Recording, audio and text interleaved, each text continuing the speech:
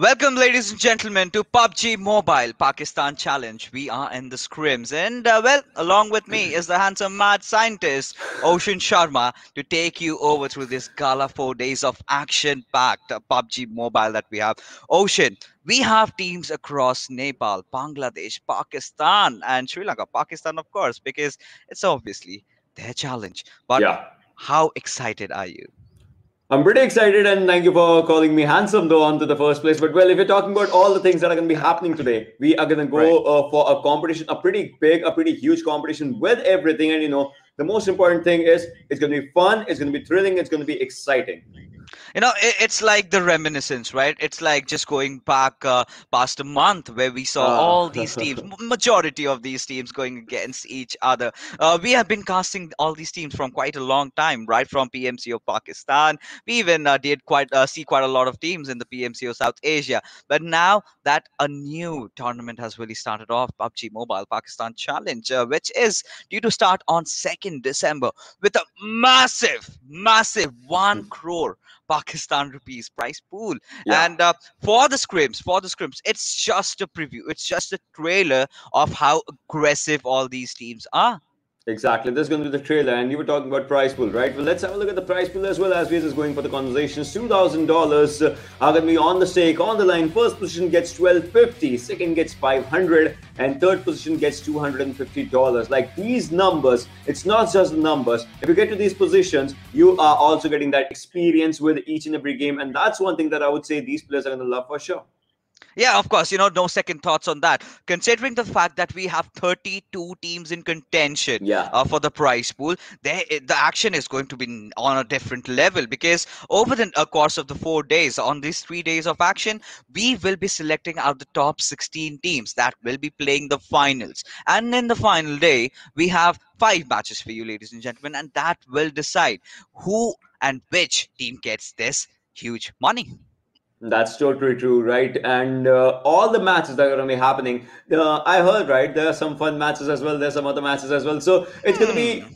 a full You broke the on. surprise. Yeah, you guys will win for surprise, ladies and boys, girls, because it's going to be a pretty good ride. But the Right. ride actually goes with points for sure.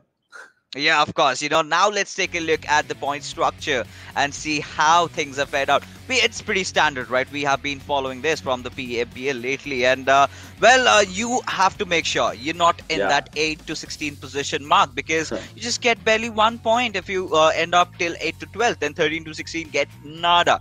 But what you really need to focus on is the kill points. And across the GC, across the PMPL, we saw so many teams really adjusting to the meta. Yeah. Initially, it took them a few games to understand how this works out, and now I believe they're all settled in. Yeah, they were all settled in with everything, but you don't have to be in 13 to 16, right? If you are Right. just doing anything right from the first game, don't be in a 13 to 16 position. Maybe you can be in 8 to 12 Absolutely. because there can be some other things that will be changing the pace of the games. But the most important thing that we'll be looking for is the squads and the rosters. Yeah, of course. Talking about the squads and the roster, let's just take a look at the squad list as to how teams are divided. So we have 8 teams in Group A, starting from Team Bablu. Then we have FS, Flex Esports, TG, Rising Nepal, Elementrix, Inertia Esports, Team Mercenaries. Quite a lot of big names out there, Ocean.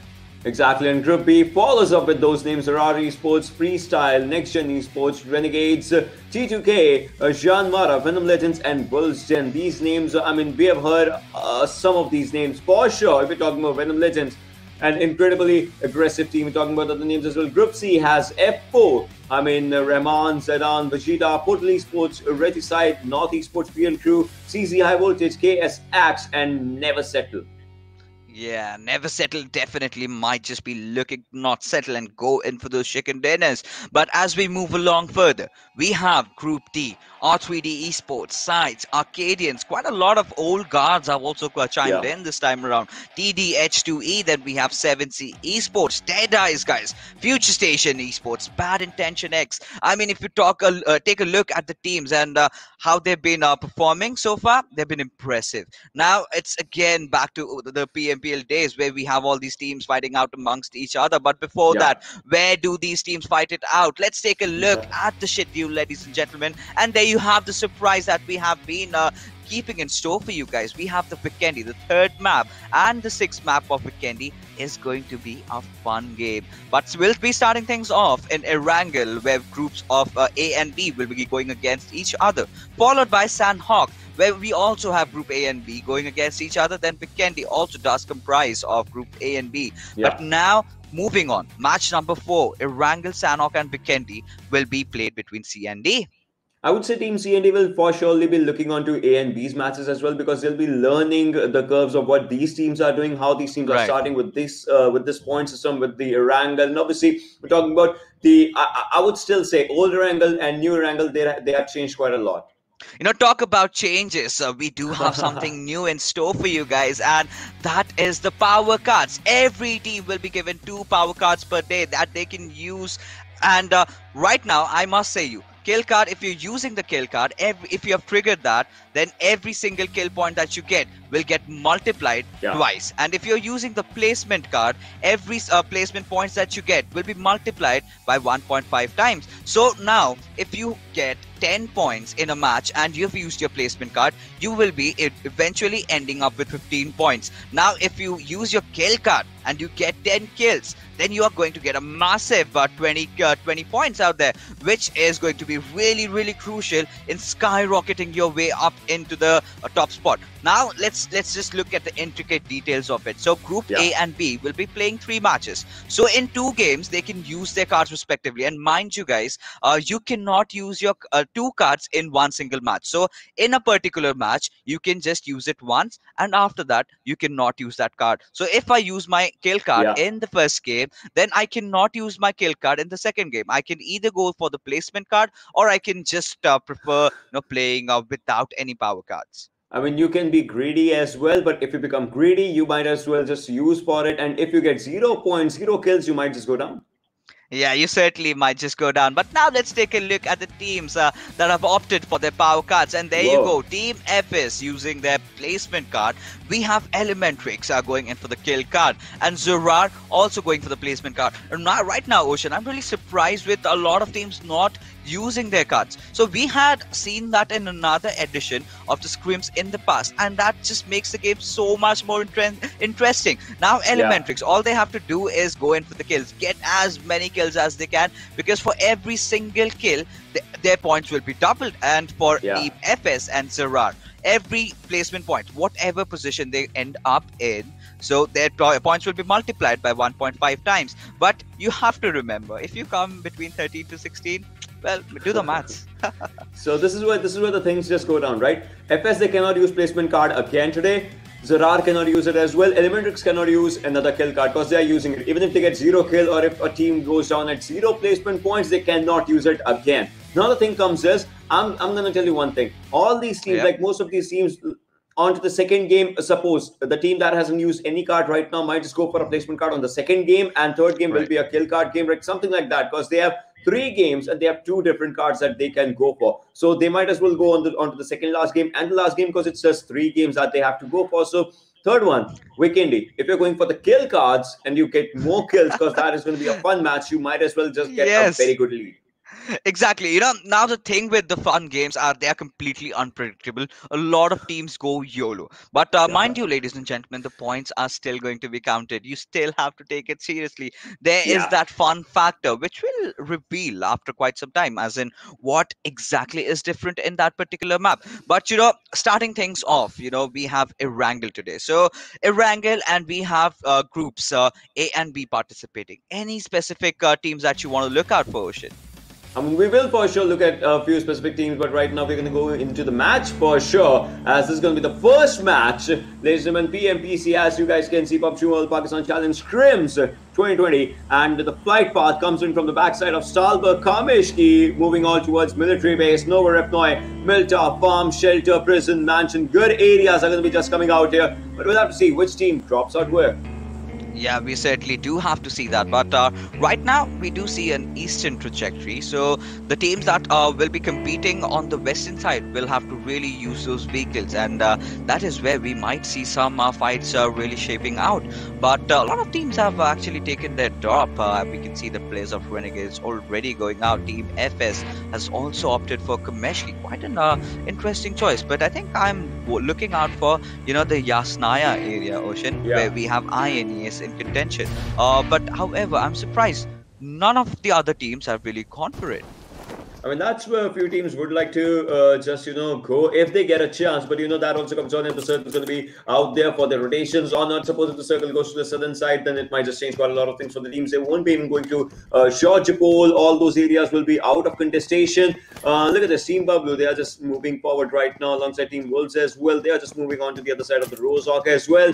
And Renegades, just like you said, right? RNG, they are looking to Saverni's area. So there are a few teams that are trying to move from one direction to the other, but Elementrix, they don't want to leave the military base.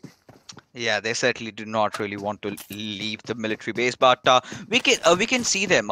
Maybe they might just head out to Ferry Pair because I can see Nang still with his parachute. But taking a look at the teams, and we're still waiting for the circle, but we see a majority of the cluster on the southeastern side. That's towards Milta Power, where we have the Yeah. teams of Venom Legends in contention. And mind you, Venom Legends is an amazing, amazing team out there. So we've seen a lot of potential, and oh Wow. wow, okay, right off the bat, we are Uh, subjected to a certain circle. I talked about it. I talked about the southern circle. That's just like I was saying, like teams would not be going to Georgepol because this circle might just go south, and that's one thing that happens. So Elementrix are a very good area for themselves, and same goes for the players of Team Flex. Like they are looking inside the zone for themselves. So these outings will be good. But I'm worried about FS, like Zameen, Adil, those players onto the Kameshki's area. They might have to rotate from Mansion to Potato Hill. Then they might have to go onto the military base. Not just them, it's the mercenaries as well, and even renegades. They will have to Yeah. figure out how they are going to rotate in. But I believe we can see some early skirmishes around the Milta area, where we have the teams of NGES. But right now, what we are looking at is Team Wolves that are just looting around Rozok, and we still have 4 minutes, so teams have enough time, maybe at least 2 more minutes, and then they will find their vehicles and make a run inside the circle. But yes, right off the bat, we are going to see some early engagement. In fact, in those bridges. So with the spike strip coming into action, do Yeah. you think that there might be that kind of fight that we really want to see? I mean, we can see a few vehicles, though. I would love to see, imagine bridge. You want to cross a bridge and there are spike traps. That's the perfect. This is the perfect zone. You want to use a spike trap onto these areas, right? If you're just looking for a rotation, if you think like you cannot take a team down with a gunfight, just start with a spike trap. Yeah, absolutely. So right now, what we do see in front of our screens is the players of Saran making rotations pretty early. They do acknowledge and understand the fact that they have to get into that circle, and they have to do it quick. Either do it quick, or you might just opt for a boat. And there are a few infamous teams who do actually take that route. That is Team Bablu. And I remember, while I was casting the PMPL, they've had quite an history with the players of 7C. Now that the players of 7C are not playing in this particular lobby, so I think Bablu might just have a good time, but you never know. There might be another team that might come in any single moment and spoil the game of Bablu. Well, they might as well just spoil the game of Buffalo. Well, look at this. Right now, the players are just moving forward. I mean, they have to go for a southern rotation. That's what Team FS is doing right now. Black, you can see, is using a buggy of its own and just moving forward. And they'll have to look at the areas because there are some other teams just waiting for them. But I think we're going to see initial engagement out here. Spectre might just go down, but Spectre is onto the safer lines. Is he or is he not? That we will have to see because Team Venom Legends, they really want to make a move for it, and they have spotted Skeptor. But Steel Shot, you can see from the left flank, he's already closing in. But there you can Steelix getting that knock, but no Rafet getting falling down. In fact, to win Sufyan, that's the Uzi in action. Nightwing trying to do something, trying to make something happen, but that is not just enough as Sufyan gets the confirmation. And now Venom Legends, a very promising team, has lost out on one of the best players. That's Rafet, but Nightwing making the move right now. He's taking a lot of damage. The Uzi really firing things up, and there you can see Next Gen Esports bringing the fire right onto the face of Team Venom Legends. And Steel Shot is right out in the open ocean. How is he going to survive? That's the question. That's the question for sure. That how it's going to survive right now. As you can see, Venom Legends, they have this two-player. Steel Shot is on low HP. Does not even revive yet. But if the fights go south, he might as well just go for the cover fires. But that is going to be a story of a different time. Right now, Steel Shot just onto one side, has put on the first aids. Void is inside the containers, and I would say this team, they thought that this could have been their game, but as of now, this does not look in their favor. Zibian Skepter onto the other side. Skepter has spotted the players. He might as well just go for a few of the shots onto the jump side. Again, going for the same thing, but nothing connecting. Nothing really connecting over here. But now next gen, they are actually trying to sandwich the players. And there you go, Zibian. He is doing a lot. The experience that he has gotten playing with the players of Team Pablu. Now he knows when a squad really attacks you, it really gets on your face, how to take him down. But Steel Shot getting that confirmation of Zibian. And he's got the second knock as well. But not going to be enough as next gen esports somehow survive. And Venom Legends take a very, very early exit on this 16th spot. Yeah, I mean that was something that was not never seen from this team though. But well, it happened as of now. If you just have to look at the rotation of the players of team, onto the left hand side, like Elementrix is what you can see. Flex is what you can see. They have they left the area of military base and right now trying to go onto the leftward sides. This might be a bad thing because I would say if the circle shifts right, like Nova Repnoid Towers and whatnot, T2K might have a very good outing. Yeah, T2K certainly might have a very good outing, but we really have to see how Team Elementrix plays around this one because they did use their power card, right? That was the Yeah. kill card in action, so they might be looking out for some early kills. And right off the bat, we did get to see that engagement, but I think the worries of Next Gen is not yet over because we still have another team. That's Giant Mara, another amazing team from Nepal that is making that rotation. And maybe by the looks of it, I think they might just opt for a boat, and that is a good idea, right? Yeah, that seems like a decent idea as of now. That seems like a pretty good idea if they just want to go for this one. But look at this. They can, but we have seen a few teams just going from the board from one side. That also hinders their rotations, gives them a lot of Right. area around the water circles to just play in. But when they come to the land side, that might just be a bad outing. Like they'll have to look out for their own fights. Like rotations can be done, but fights is where guns are needed. Right now, you can see players from Team Flex are trying to spot a few players onto the bridge side, and I think they can do it if someone else just again tries to come from the bridge side. That will be an open area, and Team Flex might just get a few kills. I think they don't want to just wait; they just want to rush in. One thing, Team Elementrix are getting a taste of their own medicine. They did have a chance to take that military circle, but they did split out, and now you can see 20 almost charging right on the face of Orange, but no, it's Orange who takes him down instead. Now this might be really hurting for the players of Team Flex, as Orange and Mr. Hyozu might just want to change things around, but that grenade coming out. But Mr. Hyozu, it did pop up that first hit in right click of time, but Destroyer spraying down to it, saw him. He needs to stop, he needs to take that fight. Nang is also right on his face. Destroyer, how is he gonna face the situation? But manages to get that knock with his Scarwell. And Nang does shift to his Uzi, but he takes down Destroyer. Now Wow. Team Flex are in a bit of trouble because they are already 2-man down and have to also take a fight against Team Elementrix. Yeah, that's true. Elementrix, I mean, they are trying everything, but Team Flex, they don't have to just overcome it in this fight. I mean, they have everything in their banks. Elementrix Orange is onto the lower side, giving up a revival out here to Mr. Yozu, but a good grenade coming in. The revive has been done, but they know the locations. Orange is onto the other side again. Mr. Yozu will be taken on because he was just popping up a first hit. Now it's down to Orange. He cannot go back onto the left-hand side. Another grenade coming in. Orange goes down as well. Elementrix, they are just 2 men strong. Oh my goodness, that was a brutal nade coming out, but saw him right on the face of the players and he gets taken down by Uzim. Oh my goodness, Team Elementrix off to a very, very disastrous start. And Team Flex, this is the aggression, Ocean, that we have been talking about a number of times. Pakistani teams just does not have to be F4, just does not have to be Team Bablu. It's Team Flex as well. And Elementrix is not a small name, and taking them down in their own spot looks like a very big, convincing victory. But still, we do have Nang. But I think he would want to survive solo because they've used their power card. They would want to get a few kills, maybe towards the end of the game. Well, this was incredible the way the fight actually happened. It's not really happened though. Yeah, Nang goes down. Yeah, exactly. The fight now that happened, they had 2 kills. Now it all comes down to, using. So in these situations, it comes down to using your placement cards and maybe your kill cards. If you had those kill cards, you would be getting 4 points instead of 2, right? So those minute details can be a big, big impact if they just want to go for this one. Yeah, of course. But right now we have the players of Rising Nepal.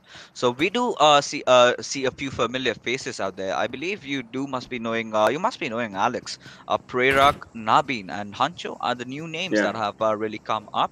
But they are in contention, rather to fight against the players of FS, and we do see Zamin over there, even Adele. So it's like a mixture of a few good players coming up together and making a team, and that was supposed to happen, right?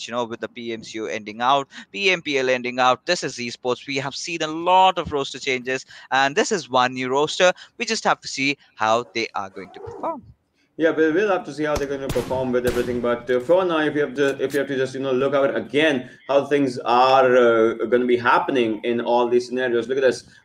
FS Adil trying to spot a few players if he can, and if he gets confirmation, that will be pretty good for himself and the team as well. As this is a decent start, 52 players already alive and 14 teams surviving. But the most important thing is you need to get inside the next circle. I mean, right now the circle is going to be forming up.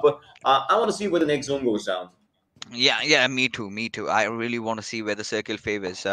Does it, play around the bridges? Because if it goes to the bridges, we love that. We love the action. We love the masala.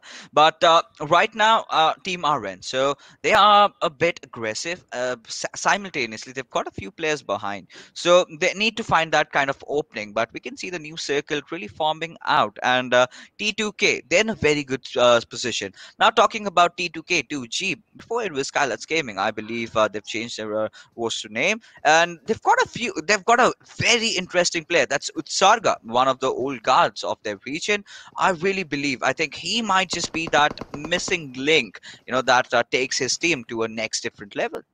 Probably, and look at the circle. The circle was onto the right hand side, right, and that's what I was discussing when I talked about Elementrix and the rotation. Like they went to the left hand side. Now they have to go again inside the circle. No Repnoid Tower, those areas as I was talking. So that's where the circle is supposed to go. The higher areas, the upper ends, is where it might just be tricky for a few teams as well if they want to take their fights, say their fights against everything. But look at this again. Bablu Pikachu, Team Bablu is coming up into the equation. They are trying to take a few players down. Chiduke Saga as well has spotted a few players, is trying to take him down, and blah blah blah is taking down the players of FS right now. Zulka has been finished. Hunter low on HP, not anymore. He falls down. He certainly does, but T2K are bringing the fire in, and with the kind of a roster that they have formed for themselves, blah blah blah. One of the top fraggers in the Yeah. PMPL is now a part of them. Newt taking down Hunter, so this is quite a surprise. But still, Team Wolves really want to put up a fight before going down. I remember Steelix being an amazing player back in the days of PMCO South Asia. Now he comes up with a new roster, trying to make a name for himself. But in the meanwhile, T2K and Wolves in contention of each other, both losing out on one place. But the only advantage that Team Wolves really have is Ironic is knocked and can get a revive. But now I just hope that Jane actually makes a move for it. But Wanted in the meanwhile on the other lines takes down Nabin. I believe this fight was just beside Milta.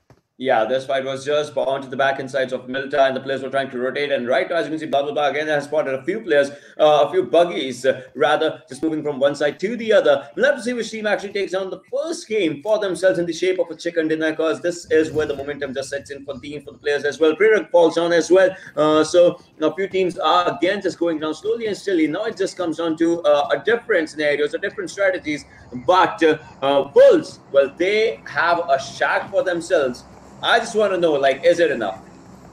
Is it enough though? Because right now, what we can see, they're still inside the circle. They're playing it safe. They are actually capitalizing on the over aggression of the players of T2K and Team Bablu elsewhere. They just do what they do best, right? They're just going in onto its teams. But now that might just really go against them as Pikachu really falls down. But Tyrant does provide that cover fire, and we do see Yeah. INES getting eliminated out of the picture. So many big teams falling down one after the other. We have Rising Nepal out of the question. We have INES also out. Elementrix and Venom Legends are two another big names that have taken quite an early exit. And now this is just the first game, ladies and gentlemen. We still have 5 more games to go with Fix how this. things have really started. Yeah. Why am I feeling like this is a very, very aggressive game somehow? Like I thought, like Has players to will be. be like looking each other's strategies, but on to the contrary, this is a very aggressive game. Hey, listen. See, these are the scrims, right? These players do know, there's a lot of line to prove themselves, to be the bragger over here. But at the end of the day, it's about fun. It's about going in. It's about commenting. Because, well, let's just be honest. It's $2,000 Yeah. on the line, but not today. Not today. It's going to be the final day. So all these teams are just, initially playing it out, going completely aggressive, and they're doing so well. Now, if we take a look at the teams of Zarar, right? So Zarar is taking the damage from the play zone, but it's still the second circle. The second Yeah. circle is enough to take that fight in. But the Yeah. players of Renegades, they are kind of gating them. How is Team Zarar going to make an exit? And if you remember, Zarar, it is the one team that did use their placement card. Yeah, they did. They did. So I want to see how they just, go up with the game in this one. And they're still instead trying. Like they have their plans. They're scratching their heads just to find out the perfect area right now for themselves. But well, look at this captain again. He's trying to spot a few players. I mean, imagine if he has one good grenade. Like one good grenade can take down the entire squad of Zerara onto the other side. I mean, again, Renegades players, they're trying to put on pressure left, right, and center. They've spotted a few players out there as well. Might as well go for a few tap shots. Nothing connecting. Three shots were connected out there, but then that was Is that not enough. Ocean? I'm really sorry to stop you over there. Was that Oh, a mini? I really yeah, saw it going blazing fast, like some yeah, assault rifle. That is the supremacy of all these players right now. And now RNG. So Team RNG, they are going aggressive. They really want to make that fight, but we'll have to see how things go on. Professor and Theta. So these two players do have that cover of a rock, but well, RNG at some point they also will have to take yeah, early exit. They have to move away from here because the more time you delay outside the circle, you are making sure that a lot of teams are getting inside the circle. They are gatekeeping you, so you need to be thinking at least 5 minutes beyond. So you need to make sure that you have a good position inside the circle.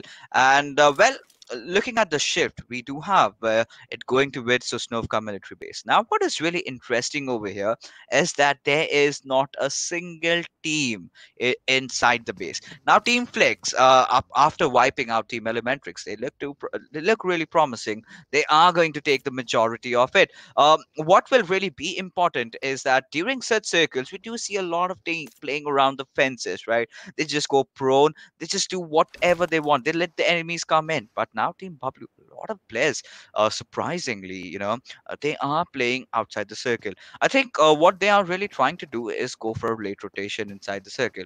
So this might just go two ways, all right? It's like a double-edged sword. On one side, if you make a late rotation, it's still the third circle, nothing much to worry about. If you have the healings, if you have the utilities, you can make it in. But if there is someone, prying out, if there is someone looking out for you, it is going to be really, really dangerous. But what we can see on our screens right now is the players of Renegades maybe taking the jump of faith, as we love to call it. They might want to make a move inside the circle, but are they going to use the board? So that's a bigger question. That's the question that I really have in my mind right now, because they've taken quite some damage, and well, using the first aid, Delta might just have to reconsider this, because now he does not have enough first aids. Did get a first aid from his teammate though. 25 bandages, that pretty might do the job, but during the thick and thins of fight, it's going to be really difficult. Now we can see the players of Team FS actually going for a really, really tricky maneuver, taking that jump, trying to avoid that bridge fight.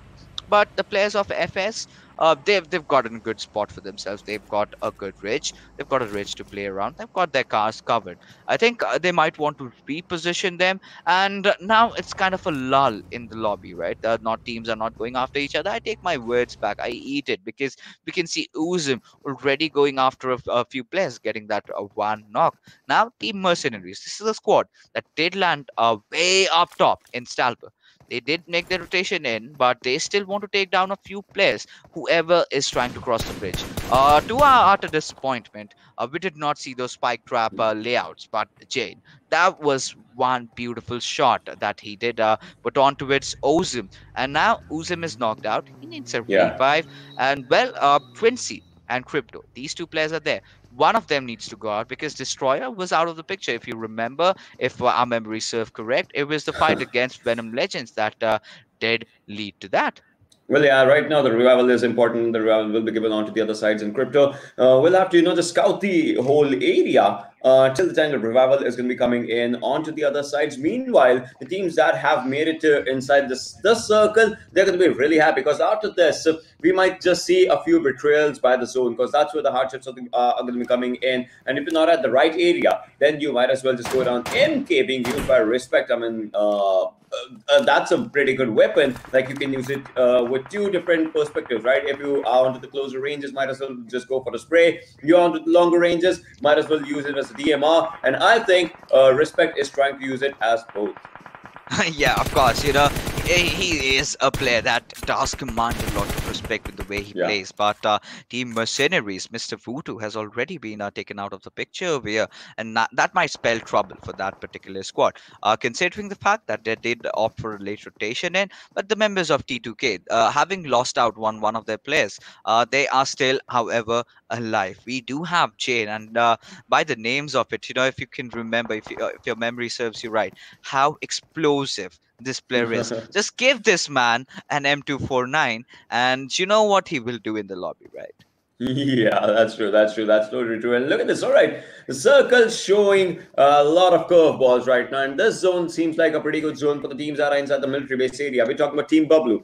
We're talking about T2K. We're talking about Bulls, and we're talking about Flex. Like these four teams are inside the circle, ladies and girls. Meanwhile, RNG they can just come in from the northern side, and they're looking pretty for those sea building areas. But look at this, Jean Morashio has absolutely no fear as he's wiping out the players from a pretty good, decent distance. Oh my goodness, that was absolute massacre out there. With the way he took that one knock with his AK, then instantly shifting to his M16, getting another confirmation. But you can see Extreme already on that right hill over there. He will have the angle that he perfectly needs. Now, if we can have our eyes onto its Extreme's POV, we will get to know how explosive they are. And there you go. Talk about Team Giant Mara. They did make a rotation, I believe, from the waterways and have managed to get a squad for themselves. And Wow. now, Ocean, you being the expert with the circles, you did see that military circle, and I also discussed about it previously Yeah. that we will have a lot of teams playing the fences, right? So, do you Yeah. expect that we get to see that fence gameplay coming out, or do you think that we will get a deeper compound in deeper circle inside the military base, where we will have a few of the compound, maybe the sea buildings, maybe the ops tower, maybe the police station, or maybe anything else? So the next circle will be having fences for sure, but after that is when the circle is going to be shrinking in, and after that, it might just go to the northern fence or the southern fence. Either way, the central areas, like the radio tower in the middle side, the station in the middle side of military base, the cave areas, the closed cave areas onto the sides of military base, like this, they are surely going to be inside the zone. But look at this, okay, Jane, GI Jane is what we used to call him, right? And he's again is sticking up to that name. I really miss Frankie over here. That lad was Oh, also promising, but nevertheless, T2K, they are off to a very, very explosive start. But it's the players of Team Bablu that have gotten the maximum of the points. But you can see Jane getting those confirmations out there. Wang from the far lines going down onto with the players of T2K, dishing out a lot of damage. But however, they have to make sure that they get inside the circle in the right nick of time, and that is exactly what they're doing. 400 meters, they have to get inside. It's still the fourth circle. This is the point where the damage starts really hurting you. After this, in the fifth circle, you need to make sure that you are inside the circle every single time, because after that you either have like 30-40 first aids for yourself, or else you are just going to deal the wrath of the play zone. yeah, and after the circle, the play zone is not at all going to be your What? friend. Look at this. Wang just Wang fell has down? been, yeah, Wang fell down onto the kill field, but well, Jean Mara, they are still looking pretty decent right now. They need to revive Wang, and plus they need to get inside the circle. If they're not inside the circle, that will be a big trouble, and that is what Zero Fear knows. Will be going for the first aid, cannot revive. He cannot revive at all. He just has to take his vehicle and has to ram it onto this area. But Scepter, again, these players, like this player individually, took a very good initial fight against his opponents, and will be looking forward to more again. Oreo is trying to take down the players, but that is not how the cookie crumbles right now. I really have to scoff about the position of next gen. This is so wide open. Now they also have to get inside the Yeah. circle with the factor that T2K already are aware of the position. Now it is a decision time. Either they Yeah. make an early rotation inside the circle or just wait it out and get that kill. But Whoa. this is where it was really worrisome, and this was ought to happen. Deep down under, you knew that one of their players is going to get knocked. Again, if you step up, your pixels will be onto the outside. Again, you'll be getting knocked. And yes, that's one thing that happens. See, once the animation comes up, you will be taken onto the top side. And then that's where your head was visible again. And right now, Skipper has been finished. That means Oreo is the last one survivor. A good grenade is coming in onto the outside. This grenade should not be taking you. I mean, blah, blah, blah. This I really grenade. All thought. right, that was a smoke. That was a smoke. Onto the safer side, that was a smoke. Yeah, that definitely was. Whoa. Imagine a situation in the parallel world because this is scrims. You can do Yeah. whatever you really want, and that's the best part about it. It's just at the end of the day about your practice. Now imagine he would have lobbed a grenade and driven the car right up there up until the moment the grenade explodes and destroys the vehicles, turns into a squad wipe. That's a pretty good way to die in it. I mean, a pretty good zone prediction coming in from both of us, I would say. Well, fixes, because just like you asked me the question, I told you, northern side fences and also the buildings that are inside the Yeah. circle. And if you're talking about the previous ones as well, those were pretty decent. So now teams onto the southern side, like Team Bubble, they have to get inside the circle and they have to move right now because the fifth zone is coming up, and behind them is Team T2K. I want to see how this happens. Blah blah has spotted one of the players, and that was incredible. Now the ramming comes in. Utsarga doing a proper assist. Oh my god, that was amazing. Jingle goes down. Babu Dani is surviving onto the back end sides as Pikachu has been spotted as well. From outskirts of the circle, Utsaga is trying to take the players. That's a vehicular manslaughter, Ocean. Whoa. Everyone is on a manhunt over here. But what we can see No, is Danny. No, no. Danny has not been spotted. It was the players of T2K. I believe they did spot him, but now they got a better position inside the circle. But yet, they are yet to make it inside. They are still outside the zone. And now Freestyle also getting eliminated. No. Team Bablu, they were looking so strong. They were looking so promising. And that one moment completely destroyed it. But no, Danny does want to Dani, pick the Dani, fight right Dani. onto the face. The second grenade might just go in any single moment. Will that be a knock though? No, that was not. And onto the back skirts. Now it's Jane's time to take down Bablu Dani, but he's trying. Dani onto the other side is going to be popping up a first aid and then moving inside the circle. Well, they lost two of their players alongside Teen Wolf, and I have known that he's called Kari Saab nowadays. So I want to see what Kari Saab does from the back end sides of his own teammates that are surviving right now. Dani and Pikachu onto the back ends, but they have to get inside the circle. The circle is not going to be their friend after 30 more seconds. Yes, certainly. And now we will have to see what Kari Saab does, as they call him, the professor of the Pakistan region. Now, he is the one, he is that one mighty man that has been teaching all the Super Pakistani players. talented. Yeah, super talented. There always is that, golden person in your community that Yeah. really helps you out, helps your scene to grow. And that is what he has been doing. But now, what he has to do is take down a few more players. And T2K, they are somehow surviving.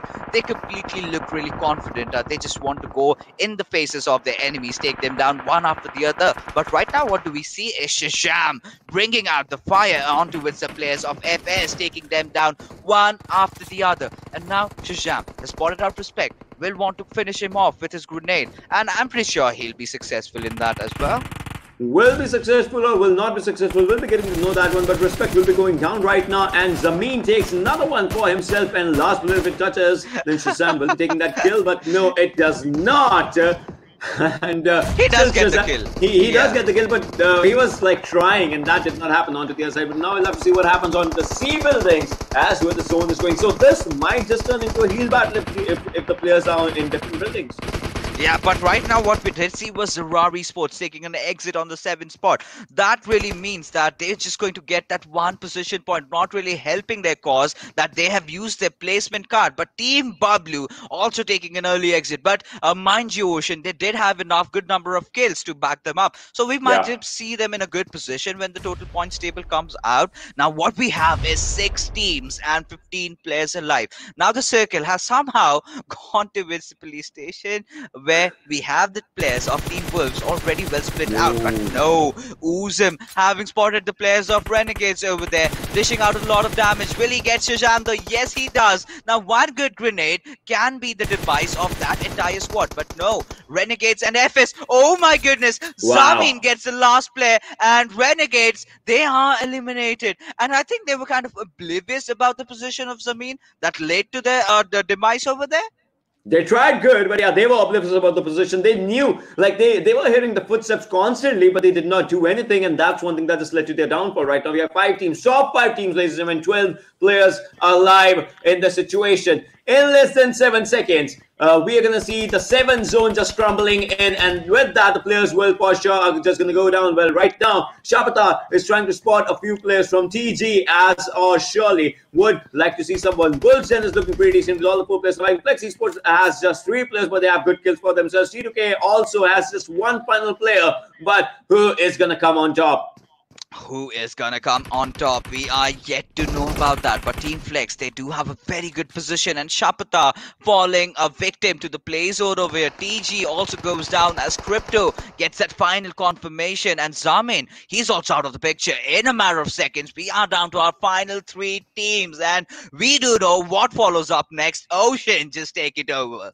Well, this is going to be the 8th circle and 45 more seconds, and then the next circle is going to go down. Look at Utsaga. He's coming in outside the zone is where he is right now. Needs to get inside the circle. Will he be able to make it? He almost does. Almost makes it, but no. No. Wolves players were out there just hunting down these players. Now we are down to 2 teams, and Flex has been spotted by the players of Wolves 10. Are they going to come out of their den? Like, numbers advantage is with Wolves. It's 4 versus 3. And Crypto is trying to spot the players onto their side. They're trying to use the smokes to their advantage. A good headshot coming in onto the Crypto's side, and his helmet has been taken apart. Oh my goodness, Whoa. that must have really hurt. This is the winters, and the wolves are really come out of the den. But no, Crypto does get his hands on Ironic, but we still have the Danger Man, Steelix in contention. Crypto and Princey, the 2 players. Now they're making the charge in. And is that going to be enough though? Because it's going to be a 2v3 situation. Now we have the players of Wolves also having that numbers advantage. But is that going to be enough? Or is it going to be the aggression coming out from the players of Team Flex that might just get them the first chicken dinner? I've never seen something like this, but it's a 1 versus 3. Crypto was moving forward, does not have a helmet. Remember that. One good headshot can take this individual lad down in this one. This was a 4 versus 3. They took it down to a 2 versus 3. And now this is a 1 versus 3. Flex Esports takes down 1. Crypto is doing amazing right now. As he takes 1 down. Flex is going to be flexing his Molotov onto the side of Steelix. Might as well just do a bit of damage. But no, Molly was a bit onto the longer side. This one individual lad has to do everything for his team, for himself, for those 15 and 12 point difference.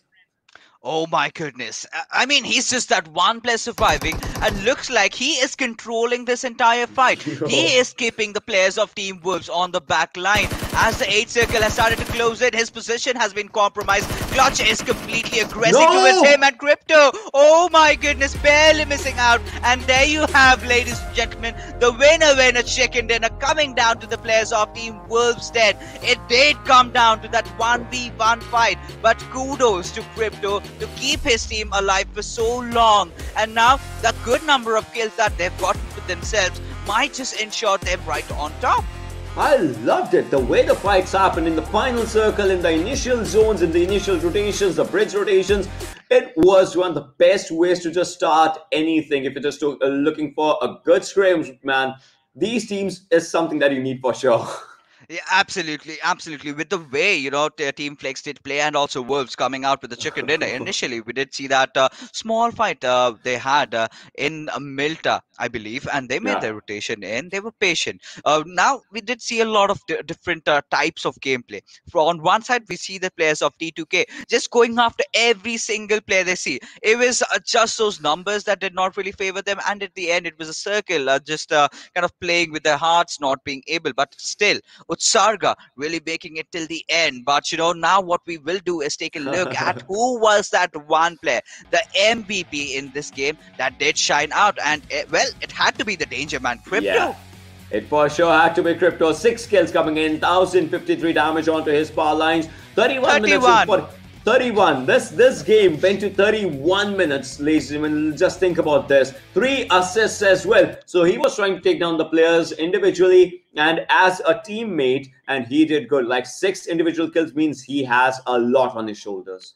Absolutely, but there were other players as well who did try to shine out, could not make the MVP though. But we will now take a look at them, and there you have his Wow. teammate Uzim with 2 kills, and following up is blah blah blah and Zameen. Now this is where the new MVP formula comes in, Yes. right? He did survive for Yes. long, and that did come in handy. And look at the damage, 1042, but still 2 kills. That might hurt, but still blah blah blah. Again, just being himself. He was one of the top fraggers in the PMPLSA, and now also stepping out. And Zameen, one of the veterans, one of the old guards of the Pakistan region. No surprises here as well. So yes, sir. Just like you said, the new meta, the new calculation system for the MVPs, he had good damage stats, like the second highest damage stats, and obviously second highest survival time out of these four players. So Yeah. that already damage stats into zero point 0.4, survival time into zero point 0.4, plus kills into zero point 0.2. He had just 2 kills, but that was into zero point 0.2, so that doesn't make a lot of difference. Yeah, yeah, no, of course, of course. But what we will do is take a look at the match summary, and 128 smokes and grenades. Well, that's a decent number considering Yeah. the teams were just going after each other right on the faces. They were just trying to have fun, and so are we. But yes, talking about having fun. I still remember that vehicular manslaughter, Team Bablu being subjected to that. That was a quick fight. That was an action. That was a manhunt. They were just going out in their vehicles. It was a military base. It was a perfect setup, right? I mean, T2K, they have their home in the military island, and if they are being subjected to a fight, they would love to take up a fight. But nothing taken away from Team Bablu as well. Like they ended on the sixth position, I believe I remember. So that was a good fight from them as well. Right. Obviously, right now you're just understanding everything. So T2K from PMPL, Bablu from PMPL. Right now they are different. They are much more aggressive than they used to be. Like what was PMPL 2 weeks back, 1 week back, like 1.5 week back, and they are way more aggressive. So that just showcases that they have learned a lot in a span of what 14 days probably. Yeah, of course, and we do see those changes coming out. Bablu barely missing out. They did qualify for the Yeah. finals, but during the finals they could do whatever they could have. But now what we are going to do is take a look at the standings and see where all these teams fare. And mind you, we did have some power cards being used, and it was Wolves 10 using their position card, and courtesy to which now they are sitting on 22.5 points. But it was Whoa. I believe we have a few changes over here that Yeah. will be made, right? So but Flex Esports are coming up on the second position. On the third spot we have the players of T2K, and mark my words, this was not their chicken dinner. It was the players of Team Wolves that did manage to get in. And 28.5, I think Ocean, you're the right man to explain how this thing worked out. Yeah, so the placement points, if you're talking about this, it gets you 1.5. If you're using a placement card, it gets you 1.5, like 1.5 more as compared to what your placement points were, and that's why it's 22.5 in this one. And kill cards, as you can see, Team Mercenaries and TG, like it shows 8 kill points. It's not showing the kills, it's showing the kill points. That means Team Mercenaries had 4 kills multiplied by 2. They have 8 kill points. But Flexi Sportsman, they had 10 kills and they had 10 kill points because they just used the placement card. They had decent number of outings for themselves into the placement marker. But onto the other side, if you just have a look, because they had 12 placement points. Second position gets you 12 points, multiplied by 1.5 gets you 18.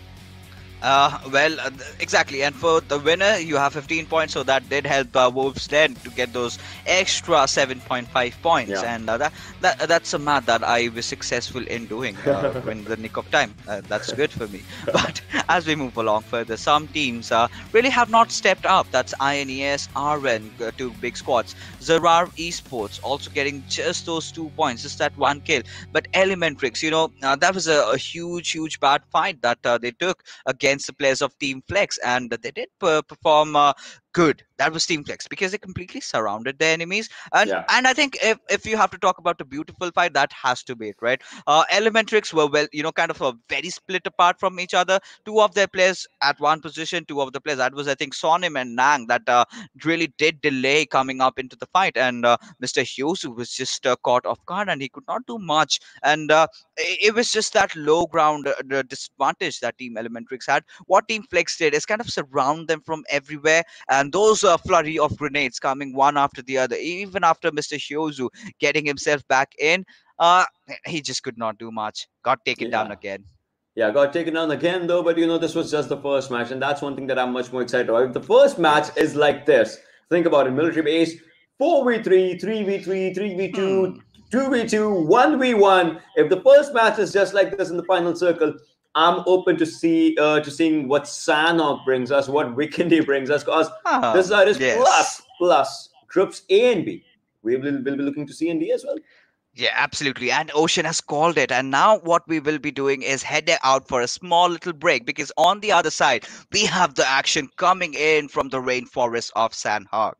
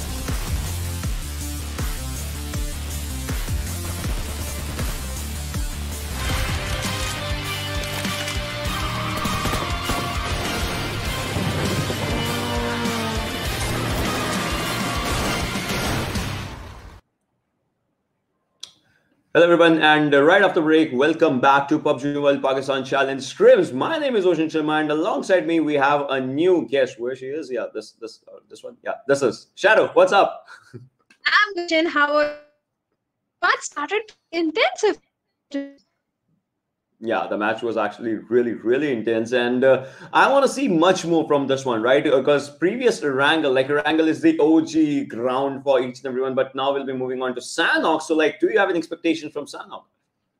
Yes, and Nox is going to be pretty aggressive. In fact, the the map is itself like that you have to be aggressive, and the teams were so aggressive. If we talk Yeah. about an Erangel, especially in the final circle, it was a complete military base cycle, and Wolves Den and especially Flex Crypto also playing it to perfection. So I'm looking for some extreme action packed games and like a fast paced map. So let's see how it turns out. That brings me to a very good conversation. Extreme action-packed games, right? We are just trying to look that, and the more extreme thing is, as we just look forward with everything, the placement cards and the kill cards. So a few teams have used their placement cards, a few teams have used their kill cards. So now with that one, like, do you feel like the teams that haven't used anything, they would go for something like, if you were in one of these teams, which one would you go for first, placement or kill? That depends. If you want to go aggressive, if you have a stronghold on Sanhok, like we know few of the teams are very good when it comes to Erangel or military base zone, especially like team T2K. We know they are very good when it comes to southern zone, and they played it to perfection. So I think it depends on your game style also. If you are an aggressive team, just go for the kill points. If you are a team which plays a little strategically and goes for the position, then go for the placement points. But things might just turn out bad. Suppose you go for an aggressive push and the push does not turn out in your favor, right? You're trying to go for a pretty good push. You have a kill card activated. You don't get any kill. You get zero. Like zero multiplied by two is still zero. That's a very quick math. And if you're going for the placements, suppose you get just one placement point because till the 8th position, 8 to 12 is 1 point, 13 to 16 is nothing. If you even get one placement point, it just comes to 2. So that's just something bad. So we'll be looking at the power card selection. Let's see which team actually gets the placement points, and let's see which team actually gets the kill point card for themselves. Like Shadow, just take us away. Well, Team W has opted for going for the kill card because they have already used their placement card. Yeah. And if we talk about Team Flex Esports, they are also again going for a kill card and they have used their placement card. But this time TG is going for the placement card. Rising Nepal is going for the kill card. Team Elementrix is yet to use. They haven't used any of their card. And so with Inertia Esports, Team Mercenaries used their kill card in the previous match and they will be going this match. They are not going for any card. And if we talk about Team Freestyle, they are going for the placement card. Team Next Gen Esports and Team Renegades both are going for the kill card, and Venom Legends this time is opting for a placement card, and after that they will be using all their power cards. Wolves Den has gone for the kill card, and with which Venom Legends and Wolves Den both will be using both their cards. So teams like FS, Elementrix, INES, Raw Esports and Janmara, they are not using any of their cards and they just have one match remaining, right? They can, in that one, they can either go for placement card or go for kill card. You cannot use both in one match. So what do you think will be going in their minds as they are not opting for any cards right now? Well, I think they should have opted for it, but I don't know what the team is going on in their minds because they will be just completely. But we have so many matches remaining. This is just the match number 2. Maybe they just want to test the waters, know a little about teams, and by the 4th or the 3rd match, when they are a little more confident, they might opt for a card and have a better performance. Yeah, like their 4th match will be coming up tomorrow, right? Because right now they just have 3 matches per day. Like Group A and B will be playing just first 3 matches, and then Vikendi, it's going to be a fun, challenging map, right? We'll be just talking about that one. So I want to see what happens in this Sanhok because we see a lot of names going for kill cards as well. And in Sanhok, if you're sneaking out there, if it's a final circle, if you can put a lot of pressure on your opponents, you might as well just go for double. Like imagine if a team gets like 10 kills and they are using a kill card, they get 20 points. Yes, that is definitely the main factor over here. So the teams which have opted for kill card, they better get some few kills in their hands, otherwise their kill card is going to get wasted. For sure, and we are in the match, ladies and gentlemen, boys and girls. This is going to be Sanhok with the second map for today. First map was Erangel, that was dominated by Wolfston, but now let's see which team actually gets in this one. So Shadow, just guide us through the flight path. Well, if we talk about the flight path, is going towards the little western side. It's going from Painan towards the docks area. And we know few of the teams likes dropping in towards the Hathin Island and Camp Alpha Island. Well, let's see which of the teams are going to be there. If we talk about team number 20, that is Wolves Den, the team that got the chicken dinner. They have dropped in already there. And team FS is going for a split drop. And if we talk about Hathin, Next Gen Esports, I think will be going in there. Team W, as we all know, likes going toward the Painan. So they have already dropped in Painan. No other team is there to contest it. Team Elementrix likes dropping in towards the ruins area, and this is where they are. But what is happening? Oh shit, wow. We have our first blood. Team RN has already lost one of their players because of the plus of Team Zarar, and with that Zarar Myth also goes down on his knees, and a kill confirmation is also coming in, and Zarar Professor, he has a DBS in his hands. Ocean. Myth gets confirmed in this one if you're just talking about this, but well, 3v3 is where this fight is right now. You can see the players are trying to spot each other. Honcho is trying to spot a few players onto the other side, but Zerat Professor is right next to him. What's going to happen in this one as RN, like they have two different areas for themselves. The ground floor and the top floor is what they have. Not on the roof. They're not on the roof right now, but Honcho, if he just moves forward onto the left hand side, he can spot one player for himself and might as well just go for a fight. But RN, I mean, the players are using S12K, DBS. Things are changing. Well, things are definitely changing, and if we talk about Rising Nepal, they have lost one of their players, and so has the players of Team Zara.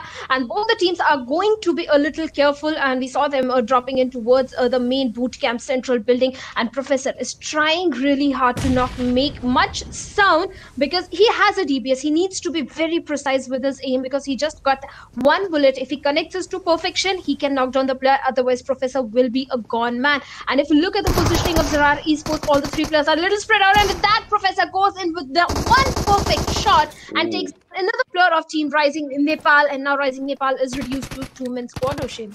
Well, they are reduced to two-man squad right now. Zara Professor, that EVS is surely coming in handy right now. And Professor has 2 kills. Like, he's the individual who's taking down the fight, and that too with a DBS. That looks really good. And obviously, shotguns in the close range is pretty good. Let's see if Naveen can also do the same thing onto the right-hand side. Spots one, takes one down. That was incredible. And that is where S12K again comes in. We'll be going for the confirmation. Confirmation only spots another one. Professor, DBS versus S12K. We'll see which shotgun comes on, but no! A good drop shot comes in. Professor tried good. And there it is. Zara Esports, they win this one, they win this fight, but they are looking for another danger that's coming in, and this is going to be another team just joining in the party.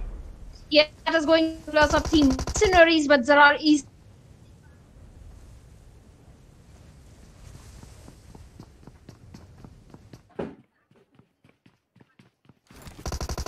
of team mercenaries. Peaks, I think Professor will be having a good angle to come down Ocean. Well, we'll have to see what happens. As right now, One Shot has a QBC in the hands, and this for sure is going to be a pretty good gun. I mean, it is a Sanhok exclusive gun. Plus, we have been seeing a new meta of Thompson being used a lot. So, Mercenaries wants a few kills. One Shot is taking TPP on one side, and Team Mercenaries is looking pretty decent for themselves. Professor onto the other side, One Shot is onto the one side. Let's see what happens, as it is going to be a 4 versus 2 is what we can see right now. But still, onto these fights, we'll have to see, because look at this. Usman, he knows the locations, but can he get the confirmations? This actually becomes a pretty tricky situation. You can see Mr. Voodoo as well does not have a helmet of his own, but still is trying everything to get an extra hint of information if Mr. Voodoo can. Right now, the most important thing that Mr. Voodoo needs is a helmet rather than kills, and obviously a good information if Mr. Voodoo can. One Shot drops down onto the backhand side, which is a pretty good outing, a pretty good outing from the players of Zara Esports, as they know that this should not be a good engagement for themselves, so they are moving on to the backhand side, and they are looking decent. They're looking good for themselves. Mr. Voodoo again is looking good with the sprays, but how many bullets does he have? Will he be going for the reload again? Those are a few questions. He goes for the reload right now. He is actually one of the main reasons that the team of Zara is going on to the backhand side. Finds a helmet. That looks pretty good, but Zara, they did their job. No doubt they lost 2 players, but they have to move on. But One Shot, he will be compromised. Mr. Voodoo from left-hand side will be taking him down. Osman from the top will take him down as well. But we'll have to see how the fights just come up. And Wanted is again trying to take a few fights. No. This is looking bad, as Wanted takes another one. And Zara, they're left with 1 player for themselves. Yes, Team Zara just left with 1 player. They had a they got 4 kills in base, but now Professor is the solo player remaining, and it's going to be difficult for him to make it to the top. Let's see if he can do it or not. And if you talk about Team Bablu, they are still in Paina, and if you talk about the players of team number 17 that have dropped in towards Paris, another team vicinity with the players in Janmara. And look at the position of Zara. Professor is there, and maybe the players of Janmara. Well, Professor is there for sure, but can Professor just teach us a lesson onto the chicken dinner? That's going to be a difficult thing because there are so many students onto this area. You can see Zara Professor right in the center of the circle onto the backside of the three warehouses, and Team TG is also just moving onto this area. Look at FS; their rotation is good. They're moving from the water sides, from the back inside of docks, and are going to be moving on to Mongnai probably if they can go for this one. Wolves are onto the Camp Alpha side, but there's another team right behind Bulls that's rotating from the left side waters. Airdrop number 1 has a poetry of 100 bullets. That's going to be accompanied by 8x scope. Adrenaline Sirens if you want that rush onto the game lines. But the most important thing is that the teams are looking pretty decent for their fights. Well, Bubble Tyrant, Bubble Pikachu, Bubble Dani, and Kari Saab again, they are just moving from one side to the other. I love saying Team Wolf Kari Saab because obviously, I've seen a few of his videos as well, and I know that this guy is a pretty good teacher when it comes to the game and the game scenarios. We'll see how those things just come up. But on to the other side, you can see Renegades. I mean, these players are also looking decent for themselves. They're also looking good for themselves. But the most important thing is, can they take up good fights? Onto the northern side of Query is where these players are, and they'll have to move forward. Look at this northern side of Query. They have to move forward. They might just go for Team Bablu, might just go for Team TG, might just go for Team Flex. I mean, previous game Team Flex was looking really good. Team Flex had a really good fight. It was not much though. Like if you are going for a 1v1, but a Crypto, he deserves all edges of respect that there can be. FS, again, at a very good area. But onto these fights and onto everything, I want to see what other teams do, like INES. I have seen them do amazing. Jean Mara, T2K. I love these players as well. Like T2K, Utsarga, T2K, blah, blah, blah right now. They have played from different teams for sure in the past. But right now, when they are playing in this one, they for sure want to go for incredible games. But if we are looking at the northern sides, that's where Mr. Yuzu and his team is coming. I mean, that is a pretty good rotation for Elementrix. And let's see if one nation, Elementrix Nation, just pops them in this one. Right now, they're just refueling the vehicle, and after they'll be moving forward. So the fights in this one will be continuing slowly and steadily. But right now, we are down to slot circles. 8 minutes and 30 seconds onto the clock, and the players will be moving in from one direction to the other direction. But it just showcases one thing, that they have good loot for themselves. They are pretty good with their drop spots. They are very good with their rotations, and they are very confident with their fights. Talking about fights, well, Jean Mara might as well take up a good fight in this area right now, as they are pretty close to the players of T2K.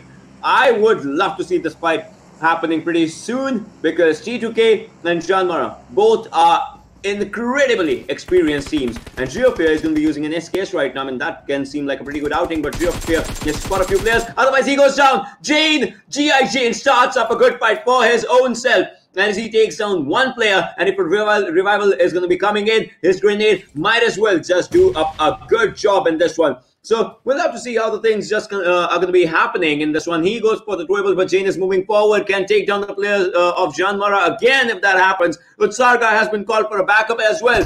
Smokes are being deployed. Hunter spots one, takes one down. T2K is looking pretty decent for his own fight. 40 bullets in that AKM. But will it be enough? Blah, blah, blah has been called up as well. The backup is coming. The backup is arriving. T2K, numbers advantage, guns advantage, game advantage. Can they take it in this one? Because they have actually taken down a few players right now. Extreme has been taken down, but now it's a 1v1 fight. But no, one goes down as well from the back end side. Jean Mara's players are doing good. But Hunter, 8 bullets and maybe 8 HP is where he was taking this fight. Now it's down to Zero Fear and Extreme. I mean, the revival should be coming in soon from Zero Fear to Extreme. And Extreme is on his feet, but Saga is taking down the players again. Jane confirms one more player of Jean Mara. We'll have to see how the fights just end, because Jean Mara is looking in a bad spot. And T2K, what a rush! What a push this is. They know that players will be funneling onto this area, and it's just one player surviving. Not anymore. T2K wins this one incredibly amazing. Jean Mara gets eliminated. I mean, this was an incredible and amazing fight. If we want to just break this down, think about the rotations. Think about the way the formulations were happening. Think about the way the fights did end up. But right now, Venom Legends, I mean, they heard the gunshots. They knew it was for them. So they are coming for the confirmation. But Rafat, he is so low on his HP. He will be going on to the backsides. T2K is blah, blah, blah, is low on his HP as well. Right now, pops up a first aid. But the most important thing is, they are now 3-man squad. They are in the same exact area where Jean Mara was. So karma might just bite them pretty bad. If we talk about this, look at this. Blah, blah, blah, and Hunter in one building. Jane, what he can do right now is just give up a cover fire, and he did that good. He takes down a few players onto the other side, but Elementrix's Nang takes down a kill for his own self. Steel Shot is trying to go with the mollies, with the throwables as much as Steel Shot can, but in this one, the most important thing is how will T2K engage in this fight? Yes, that is going to be the main question, Ocean. That's true. So with the things just happening around this one, I want to see what happens when T2K just if they want to charge in, can they charge can they not? Right now, Venom Legends, the players are just ready out there. Void, Rafat, you can see they're ready. Steel Shot onto the back end sides and alongside Fry Pan as well. I mean, you can just use that word, but can you use that game to your advantage? That's going to be one of the things. But Hunter again is trying to spot someone, trying to get a bit of an information. Like he knows that the players are out there, but can he get the fight? It's important. Look at Jane. Like Jane is looking decent. Like he can give up a good cover again, but that cover, like, will it be will it be onto the point as what T2K needs? Because the players are onto the first floor, and the ground floor has been taken by the players of Venom Legends. Blah blah blah is again trying to spot someone, but Hunter, this grenade goes down onto the Hunter side, but the door saves him. Door saves Hunter. Oh my god. The door barely saves him. Now it's down to the other players as well. They're using their own throwables again and again and again. I mean, they cannot get inside this building. This is what T2K has done them for themselves. If Fry Pan uses up a good grenade or a throwable of his own, this might be a bad situation for T2K. But blah, blah, blah is not in the range of the grenade, as the grenades again and again are being thrown down time to time. Rafat has to move forward. We'll have to see if he can.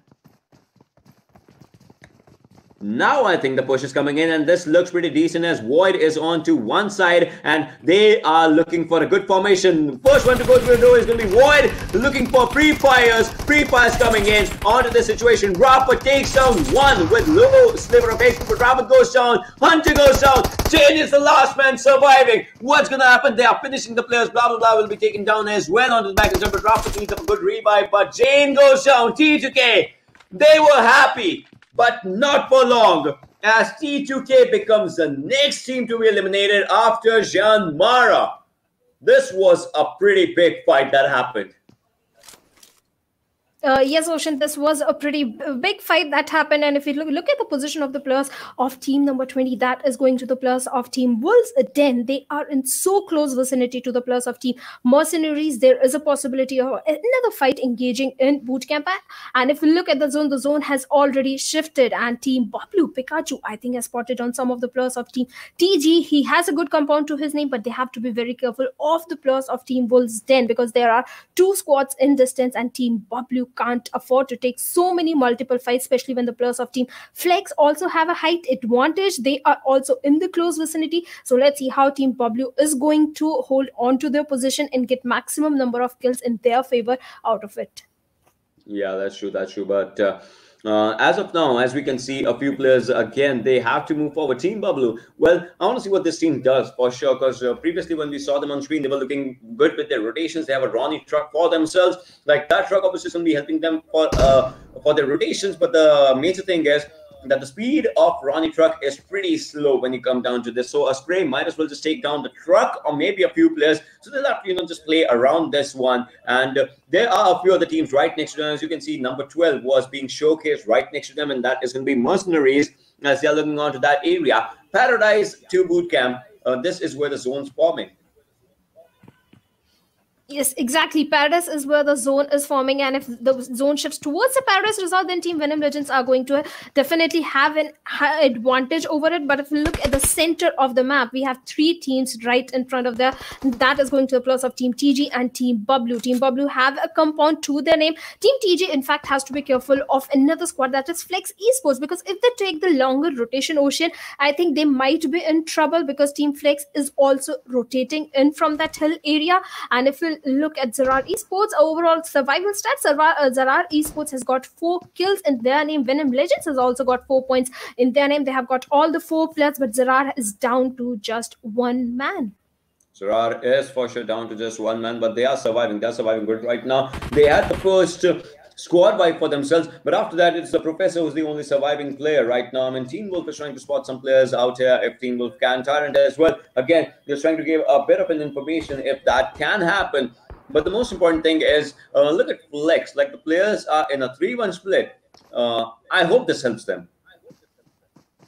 Yes, let's see if that helps them or not. But if we look at the position of Flex Crypto, in fact, Flex Crypto was one of the players who stood out in the match number 1, that is Erangel. The way he took down few of the players of Wolfsden. In the end, it was a 1v1 fight. He performed really well, and he was the MVP also, if I'm not wrong. So let's see if we can replicate that performance again or not. The chicken dinner that they missed, the Team Flex, can they do it in this particular map of Sanhok or not? We'll have to wait. All the 4 players are so spread out. They are trying to cover maximum angles ocean as much as they can. They're trying, but we'll have to see if this helps them in the proper way or not. Because covering your angles, pretty decent outing, but can you just get the maximum information and utilization from that one? That's one thing that you have to just look forward to. 17 minutes into the game right now, and the next fight is going to be happening against the players of FS and Elementrix as Yozu gets taken down. I mean, Yozu and his team had a pretty good rotation from the water side, but now when they hit the land side, that's where the landslides are happening for them, as we can just call it. But we'll have to see what Elementrix does in the retaliation fires, or if they can just, take a few players down here and there. But right now the circle shifts onto the middle side, and that's where TG and Team Bablu are situated. Yes, that is exactly where Team TG and Team Bablu are. They're right in the center of the zone. They have an advantage. But if we look at the position of the players of Team 16, that is Team Renegades, the way they are making their rotation into the zone, there is a possibility Flex Esports might be waiting for them. But Team Elementrix and Team Wolfsden are going to be engaging in a fight. That was a perfect spray coming in from Sonim. Takes down one of the player of Team Wolves. And let's see if they can confirm the kill. And yes, here comes the kill confirmation also. And now Team Wolfsden reduced to 2-man squad. Ironic is right there, and the players of Team Elementrix will be rushing in towards him. And let's see if Steelix can give him the perfect backup that is required. Can they take this 2v4 fight? On the other hand, the players of Team Renegades are also getting eliminated, as we saw in the kill feed. Yes, exactly. But right now, Ironic has spotted a few players just moving in from one side to the other. And Crypto takes on another one. That's going to be Delta, just going down from the player from Team Renegades. If we just talk about this one, and Crypto will be confirming the kill for sure. But look at Nan just moving up forward. That's a pretty bold move from this individual lad, and he has to spot a few players, and he has to spot just one player. It's on to one side, and that's pretty good spotting. That's pretty good outing. Elementrix. No. Ironic will be going for the confirmation, but in that he goes down. It's a 1v2. It's a 1v2 in this one. Nag should finish Ironic right now. He does not want to give any information, but no, Steelix has been spotted. Steelix has been known. Now, a good grenade takes him down. Elementrix, they win this fight with a bang. Yes, Team Elementrix, that perfect grenade coming in from that position takes down all of the players of Team Wolves, and that was very unfortunate because Steelix was trying his level best to somehow provide the backup, and Team Renegades player has already been eliminated, and Team Flex has already got 3 kills in their name, and they have already spotted down one of the player of Team INES, and a lot of damage has been dished out towards Orochi, and with that, Zarar Esports also just got eliminated Ocean with just 4 kills to their name. And let's see, INS Orochi, there's a perfect grenade coming in from Destroy. Can he take down one of the player of Team INS? But no, somehow he misses on that grenade, and all the players of Team INS are right in front of his compound, and Destroyer needs to survive that Molotov. Can he survive? But no, he gets taken down. Saluwaiti going in with that another perfect grenade towards the players of Team 14. That is going to be Freestyle, takes down 2 of the player, and that was a perfect grenade coming in from Saluwaiti Ocean. We're down to fourth circle right now, moving on to the fifth one, and we have just 10 teams remaining, and you can see another one just going down in the situation. Silhouette is trying to spot the place again, trying to take him down, but will it be enough? Right now, Samurai is going to be popping up the first hit for himself, and Black is out here. Black is surviving for the team. Inertia Sports gets eliminated onto the other side. I mean, if we talk about the teams and the players that are surviving, you can see Team FS is trying to take each and every inch of the fight from outskirts of this zone. They'll have to pop up a first, and after that, they'll have to get inside the circle. But Weekend goes down as well from Void by Venom. But look at Samurai. The movement isn't up. 16 bullets, goes for a reload. Can he take all the 4 players down? That's going to be one of the most important and challenging questions. Susan is inside the circle. All the players of Team Flex are inside the circle. And I am really impressed the way this team takes up their fights. They're not losing any fight in any way, shape or form. Now all the pressure is on to Samurai. He has been spotted. The major question is, will he go down by the gun or by the zone? We get the answer. Gun takes him down. Yes, Gun definitely takes him down, and with that, Freestyle also got eliminated. And if we look at the position of the players of Team 8, that is TG, they are outside of the safe zone. Team NGE is, that is Next Gen Esports, and the players of Venom Legends are also engaging in a fight, and one of the player of Team Venom Legends is down on his knees. Frypan might be going in for that revival. Let's see, can he revive his teammate? Because it's the 5th circle. Blue Zone is already giving out a lot of damage. I don't think Frypan can revive his teammate. He needs to get as many healings as possible. He has got 6 first aids to his name, and he has to move towards the zone. Also, this is going to be a big challenge for the players of Team Venom Legends, as SS Rafa just gets taken down with play zone, and Frypan will be popping in as many first aids as possible, and he will be running for his life. Let's see if he can make it to the safe zone or not. On the other hand, Team TG players are still holding on to their position, and Next Gen Esports are also getting knocked out. With that, Venomous Rafa just gets finished off by the play zone. Well, it does happen. 8 teams surviving, 24 players alive in this one, and TJ is looking pretty good. Like, they just have 1 kill, doesn't matter. But on to the other side, look at Mercenaries. Like, they're looking good, and they're taking down Flex. Crypto goes down. Uzm goes down. Previous game's MVP, Crypto, was taken down the first in the fight. Destroy will be taken down as well. I mean, Team Flex, all of a sudden, this team is being destroyed. Yes, this team is being destroyed, and if you look at the players of Team Flex, Destroyer is already down on his knees, and let's see if a revival is coming. On the other hand, Team Bablu is looking very good. On the other hand, FS will be taking down few of the players of Team Elementrix, and Elementrix also got taken down at 8th position with 4 kills, and Team Bablu Pikachu is trying to spot out the players. They have a good compound to their name. Zone is in their favor. Can they spot out the players of Team Mercenaries? And Play Zone also plays its revenge on the players of Team Next Gen Esports, as it gets eliminated at 7th position with just 1 kill to their name. It does happen right now. But look at the steel shot, has to get inside the circle. Can he make it or not? They have 6 skill points for themselves, and they are trying. He has 43 bandages for himself. I mean, why? Maybe he wants to go for a heal value, but bandages are not going to help at this zone.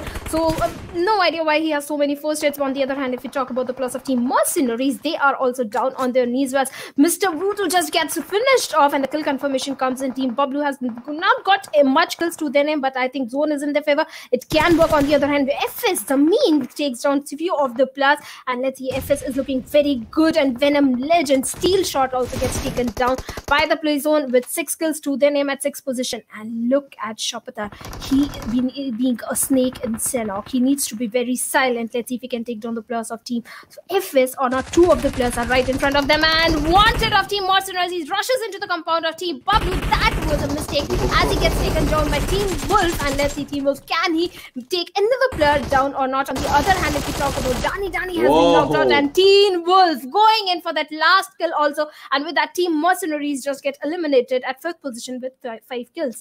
Top 3 teams is where we are right now. You can see Team Pablo's Dani. He's just been taken down right now. Needs up a revive. And FS, they are trying to take a few players, but Erangel goes down. Zameen is doing everything if he can to take up a few players down. I mean, I want to see this fight, where it goes right now. But TG is looking pretty good as well. Like Crisis, KSF, and both are surviving. Team Pablo, they have to move on to the upper grounds as well. KSF is moving forward. TG might as well look for a win in this one. 1 versus 1, and yes, we are down to a 4 versus 4 right now. Yes, we are down to 4 versus 4. Team TG has got 4 kills to their name, all the 4 players alive. And look at that Molotov. They are just putting all the Molotovs out there in the path of the players of Team W. But none of the Molotov has been connected. Team W is still surviving. They have a good positioning. Team TG has the height advantage. Let's see if they can capitalize on that. But what is happening as Tyrant takes down one of the players of Team TG. Well, he does, takes it down to a 4 versus 3 right now. Obviously, the revive should be coming in as they have a good area for themselves. But no. Straight ahead. Team Pablo, they get this win. I mean, what happened? The fight just started, it just ended. I mean, if you have to give a proper round of applause to the players out here, they deserve it. They just started off a pretty good fight, picked up the right fight at the right moment, and well, talking about the players, Tyrant just coming up pretty good out there, Johnny coming up pretty good out there, and Kari Saab, I mean, nothing taken away from Teen Wolf. Yes, nothing is taken away. The way Teen Wolf took the fight with the players of Team Mercenaries, that was quite impressive, Ocean, because Team Mercenaries, I think they made a mistake directly rushing into the compound without even judging or analyzing the placement or the positioning of the players of Team W, and that's why they paid the price. But Teen Wolf stood out as a champion in that particular fight. He did, stand out as a champion in that one fight, and also in a lot of fights. I'm talking about the final fight that happened. You are at a 4 versus 4. You need to take up a few players down. You need to do it in the best way, shape, and form. Plus, if you look at this, Team Pablo was at a lower ground, so I want to see who the MVP is in this match. Like, will it going to be someone from? Will it be someone from Team Pablo or maybe from some other team? We'll be looking up at that one, but it is from FS Zameen. Obviously, played like a champ, fought like a champ.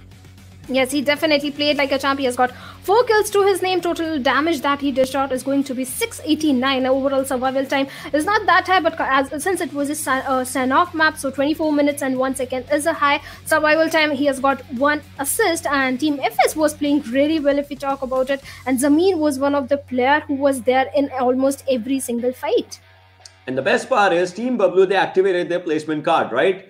So there's 15 points instantly will be turning themselves into a very, very good number. So that's where these numbers just come in. You're looking good, but now they'll be getting 7.5 points extra, so that actually takes them down to 22.5 points, and that's a pretty good outing by an individual team. Like, this is how you need to play if you're going for placement cards or maybe something as well. Well, let's have a look at the top players as well for this particular game. Let's see where all the players are.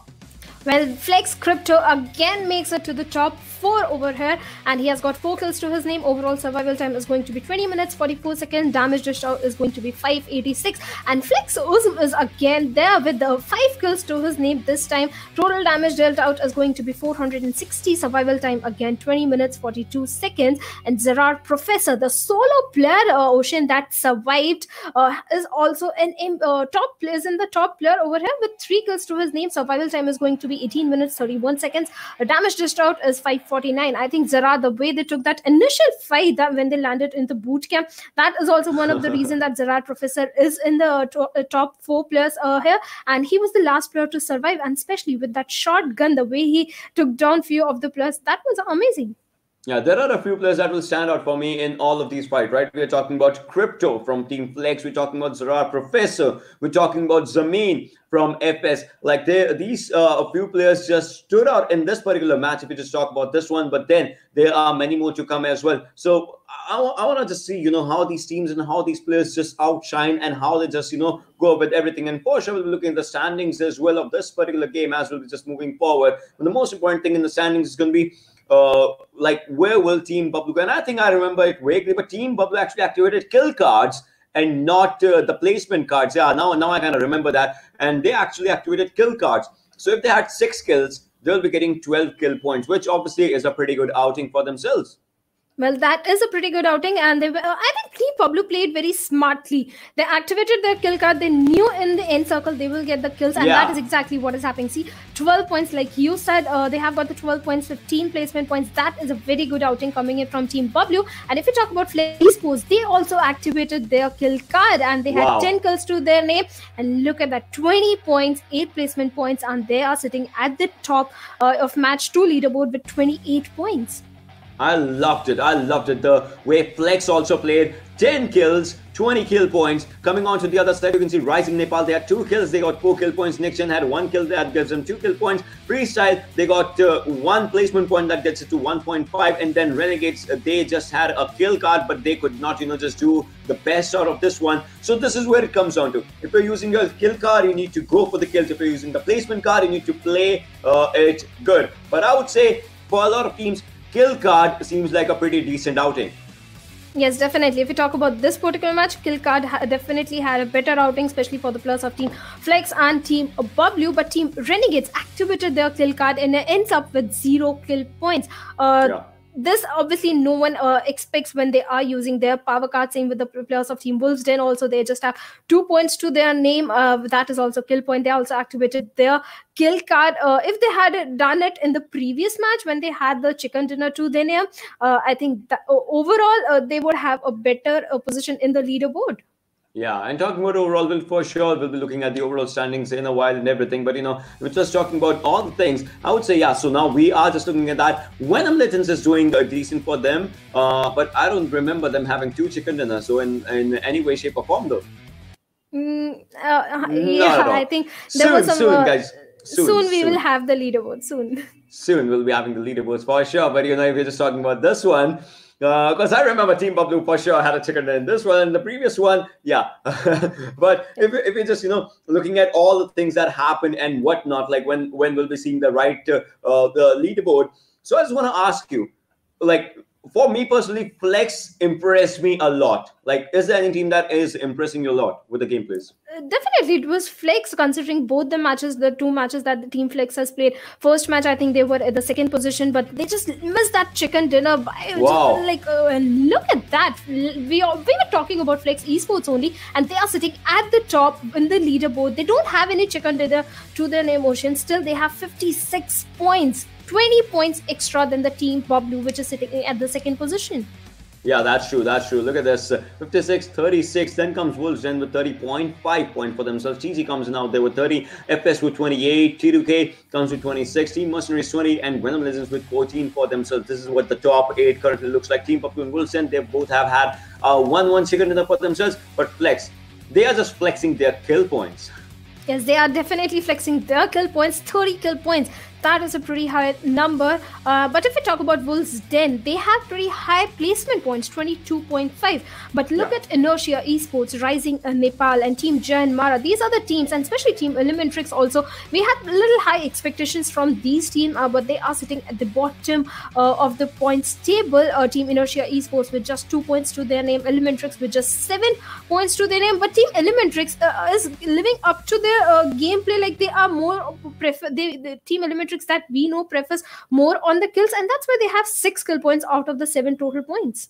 Yeah, that's true. But we saw just 16 teams right now. After the next Vikendi gets over, once we get over with the next Vikendi, we'll be seeing Group C and D coming in as well. And that's where we'll be seeing the overall leaderboards and whatnot, with Group C and D also just coming in with the likes of pretty amazing teams. Like, we'll be seeing DE as well. Probably we'll be seeing other names as well. Like we'll be seeing F4 as well, and all those names will be just coming in, shining. And we're talking about from different regions. So I would love to see where that just takes up when the game, just moves forward slowly and steadily.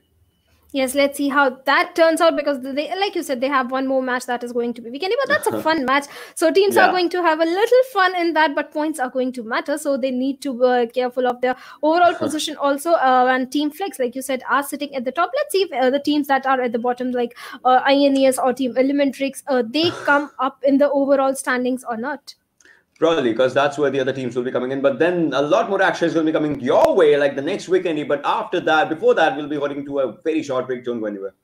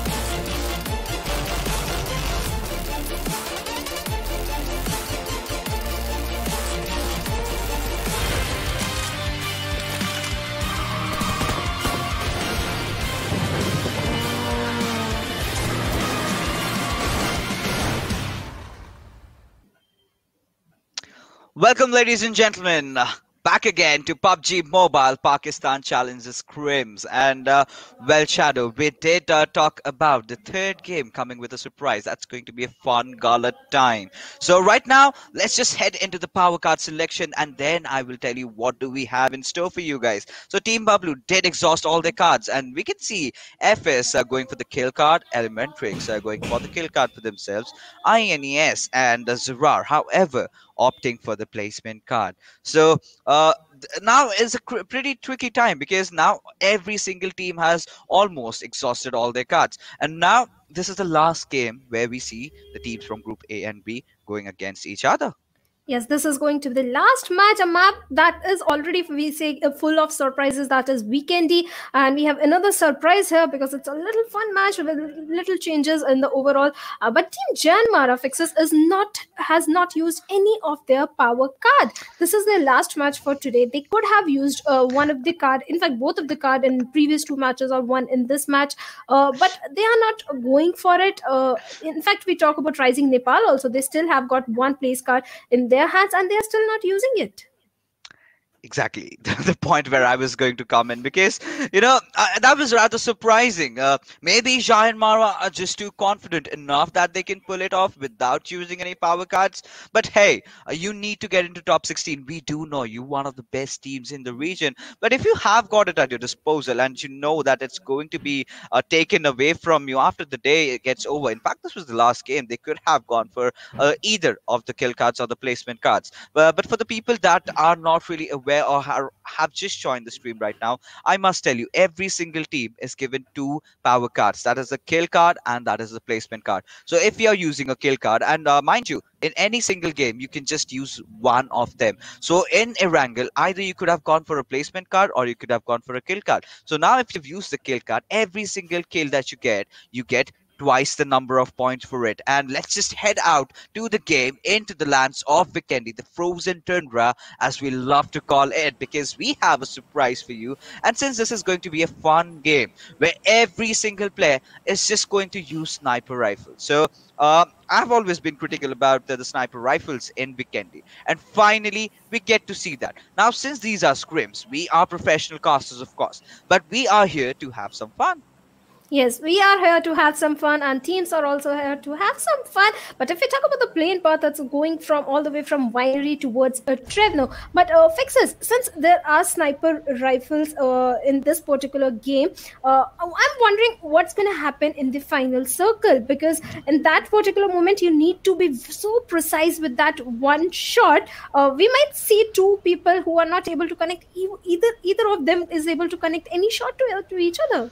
You know what I'm looking out for? A team that is smart enough going in for those VSS, because hey, that's also a sniper. You can still use that. You can still get those knocks. I would have loved if the teams got up close and personal with maybe those melee weapons coming out. Maybe see a few pans here and there. And yeah, of course, these are scrims, so you are legit. You can use that in passion. And maybe if the snipers don't really work up in the close ranges, you always have a choice to switch to your bare hands and just go and punch out all your enemies. But talking about the circle, we do see it going towards the western side.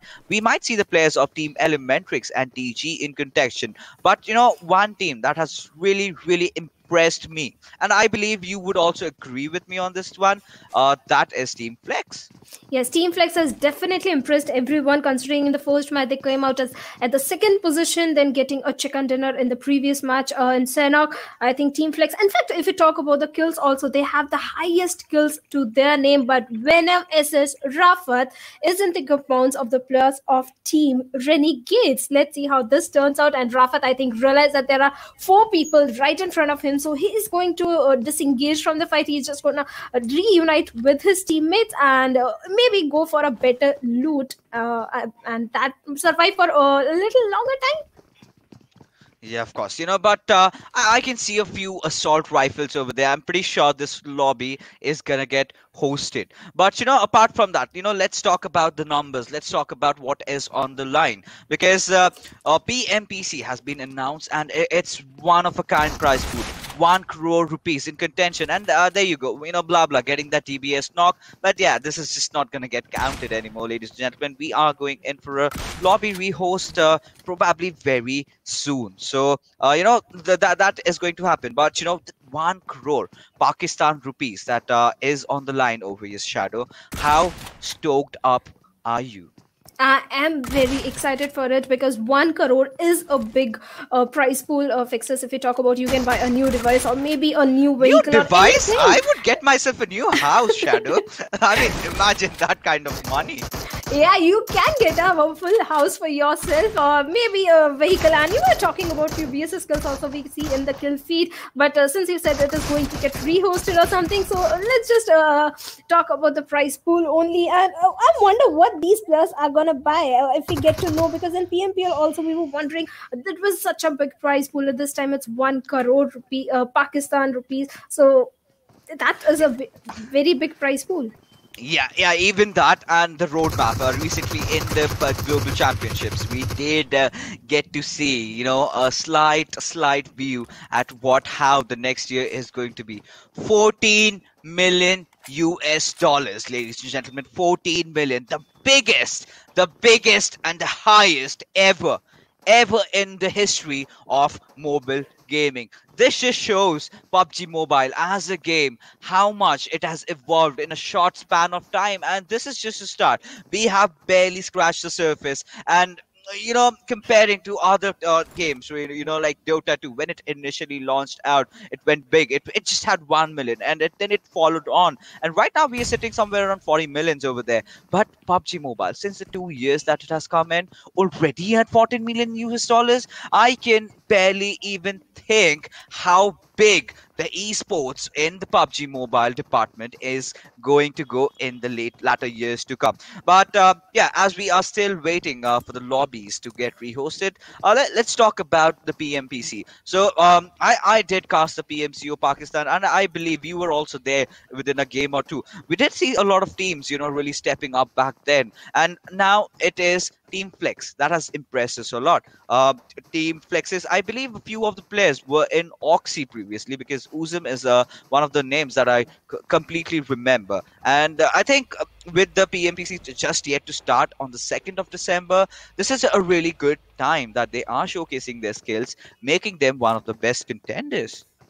Yes, definitely. This is the time they can actually know a little about their opponent teams, practice new strategies, try out new strategies. Because scrims are for practice. You can try out new things and read on to your enemy, so that when the main tournament starts, you are able to decide which is going to be your approach in a particular map or in a particular game against few of the teams. So I think scrims are a little advantageous to the teams, obviously, and we see Team Bubbly also not going for the usual game style, the aggressive game style. They were a little passive, holding on to their position. Although there were so many teams around them, and the Team Bubbly that we know of might have gone on for the kills, but in the scrims they are trying out, I think, and some new strat, and let's see if it works for them or not.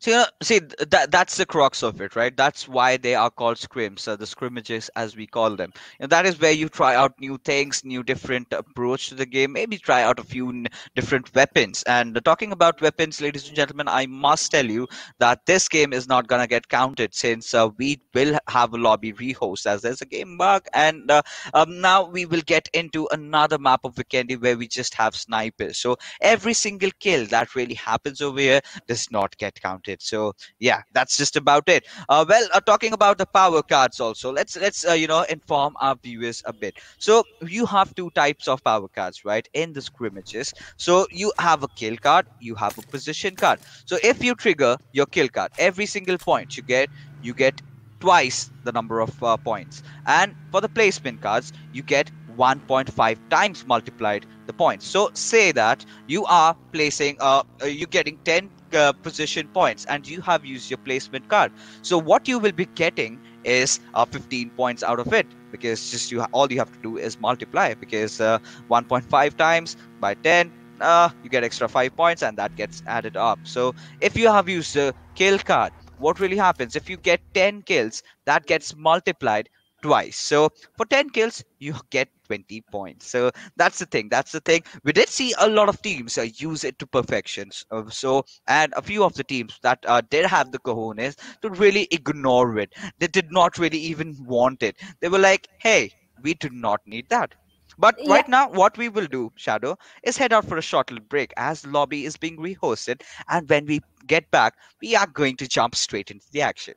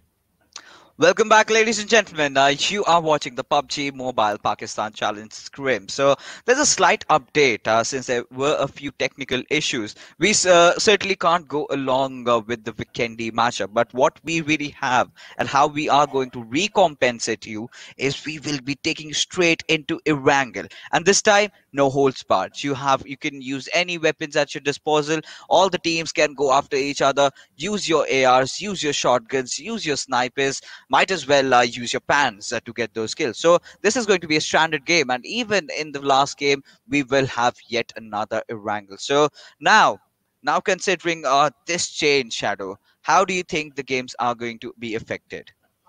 I think Erangel is obviously the one of the map which every team is so much familiar with. They play.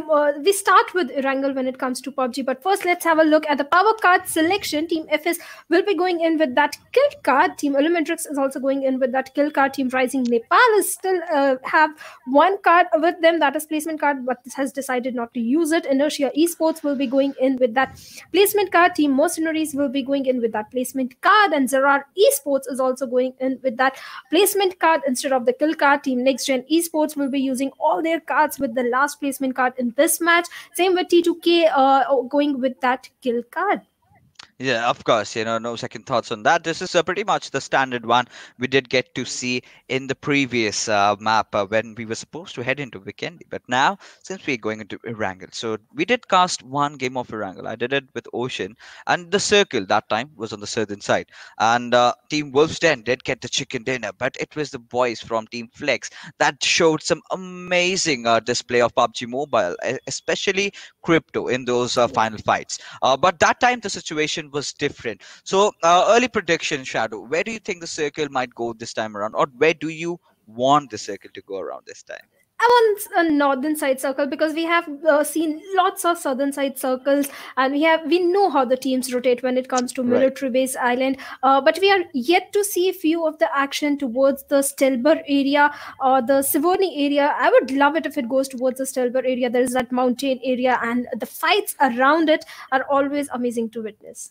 Yeah, of course. Now that you've mentioned Stalber, I particularly remember one of the teams that was Team Mercenaries that indeed took the plunge over to that area. But we want a lot of things in life. We do not really get it, and Stalber is still one of the circles that we have been so longing for. Maybe our wishes might get granted in this particular game. Anything can really happen. But a few of the teams that I really want to point out, that have not been at their best of the days today, that has to be Team Elementrix. But what we will be taking a look is at the damage dealers, and there you have Crypto, Uzim. Oh my goodness, these two lads, they've been playing out of their minds today. And following it up will be Zamin from FS and Jane, of course, GI Jane. You've casted this lad in the PMPL, and you know how explosive he is.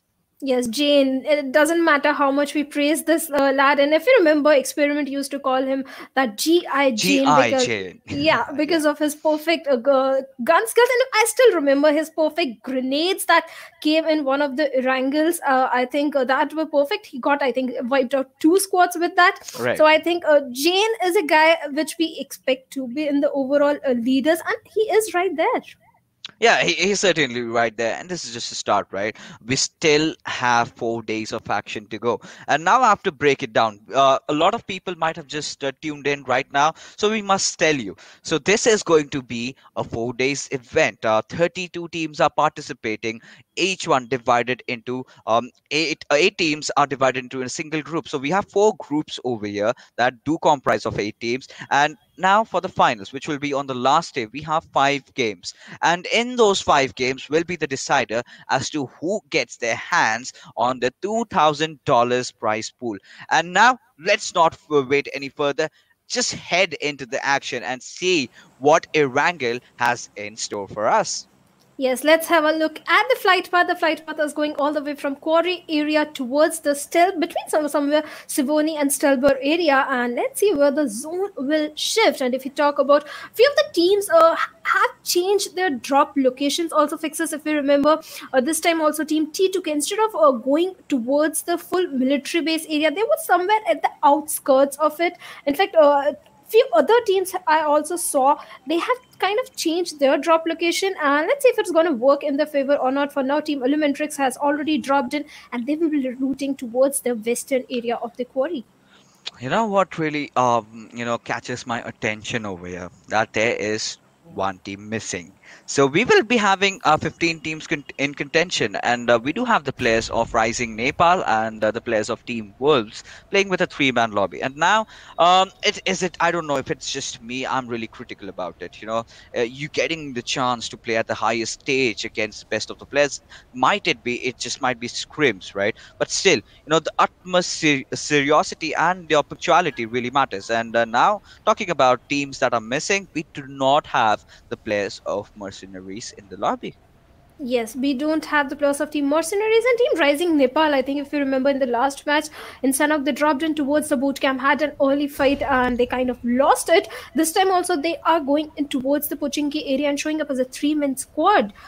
They might be outnumbered if there is any close range fight happens, but there is another close range fight happening between the players of Team FS and Venom Legends. One of the player of Team FS is already down on his knees, and let's see, other is in a lot of trouble as all the players of Team Venom Legends are surrounding him.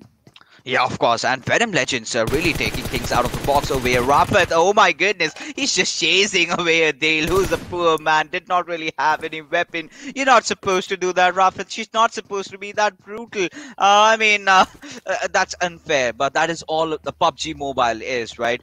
It shows you how life is. It gives you a picture of that. And Venom Legends are quite after a quite explosive start, though. This is not their drop location. They're just going YOLO. They know that they're playing scrims. They need to work on their gun skills, and that is what they are really standing up for. But now, if you take a look at the circle, well, our wishes were not really granted as usual.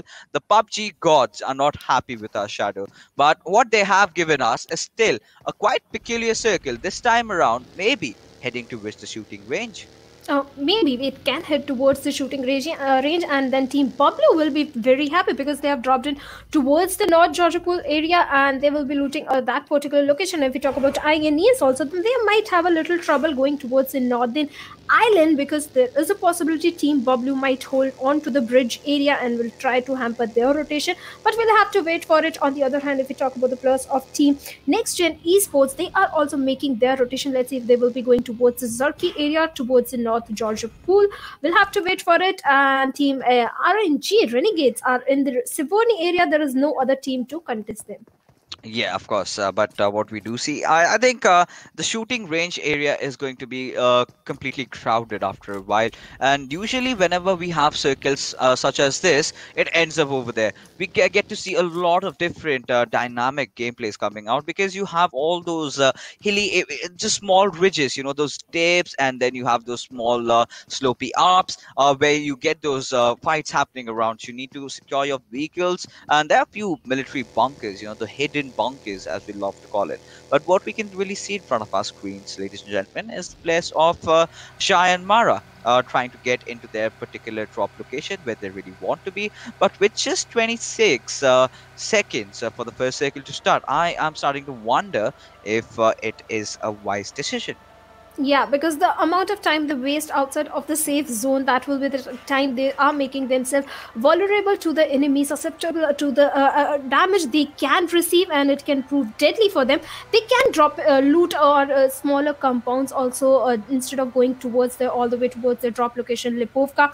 But they want to go towards Lipovka, they will go towards Lipovka. And if we talk about Gerard Esports, they are also rotating into the zone, and another team around them, I don't see any other team around them. It's just their own teammates making use of two different vehicles. I think this is a good approach considering we might have a northern side of zone because there are ridges and those vehicles will come handy. Yeah, of course. Yeah, of course. No second thoughts on that. But, for all the viewers that have tuned in right now, we are not going to go along with the Vikendi match as there's a small problem. But I'll get to that later because we have Orange already taking down one of the players of Team Flex. And this just might be the revenge that they were looking out for. Team Elementrix had been wiped out in the first game by this particular team. And now they've gotten down Destroyer. We will have to see how the other players of Flex are going to retaliate. Yes, we'll have to see because Destroyer, I don't think he will be getting any revival because Sonim will be going in with that confirmation on him with that Scar L. And yes, Destroyer has been eliminated from the lobby and now Team Flex is reduced to 3-man squad. But Sonim is looting in the open field area.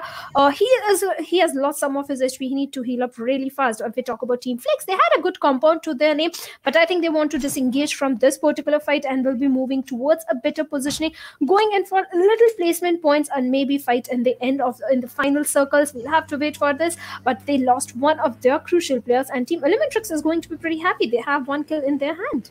Yeah, that's a good start for Team Elementrix, and now they're just rushing inside the compound. Little do they know that the enemies have already escaped. They have gotten in for the chase. They do want that spot in the circle, and well, Team Flex, they might have just backed out for now. You never know, because if you're taking a step behind, you might go in for a longer jump, and that is what they might intend to do so. Because we did lose out on Destroyer, but we still have Uzim and Crypto in contention. With that being said, carrying forward the announcement that I was supposed to be doing right now is the fact that we are not going to have any Vikendi matches. The fun games that we used to have, since there is a small technical error, we will be, however, having those matches played in Erangel in all settings. So you are free to use whatever you want. And this is still the third game. This is the final game for teams of Group A and B, where they will be going against each other.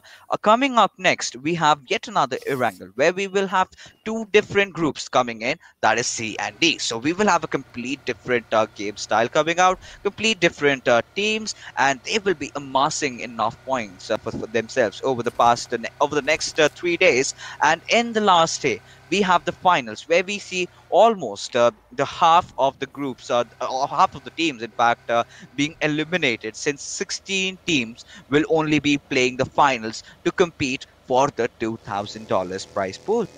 Yes, definitely. They will be competing for that $2,000 prize pool. But if we talk about the players of Team FS, they are having a bad start fixes. They have lost two of their players and they are down to 2-man squad. And if we look at the positioning of the players of Team Renegades, Sparrow is so far away from his teammates. And let's see if this smells trouble for Sparrow or not. We'll have to wait for it because Sparrow has definitely spotted down one of the players of Team FS. He knows Team FS is making their rotations. He has a vehicle to himself. He will be reuniting with his teammates because being in the open field area when the players are reuniting, Sparrow can be taken down very easily. Yeah, of course. Talking about Renegades, I still remember Shazam69 getting some amazing frags in the first game. But this time around, they're going for a rather slow approach, rather going in for the compounds. Will be parking their vehicles in safety, and will just wait out for the remainder of the teams to come up. And that's quite an interesting choice of vehicles. Buddy, that's not the way you should be parking. But on the other side, we have Zulka getting his hands on towards Rafith, and well, Venom Legends are in contention, are in a fight, and there you see, within a blink of an eye, they are just history. Team F is taking Venom Legends out, and this again is such an early exit for this particular squad. Yes, that is a very early exit, and like you mentioned in the initial, in the starting, that they didn't go for their normal drop location towards the Milta area. This time they were towards the Water City area. They had a good start. They had two kills to their name, but somehow during the rotations they were caught up by the players of the FS and had to face an early exit. But if we look at the players of Team Team RN, I'm sorry, Team Rising Nepal, they are out there in the near the Shack area and Wizard Tower area. Team Flex, on the other hand, have a good compound, good squad house to their name. They are engaging in a long range fight, and Team RN, they have definitely lost some of their health. They'll be healing really fast. And here comes our first drop, which has got AUG 5.56 ammo, tactical stock of rifle and SMG, level 3 armor, and a level 3 backpack. Shadow AUG, of course, is a luxurious weapon, as a lot of people like to call that. How do you feel about this weapon, though? I mean, I would still love my good old M4. Just give me that tac stock onto it. A few attachments, a flash hider is even enough for this. But right now, what we can really see is quite some interesting positioning by the teams over here. Team Flex and Team RN. Well, RN does have the Visit Tower, and Flex does have that Squad House. But the only problem here is, though, how are they going to cross? Because we also have another team in the nearby fray. But coming back to the conversation, Shadow, how do you feel about the AUG? I would always go for an M416 if I have to go for a 5.56 gun. And I think most of the players would feel that because an M416, I think everybody has practiced so much with it. I will give them a 6 times scope and an M416. I don't think player will ask for any other gun. Yeah, of course. The good old M416. That really is what these players need. But now what we can see is Team RNG. They are still in their squad house that they did pick up for themselves. Well, the second circle has also started rotating around, has started closing in fact. And there you go. Venom Legends, they have been eliminated. We did have an idea ago, and now we get the confirmation. But anyways, Zerar. So this is one of the teams, in fact, one of the very promising teams that we did see in the PMC of Pakistan. I still remember Professor and the gameplay that he displayed in one of the games of Sanhok, a 500 IQ Molotov, if I do remember, if my memory serves me right. So he is one of the players that I must look out for. Apart from that, Zerar has gone with quite a roster shuffle, and I'm not really surprised considering. This really happens every single time. One tournament gets over, teams start shuffling things around. We see many roster changes if we talk about it. There are players who are just playing in with other squads. Some have the roster changes also. But let's see how that turns out. Sometimes it turns out good for the team if you have good synergy. But sometimes it goes towards a little downside. But if we talk about airdrop, we have second airdrop which has got an MK14, the god gun. I think everybody loves an MK14. It's a beast gun, be it in the close range or in the long range. Give it a scope, give single tap shots in the long range. I think 2 or 3 bullets are enough to take a player down, but Bablu Tarrant takes down one of the player of Team Wolves Den and gets a confirmation also. Let's see if he'll be able to take down another player of Team Wolves Den or not. Team Bablu got the one initial kill they were looking for. Yeah, they certainly, this is classic Team Bablu. This first spot a squad, get a knock, just go in for that push. Apart from that, Team Wolves, they have to be very careful considering it's Team Bablu against them. Now, Team Wolves, initially, they in the first game, they were a bit silent, right? They did step up in those final few moments. They did go in for the position plays. Once they thought that the situation was right, they did engage and they managed to get themselves a chicken dinner. But now the situation is a bit different since Team Bablu is kind of surrounding them. It's Tyrant just applying the pressure on their heads single-handedly. I'm still in pursuit. I'm still in search of where the other players of Team Bablu are because I mean Tyrant. That's really good. That what he's trying to do, but might just go against him because if he gets spotted down, if one single headshot hits on his face with a bolt action, it's going to be really tough to get a revive on this lad. Yeah, that would be really difficult because he's so separated. Look at the map feed. If we look at it, all of his teammates are near the Georgopol bridge area. He was so far away, but Team Bablu is right at the center of the action. There are the players of Team Renegades. There are players of Team TG in the Georgopol container area. There are teams like Jad Mara rotating in from the shooting range area. Team FS is there. Let's see how Team Bablu survives this. Yeah, we certainly have to see that. And now, like we had really predicted, the circle going up north, it just did come down south. And one good thing is that we still have the Everest hills in contention, right? We can see that any single moment happening. And Team Elementrix has already gone up top. They have taken the king of the hill spot. They are right at the tippity top. They're looking promising. But Team Bablu up against all the other teams. They've got quite some teams amassing around and surrounding them. But well, now this brings me to the thought: how is Tyrant gonna regroup with his teammates? Yeah, Tyrant is so split up from his teammates. He needs to be a little silent and make those rotations very carefully because there are 2 squads right in front of him. That is going to the plus of Team FS and the plus of Team Renegades also. So let's see how that is going to turn out for him. He is going to stay silent. He has got good, if we talk about, he has got good apartment. He will not charge. So I don't think being silent is going to much. They have got a good squad. How their name and the plus of team number 8, PG. They have a good hold of the geographical container area. Yeah, of course, talk about Team PG. Well, they do manage to get some good positions for themselves. They do engage in some good fights, but they're still in pursuit for that chicken dinner. So we still have gotten just done with just 2 games, and now the circle has started to close in. Any single moment, we might get to know where the circle is exactly gonna pan out, and my heart breaks yet again. I so wanted to see. Uh, every circle, but no. Well, this is also interesting because with now the Georgia Paul containers in contention, and we have a bridge in between that is going to open up to so many new possibilities, so many new different kind of fights. A lot of the teams will be taking that jump inside the water. A lot of teams will be fighting down under the bridge. But as we still speak, we have Sheriff here running literally to his death. Yes, he was literally running his death. There was so many squads. He was rushing in that vehicle in the open area that bound to him, and that was kind of expected the way he was approaching towards the apartments that he would be taken down because so many people will be shooting towards him. On the other hand, Tyrant has been spotted down. He wants to reunite with his teammates, got a vehicle, and I think he will be getting out. Problem. Yeah. Yeah, of course. We have the players of Renegades right now having those high ground areas, having control over the compound.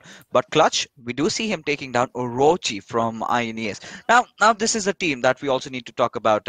Having such a glorious past, they've not been able to hit it out in the right ways. In the meanwhile, on the kill feed, we do see Pikachu taking down Salu Whitey. So Team Bablu, they just don't care whoever is in front of them. If they are making a mistake, they are gonna capitalize and they're gonna punish them for that. Meanwhile, Sonic gets another beautiful knock, and there you go. Samir, that was some nice streak of discipline shown from him.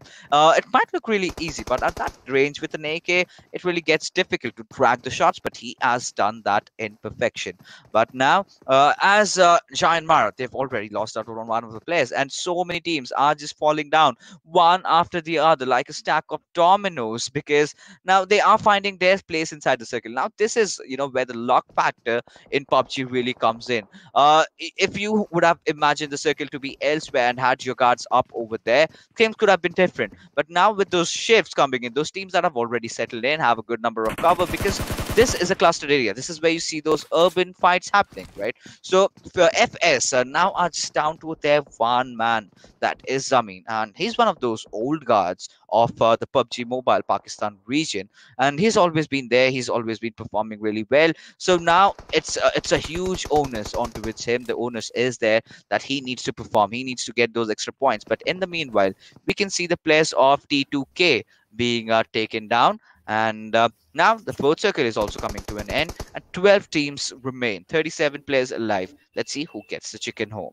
Yes, let's see who gets gun. And single fixes, if we look at the way the zone is forming, it's towards the apartment area. Grenades are going to play an important role, but we'll get to it because Team T2K seems to be in a lot of trouble as their teammate Hunter has been taken down by the players of Team PG and Team T2K. Rest of the two players are also down on their knees, so it remains a one last solo player. Can he clutch it out? Because there is no chance that he can go for the revival on Jane or Utsarg, but the question is, where is the last solo player of Team T2K? On the other hand, TG Abdul is trying to go in for those confirmation with those perfect grenades. Team Elementrix has also entered into the area, but Mr. Haizu takes down those kills and takes confirmation on Utsarg, and I think Jane will be the one to get revival from blah blah blah.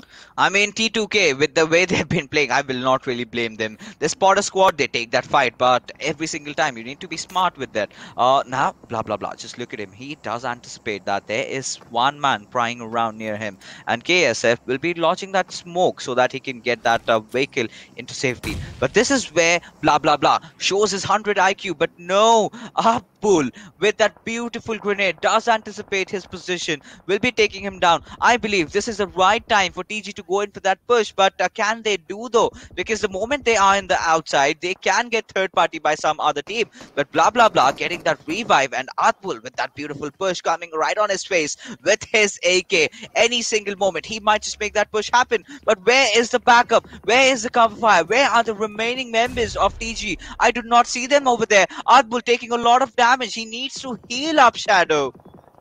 Yes, he needs to heal up really fast because two of the players of Team T2K are right in front of him. But Shaptar is going in. I think he's overcommitting to that fight. But look at the amount of smoke here. Team FS has got eliminated. A perfect grenade comes in, takes down Shaptar. And let's see, Adbul, can he take down one of the player or both the players of Team T2K? It's a 1v2 situation for him. His another teammate is so far away from his. And I think he's giving priority to the zone, also disengaging from this particular fight. And TG Shaptar, a confirmation has been given, and Team T2K gets one more kill. On the other end, Elementrix Nang gets few of the knocks and confirmations on the players of Team RNG as Captain gets taken down. Avenger has already been taken down, and a kill confirmation has already been done. Yeah, but now what KSF has done is from the backlines, he did manage to take down Jane. Now this opens up to a lot of possibilities. And Adbul, you need to live up to your name. You need to go ahead. You need to charge in. This is your moment. KSF is still providing the cover fire, but he does not have enough vision courtesy to that smoke. And well, we'll have to see. TG versus T2K.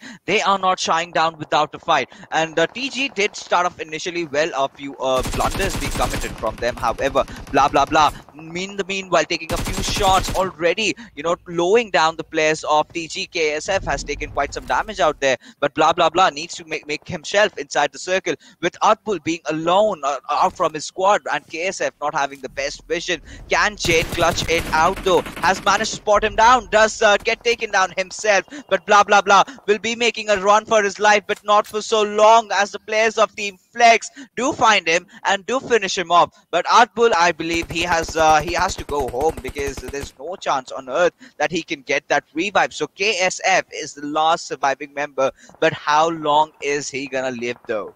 Yes, how long he's gonna live, that is a question, because considering his position, he is out there in the open. He has just the cover of a lamppost. But look at Professor. Professor gets spotted down by the players of Next Gen Esports. Skepta knocks him down, and I think we'll be going in for confirmation also. But Team Jan Mara might give trouble to the players, but no. Team Gerard will be the one to take the players of Team Next Gen Esports down, and Weekend having a good smoke cover to himself. Can he spot down another player of Team Gerard? That is Myth, because if he doesn't spot him down, then Weekend will be the one to be taken down. But Myth is taking the waterways. On the other hand, the players of Team Janmara Summer also gets taken down by the players of Team Next Gen Esports by Weekend, but Weekend himself gets taken down by Wang of Team Janmara, and now Next Gen Esports is in a bit of trouble, because Team Janmara is dishing out a lot of damage to them. Wang, if you look at his position, he has the height advantage, but Oreo will be going in for that revival on Weekend.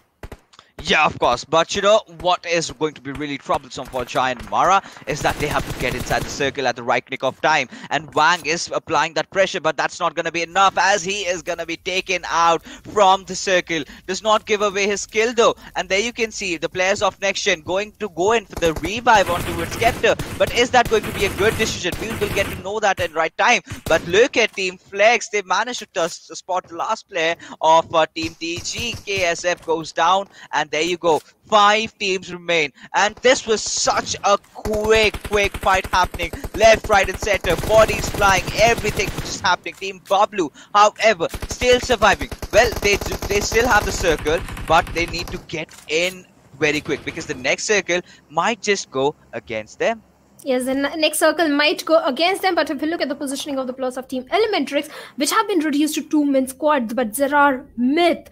If he gets on the land area first, then both the players of Team Elementrix will be gone pretty soon, because Myth has been spotted down by Mr. Haizu, but Mr. Haizu will be popping in those grenades, and there are Myth. He needs to be very careful, but Mr. Haizu doesn't know the exact position of Myth, and that is why Myth survives for another day. And let's see, now Myth knows there is a player right behind him. He's going to stay inside the water for as long as possible, but Mr. Haizu wants that one kill. He is spraying down randomly into the water area, but Myth, being the lucky man, is still surviving. I mean, this is a cat fight over here between Myth and Mr. Hausu. But how you really need to approach this is get into the water, spot your player down, get into the surface. But what we can see, Tyrant showing his tyranny over the players of Next Gen Esports, despite even not having the circle.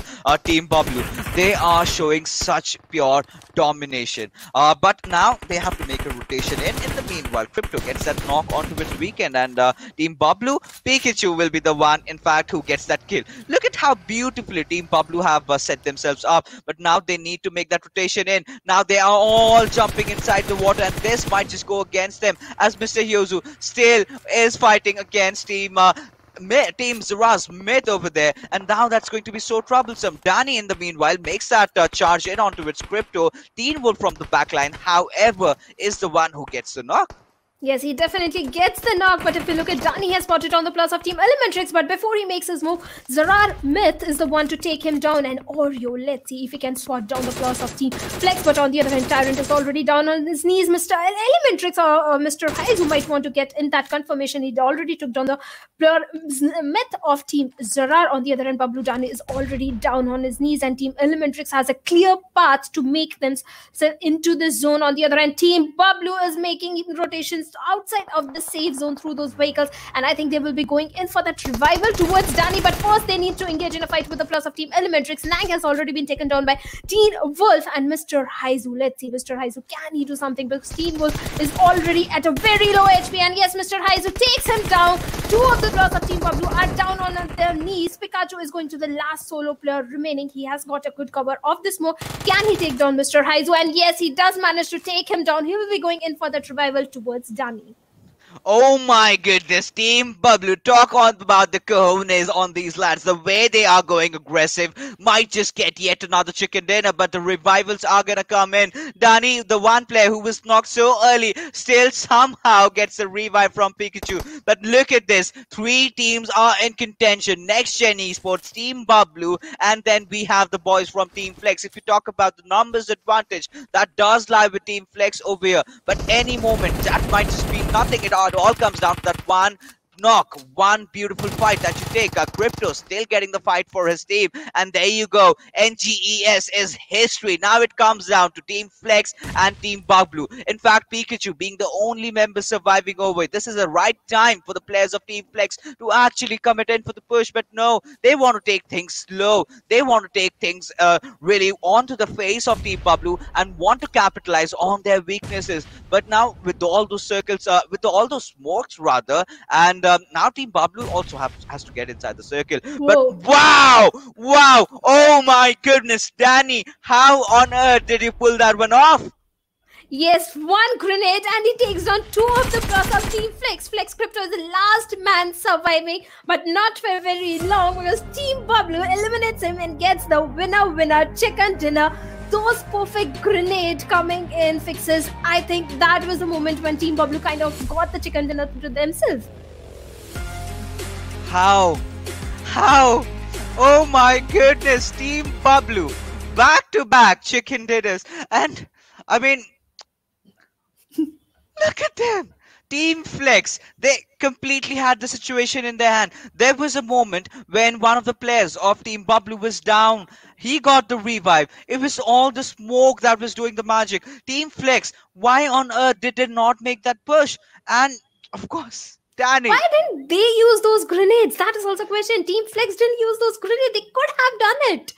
What a bizarre match that we did get to witness, ladies and gentlemen. But as a result, our Team Bablu going in for that another chicken dinner. But we have Oreo from Team Next Gen Esports getting the MVP this time around. Next Gen, however, getting the 3rd place confirmation. 5 kills to his name, 849 damage, 3 assists coming out from this lad. But you know, everything really falls short of what Danny did. Imagine this pictured scenario. He was knocked. Team Bablu was nowhere in a position to come in for the revive. But now what we are going to do is take a look at the top player shadow.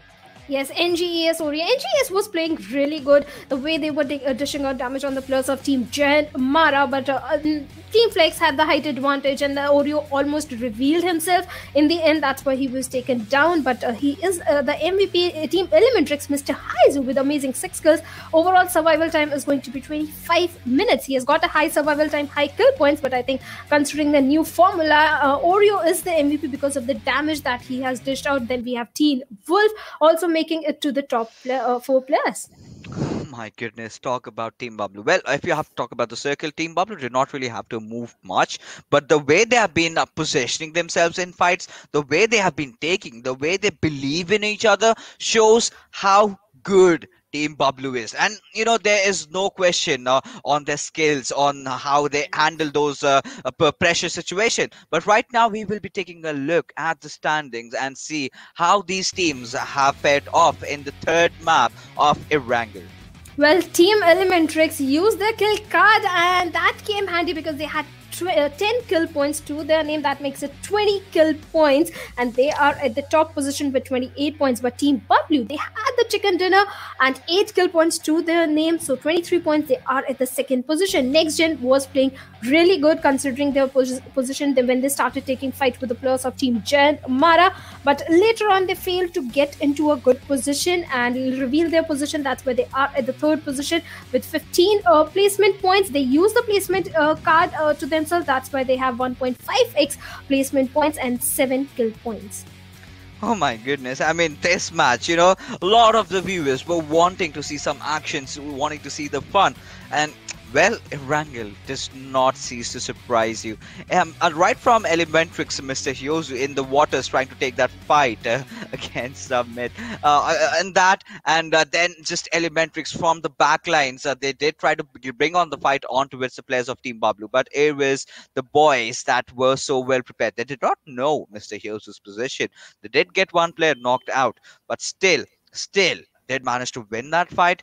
Did that that nade was so beautiful. He was inside the smoke. He just randomly lobbed that one in. And talk about grenade being lobbed into perfection, taking out two of the players. The numbers advantage that Team Flex had just went off from them. But this is where the power cards really come in. Courtesy to that, Team Elementrix did, however, manage to get those 10 kills, 20 kill points. However, did they receive from just that one game. But now what we are gonna do is just head into the leaderboards and see how high have Bablu gotten themselves up to.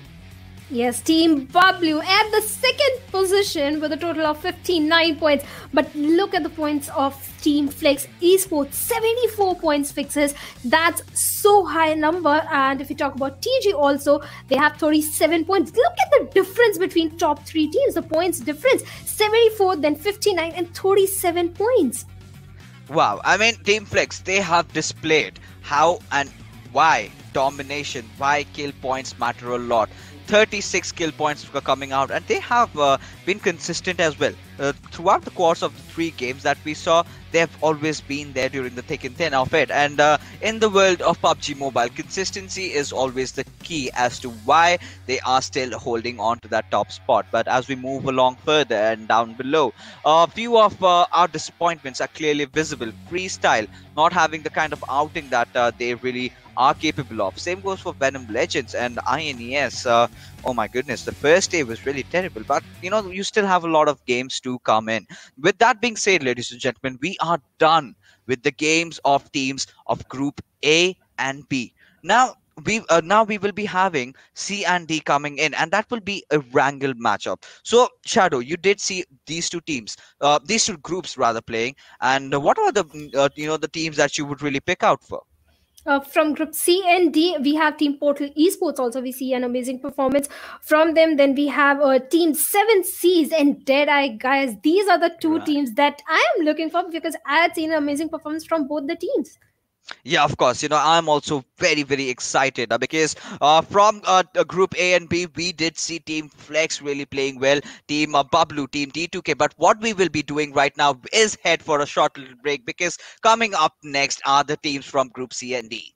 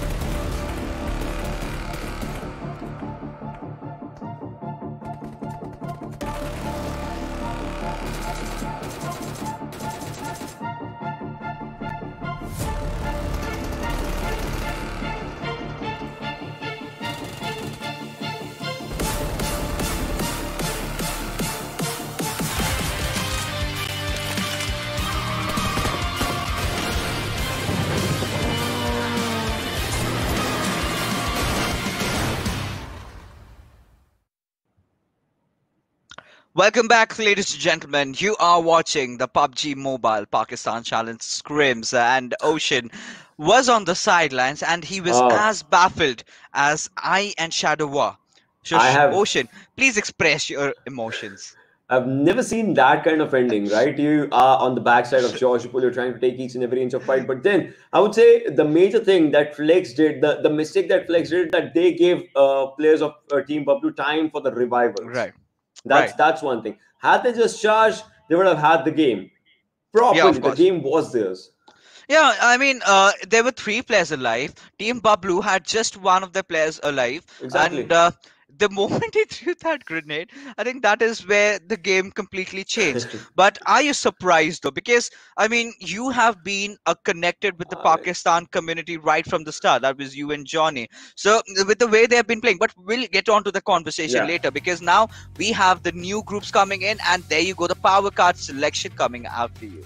Well, Portal Esports, Regicide, North Esports are going to go for the kill cards alongside CC High Voltage as well. P and Crew is going to go for the placement cards. You can see R3D, Arcadians, and 7C will be going for the placement cards. And TDH2E, Deadice guys are going to go for the kill cards. There's one thing. I would say this is right that placement card is being taken by 7C because we know that they are capable of getting the kills. You remember that PMPL, right? They just used to have a higher number of kills than they used to have the placement points. Well, they've got a player called Hungry Box He is who hungry. apparently is hungry for kills. But few teams that we really need to watch out for is Team F4 because we have got one of the biggest names from the Pakistan region playing in that lineup. That's Rema, and that's quite a shocker that they did not opt for the placement card or even the kill card. Probably second and third game will be theirs with placement and kill cards. Portal Esports as well. Like I've casted this team, Portal Esports right from the beginning. I would say not from the exact beginning, but still, like I've seen this team, evolve with their gameplay. So that's an incredible thing. CC High Voltage, another big name. We're going to talk about this one. Arcadians, like we have seen them in PMCO Pakistan region as well. Like so, these names are out there. DE, if Right, you're talking about DE, like you cannot forget this team, right? They had of just three course. players, if you remember, in that PMPL, and they were like, "We are on a vacation," and they were getting chicken dinners, chicken dinners, chicken dinners. So yeah, Oh my goodness, yeah, even playing without their entry fragger, I think I believe that was Wadu. They yeah. still managed to perform really well, but during the main stage, they kind of messed things up. But today, they are going to redeem themselves. But now, ladies and gentlemen, let's not wait any further because our pilot, Ocean Sharma, is going to take you on a magical journey into the map of Erangel. Yes, ladies and gentlemen, boys and girls, this is going to be a pretty good journey if you have to look on for this one. And as we are talking, as we are just coming with the teams and the team names, you can see the flight path is going to be out here. From the back end sides of Query to Stalber is where we're going to be, just flying onto everything. And well, we were talking about the areas, talking about the teams and whatnot. So let's just, refresh the memories of how the teams are going to be just moving forward. Katka, Ruins, Rozog, Yasna are going to be decent and good areas. But if you have to see for the teams as for where they'll be dropping, we'll be having F4, Portal Sports, Regicide, North Sports, PN Crew, CC, Voltage, KSX, and Never Settle in Group C. And R3D, Sites, Arcadian, CDH2, 7C, Dead Eyes Guys, Future Station, and Bad Intention in Group D. Yeah, of course. And, finally, we see a fully stacked up lobby. And we do have True Love, Hungry Box, Storm, Mr. Smokey, V2 coming in contention. The last time that we were in Wrangler shit, we did see Yeah. quite a rather unique circle. We did expect it to go towards shooting range at first. Then we just saw maybe there's a high probable chance that it might go towards the Everest Hills. But then it just ended just towards the north of it, just beside those visit towers, compounds that we had. Flex did have a good chance at it, but nothing taken away from Team Elementrix. Right usage of their power cards that I must say gotten themselves those skills. But we do have a fight erupting right from the start. Yes, right from the start, we can see some of these players they are trying to take up a good fight. But look at the Smokey. He needs to actually go for his heals, but he cannot right now. Or maybe just the reloads. He'll be taking down. No, he takes down one. with that VSS. He needs a cover. He needs a cover fire. He needs a backup. Right start just has 5 bullets. 2 VSS in his hands. Will be going for a revive right now to the back end side. Is picking up Uzi. That's a pretty good decision. And the critical decision coming from this lad has nothing, but will be picking up an Uzi right now. But the fight is coming on to him. As you can see, the players out there. Hungarians, what's gonna happen? The K9 goes down. Tala is one of the men surviving right now. Can just come in and take this fight for his own self. That's gonna be a tricky decision. But look at this. What is goes down as well? Arcadians on a bad start right now, as Tala is the last man surviving, and 7C looks like they are in for a fight. Talk about being hungry. That's 7C for you, ladies and gentlemen. You drop at their drop location, you better be well prepared, because regardless of whatever weapon they have, they know how to use it. And I love the way, they instantly transitioned into that Uzi, because he knew his teammate is dead Yeah. and he's alive. He just passed it on towards him, and as a courtesy to which he got those kills. And even despite the fact that he was on a 10 HP, he did manage to get the knock. And 7C, not surprisingly, off to yet another good start. Yes, he did manage to get that knock and everything else. But look at this one. If you're talking about DE, I think like we'll be seeing pretty good fights out here as well. But NES, like they're also taking good fights for themselves right now. Insane is moving in from one direction to the other, obviously crossing that river area for himself, and obviously in order to give up a proper adequate cover to his teammates. But I don't know if that's going to be something that he can do. I mean, if you talk about this team, they are looking good. Let's see if they end up everything onto the good notes. On the other side, high voltage. They lost Assassin, but not all hope is lost. With high voltage, still having OC alive, I still have my hopes again with this Uh, team. But right now, we have the players of Northeast Sports, another promising team that we did cast in the PMC of Pakistan. They are just charging in onto its department area, onto its Khuni, and now he has to be completely murderous because he is so alone, Ocean. Oh my goodness! Look at that! Look at that horse head that he has. Kind of well, reminds me of BoJack Horseman.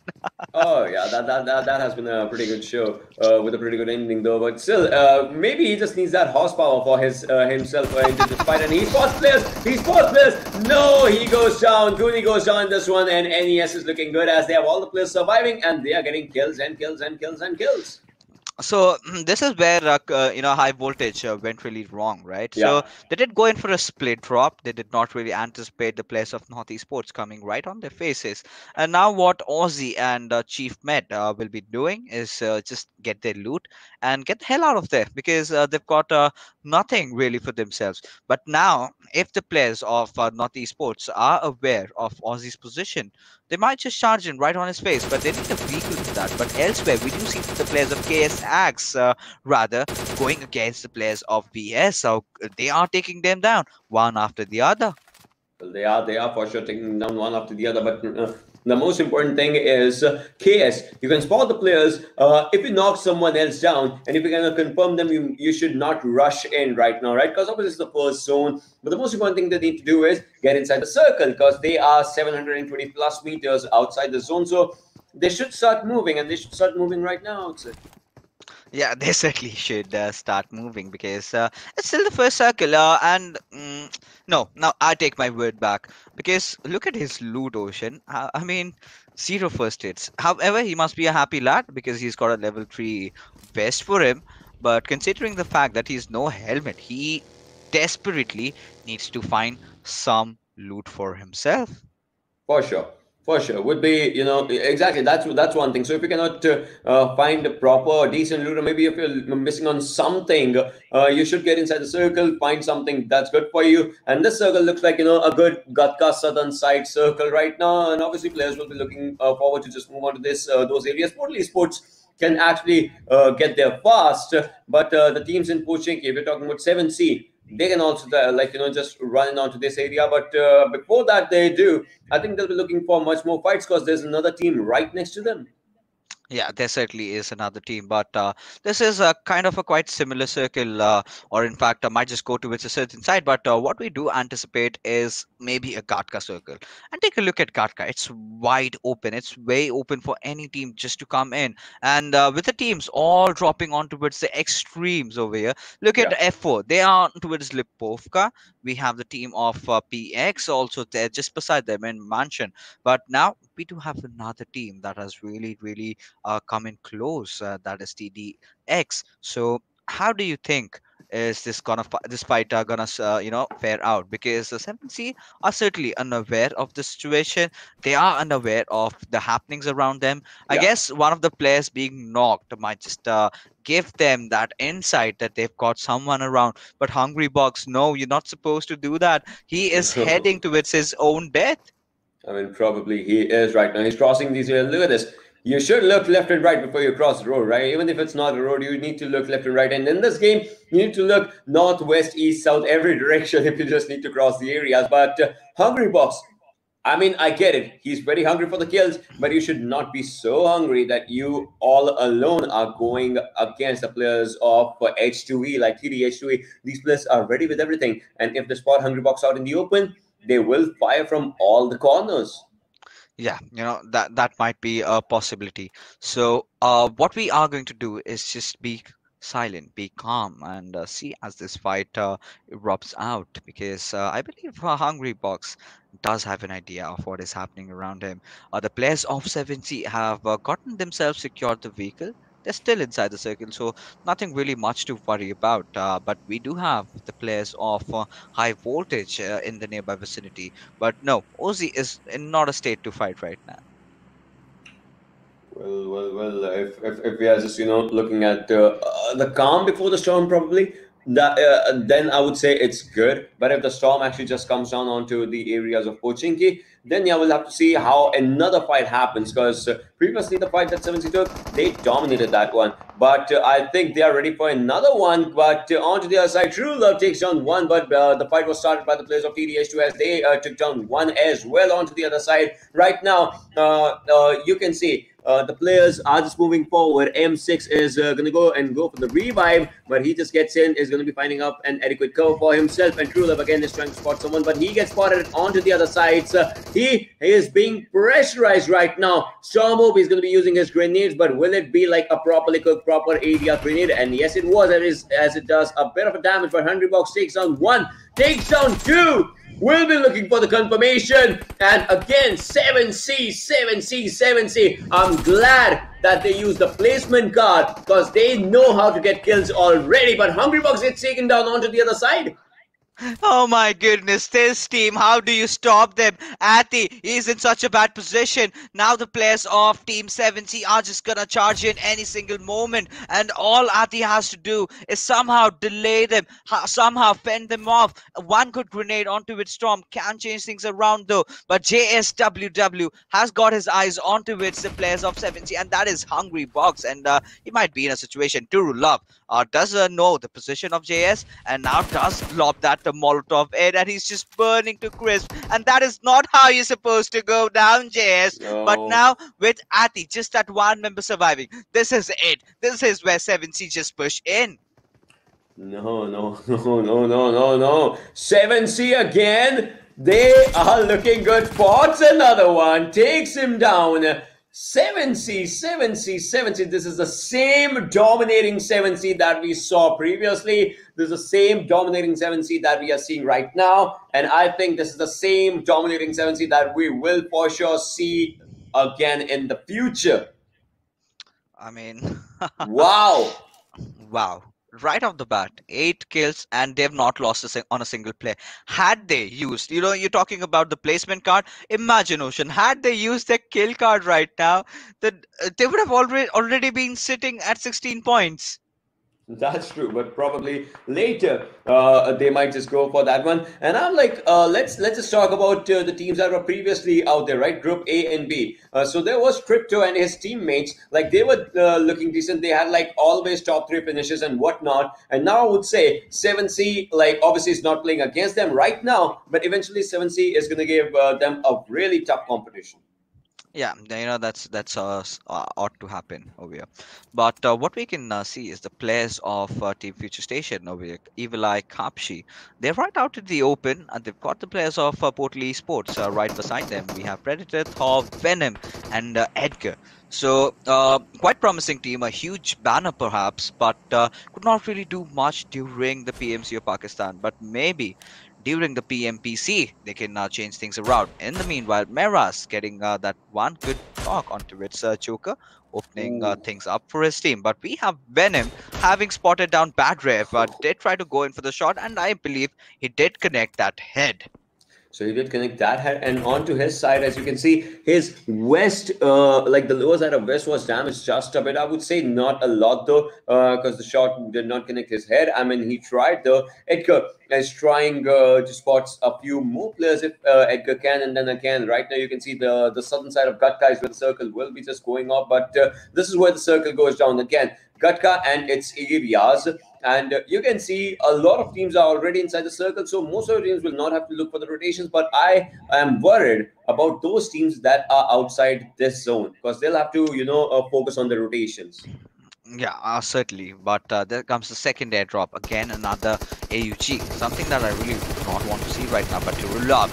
This displaying Oh, another something that I one! absolutely love. And no doubt, this guy, every single time you give him that opportunity, you give him that opening, he is never, ever gonna miss out on the spray. And look at how far he is going. Man, you are at another level right now. 7C, this team is playing like without any fears for They're sure. They do have maniacs. 7C fear though. But look at this. Look at this. We'll have to see what NES does in this one as Maxi is surviving Maxi as actually. Alright, so they wipe up a team in this one. KSX has been So eliminated. So North Esports also, going off to a very good start. 6 kills already. However, they have lost on Hamzo, but that's not gonna deter them. Did you That's not gonna see? deter them. Yeah, Did you yeah. see Wick got a revive at no HP? Oh my goodness. But somehow he still has managed to pop that first hit up. I believe that was a visual glitch over there. But now we have the players of F4 just beside North Esports. And if there is a squad that can shun down the players of North Esports, that has to be F4. Eyes will be on towards Rahman. But in the meanwhile, Evil Eye getting that knock on towards Season from PN Crew. And PN Crew, of course, a team that comes with a lot of promises, has got a lot of good players. Absek is one of the players that I really miss, and he's not playing today as well. So Sean Desh is there, Season is there, and the remaining two players, Suyog and White KTM, they apparently have joined the roster lately. Yeah, they have joined the roster for sure. Right now, they are still trying to spot someone if they can. Machine, all right. So we can spot Machine. Trying to spot the players of P and Crew. And all right, if we talk about these players, Evil Eye, Kapshi, Bad Rev, Machine, we know what these players are capable of. And if we know about the players of P and Crew, like we have seen these clashes before as well, Pixus. Yeah, of course. The rivalries goes way back. But you know Yeah. what I would have loved to see is Team F4 going against Team W. And ladies and gentlemen, that also might happen in the final day. In the final day, the rivalry, and it will continue throughout the PMPC. But what we do have is a Gatka circle. Maybe it might just shift anywhere else. But Shifu getting that knock onto its Venom, onto its mini. A lot of DMR action that we are getting to see. Now, lately, we've been casting the GC as well. DMRs are always there, but we did see a rise in the usage of bolt actions. Do you Oh. think when the real main stage starts up, Ocean, we might get to see something? I would say for this region, somehow I would say I would love to see DMRs more as compared to bolt action Okay. somehow. Because And why? if we talk about this region, you saw in the first game only the DMR was being used to perfection, right? If you remember that one, the way the players were trying to use the DMRs on the players, if they could see. Plus, there's one good thing that I would say this region can do better than other regions is kind of like if you talk about AR fights, those long range sprays. So they, I would say, know how to hold their guns, be it SKS with the tap accuracies or be it M4. So I would say somehow I would love to see DMRs more and more. I think that you just hit the nail in the coffin because the way they've been using the DMRs, like you mentioned, like rifles, and not just one player, every single player. Now we have Predator taking down Pit Copper. So now this is open things up, and we'll have to see how this goes on. But in the meanwhile, Thor also goes down towards the players of FS and Badref getting the better out of the players. But now, okay, PES is in a whole world of trouble as they are taking shots from two, three different directions, but a booth from team sites goes down to rated. Oh, So a lot of fights happening, Ocean. look at Stalker's health and look at how he's reviving. I mean, I would say PX might be in a world of trouble right now. They are in a world of trouble. Imagine if a one good grenade just comes right by their side, that could have taken them down as well. But they are lucky as of now. But for how long? Because, they need to go for the heals, and Stalker does not have any. Yeah, of course. Bad intention might just be in a bit of a trouble over here, considering how they've been, stuck around. But Edgar and Venom, see, this is the problem with Portal Esports, right? They come with a huge banner under them. They've come with a lot of expectations, not just from themselves, but also from their fans, because you've been there since the start, and they are a big name. But Yeah. now what we can see in the lobby is a complete South Asian domination happening. Apart from North Esports getting those few kills, but 7C, Dead Eyes, they're just everywhere. They're just dancing in the kill feed.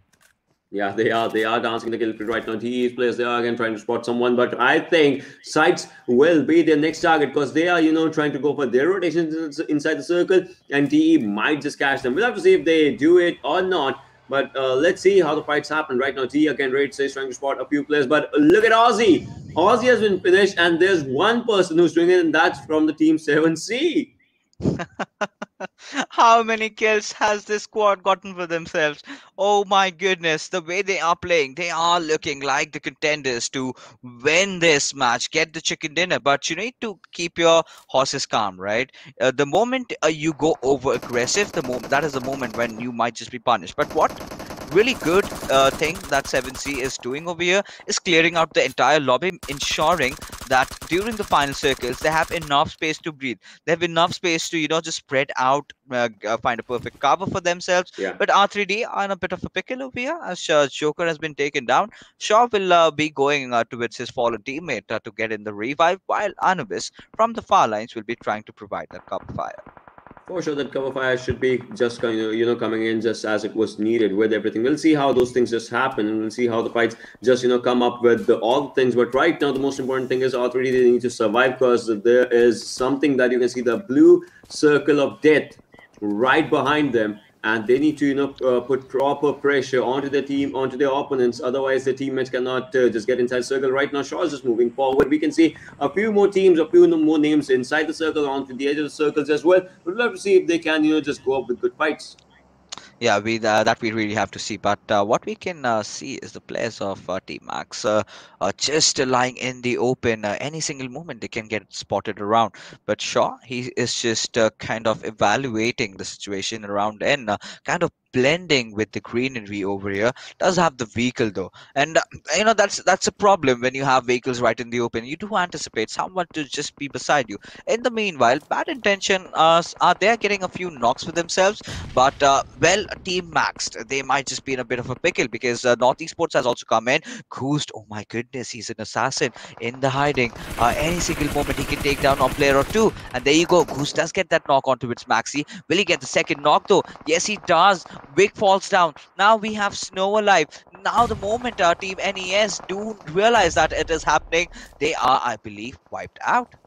They are There we wiped go. out for sure. They are wiped out as of now. We'll have to see how the things happen. As you can see, again, Season takes down one, and Stalker will be taken down as well with this.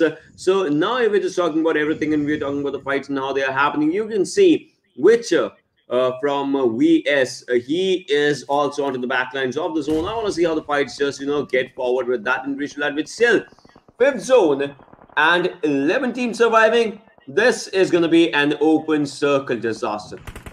This is going to be completely an open circle. You just say that perfectly right, because what is going to happen is all these teams are going to rely on their vehicles. But Rayman trying to spot down the players of 7C, trying to spray them down, but that is not happening. And elsewhere, we do see bad intention getting taken out from the equation over here. As wow, Doctor does get that. What? Oh my Oh, goodness! See, Rahman, this Rahman. this is what I was talking about. It was not Neymar. It was the players of Team Red. I think it was the players of, I believe, Team Regicide that got those kills Yeah. out there. Yeah.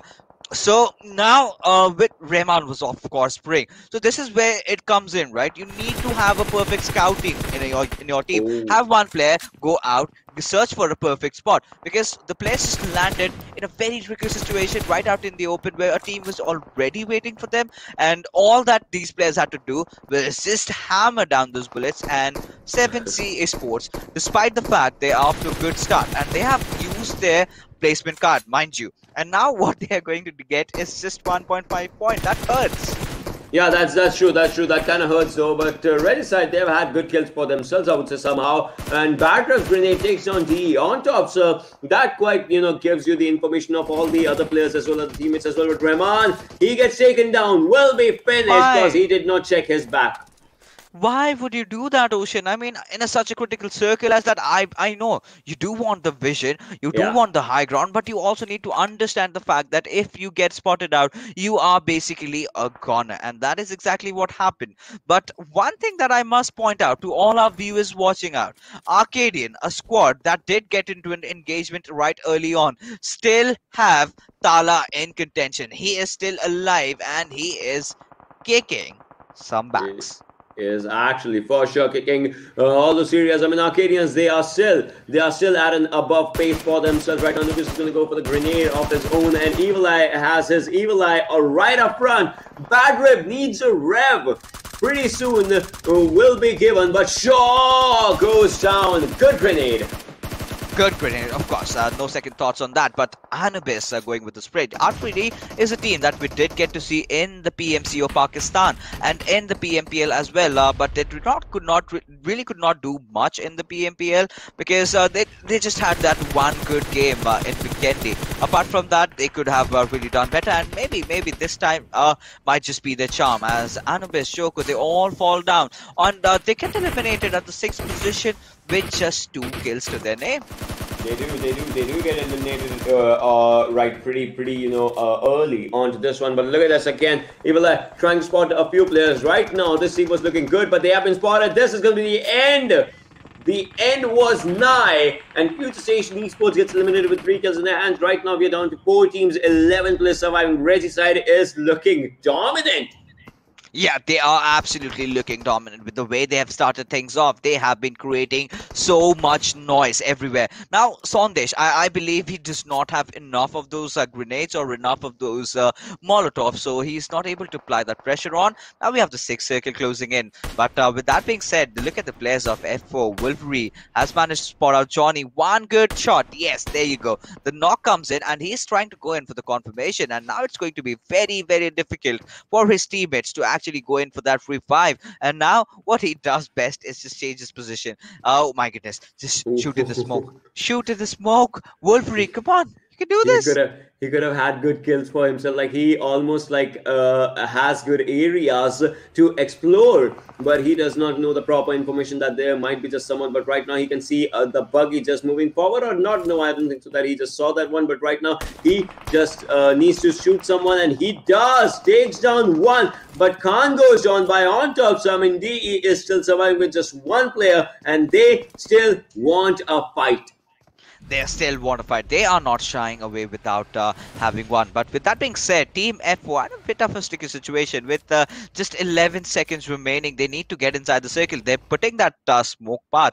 But yeah, you can see all those beautiful smokes being laid out. But insane. He's completely gone insane over there as he will get that knock onto his right. Continues that spray on, trying to burst all those vehicles, doing whatever collateral damage he can do. But now he's just dropped on his pan. He's one with the nature. That one beautiful grenade goes flying in. Will that be it though? And no Oh. is gonna be the answer. We're still down to all the 4 teams, ladies and gentlemen, boys and girls. Zazan Bulgari are surviving from F4. On top, sir, is going to be out there from DE. P and Crew has 3 players. Regicide has 3 players for themselves. We'll see if that's enough or if someone like 1 or 2 players just take this victory, snatch this victory away. You can see Wolverine. Wolverine is just out here. He needs to see right. and there he will see on top, sir. Yeah, he certainly will see, but he's not taking the shots yet. And on top, he's being very wary as the circle starts closing in. Whoa! And on top, with that beautiful grenade being lobbed out in perfection, Suyog is just that one player alive. And now on top, no, this is the do or die situation. On top does get that confirmation, however, on white, blowing up his vehicle to smithereens. And on top, you can never rule this man out. One of the best players of the now Nepali region, in fact. But now what we have is 4 teams in contention. 4 teams, 8 players alive, Ocean. Who do you think is gonna get that final laugh?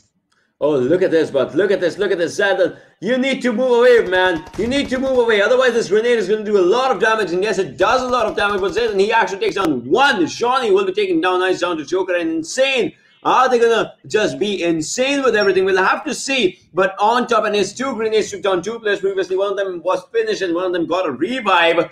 That means they know the location of on top, sir, for sure. Bulvery on top. On one side, they are from different teams, but if they spot each other, they will try and take him down. But P and crew onto the right hand side of on top, and there are other players as well. On to the other side, you can see Regicide. Both the players are right in front of the competition. We will be down to the 9 zone soon. Yeah, we certainly will be, and this is quite an interesting open circle with everyone somehow finding their covers. They are taking the fight, being very cautious of each other, but somehow Team PN crew, they still manage to survive with Wolverine out of the equation. Now there's no chance on earth that he will get the revive, and if he does get, I will be surprised. I will just be getting off my chairs and yelling. And with that being said, Wolverine gets finished into thin air. Now, Sedan is the only player surviving. He has apparently revealed his position with those flurry of smokes, but Yeah. Reg, he is still alive. Insane, he is still alive. He is doing a lot over No. there, but not up until long because Zedan does take him down. Now it's a 1v2 situation, Ocean. Take it over. 2 versus 1 P and crew. This is their game. They have a proper area for themselves and they are throwing throwables. That's a good throwable, but that's a small shot. They are taking their chances with the airdrops because they kind of knew that there might have been someone right onto the backside of airdrop, but Zadan can take Sandesh down. If Zadan takes Sandesh down, this will be left to a 1 versus 1, and Suyog will have to do every inch of the job if he needs to take this fight. 10 seconds and we'll be down to the 9th circle. In this kind of zones, you cannot do heal battle, and Zeran, he cannot at all. He has no healings except for 5 bandages. 9 zones coming up, 40 bullets, but no, Zeran gets spotted. P and crew gets this one for themselves. Incredible, amazing, fantastic, fabulous. This team showcased everything. There was a point where they were kind of under the bus. They did not have a lot of choice, but somehow using those smokes into perfection, they have managed to come out on top. And in fact, it was on top who was applying a lot of pressure. They were being shot even by the players of Regicide, and somehow they did manage to survive. But in those final situations where it was F4 versus P and crew, I somehow felt, I'm a dreamer over there like Johnny. And Zedan, what he could have really done, he is just take the shots right up onto it Sandesh. Had he done that, he could have gotten enough cover to be behind, in fact, that airdrop, and maybe things could have been different. But what we are going to do right now is take a look at the MVP of this game. And Hungry Box, despite the fact that he was taken out early, courtesy to those 5 kills and almost 700 damage, he is the big man standing. He for sure is. 19 minutes, 38 seconds of survival time. I mean, it doesn't matter. You had incredible kills for yourself. I mean, and now I would say, yeah, they could have, just gone for the kill points, because if they had that kill card, that would have doubled every chance for them. But, well, nothing taken away from this team. 1 assist coming out from this individual. And in 7C, like right off the bat, they took up a very good fight. And after that, they just went in, and they just, won every fight until unless it was an open zone affair. They messed up big time, didn't they? Because at those situations, it's very crucial that you have someone from the backlines trying to provide that cover fire. But now we will take a look at the top players and see which are the other players apart from Hungry Box that did really shine out in this particular lobby. And following up, no doubts over there will be Zedan, Sandesh, and on top 3 of the players that did survive till the final circle. But it was Sandesh, Sandesh, how long. How long? Look at them. The first Erangel game went off for like 30 minutes straight, but this one was a bit short to its 27 minutes, but the action was still there. And huge shout out to the players of 7C. They did wipe out almost most of the players in the lobby, and of course the players of NES, kind of giving all these players that space that they needed inside the final circles. Actually, yes, but I would say this game was also pretty interesting because this one also went to the 9 zone as well. But yeah, the players were being taken down previously, so that kind of puts a lot of impact onto the games. Yeah, of course, and we will definitely get the standings pretty soon. And Philad, right now we will take a look at the match summary. So 209 smokes and grenades being used out there. Wow. Uh, finally, big numbers coming up in Yeah. terms in this particular region. In fact. Yeah, that's true. That's true. One airdrop was looted in this one. Two grenade kills just coming in, and I would say one of them was by on top, sir. And 67 knocks coming out here. 59 kills. Good kill confirmations by all the players just for themselves and for the teams. And most of these kills were taken by 7C onto the other side and Regicide as well. Like 7C, Regicide, P and Crew, the team that won for sure. So these teams kind of had a big chunk of kill for themselves. Yeah, of course. Now that you did mention Regicide, so this was a new squad that did come in this Yeah. time around, and with the way they are playing, they are actually looking promising. So we have gotten two teams, right? Two favorites, in fact. We have Flex from Group A and B, and from C and D, we already can see Regicide off to a good start. But with that being said, let's take a look at the standings and see how these teams have fared up in this particular game of Erangel. Well, we'll be looking at the kill points, and Regicide 10 kills, 20 kill points because they had the kill card for themselves. DE had 6 for themselves, but now the kill card doubles it up. Same goes for Northeast Sports. R3Ds out here, 7C, 1.5. But imagine had they had the kill card activated, it would have taken them to a top 3. Yeah, they would have been the team on the third spot, but still, it's just the first game. For the evening, we still have two more games to go.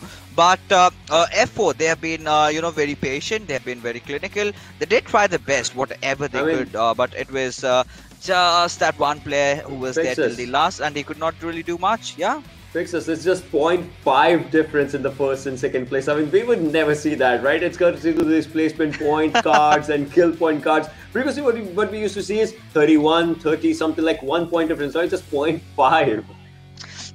That is how interesting, and that is why these are the scrims, right? But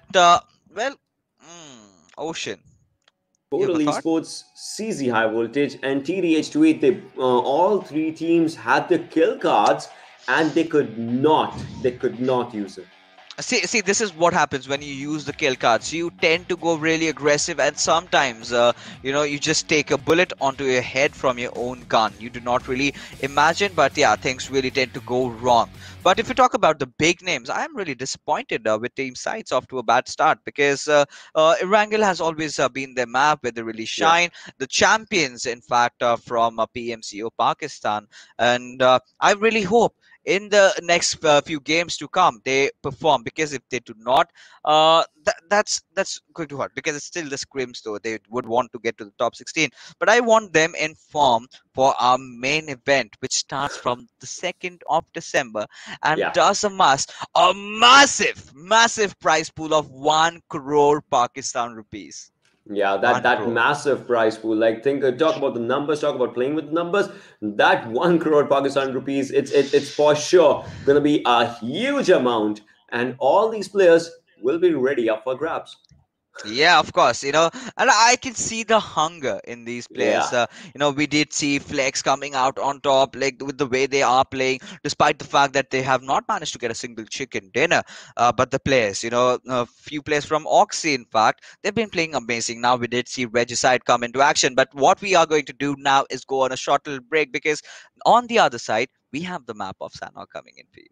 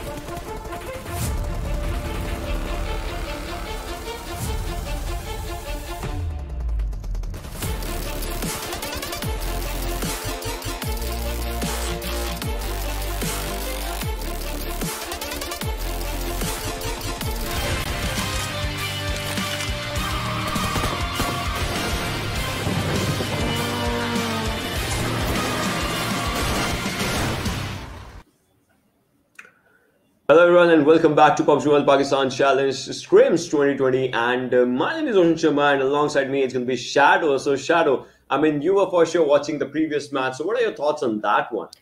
Well, 7C, like this is the 7C we know, the one that goes for all the Yeah. kills and the action. They're always kill hungry, and that's why they have their player also hungry box, who is always an MVP. I mean, very rarely it happens that 7C is playing and hungry box is not in the overall kill leaders or the top players.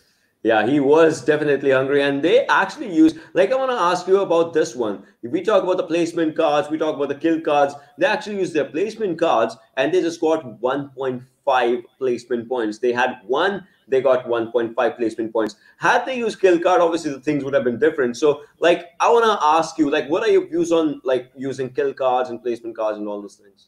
Well, if we talk about 7C, we know this is a team that always goes for the kill points, but you can Yeah. use kill points only once and then you have to use the placement points. So they had to use the placement card either in this match or the remaining of the two matches. And but in the all three match, the game style is same in Sanhok. Also, we have seen 7C play aggressively. So maybe in Sanhok this time, they will be coming in with that kill card and can double up their kill points. Probably. Hopefully soon they could just develop the points and everything. So I want to see what the teams actually do with their card selections because there were a few teams as well, and we'll be talking about that as we're looking for the card selections. I want to see which team goes for which one because there were three teams on the bottom of the table that could not get the kill points. But right now, Shadow, why don't you just do the honors? Well, F4 Esports will be going in for the placement card. The kill card is still there with them. North Esports will be using their second card, that is placement card. This time, PN Crew will be going in for the kill card.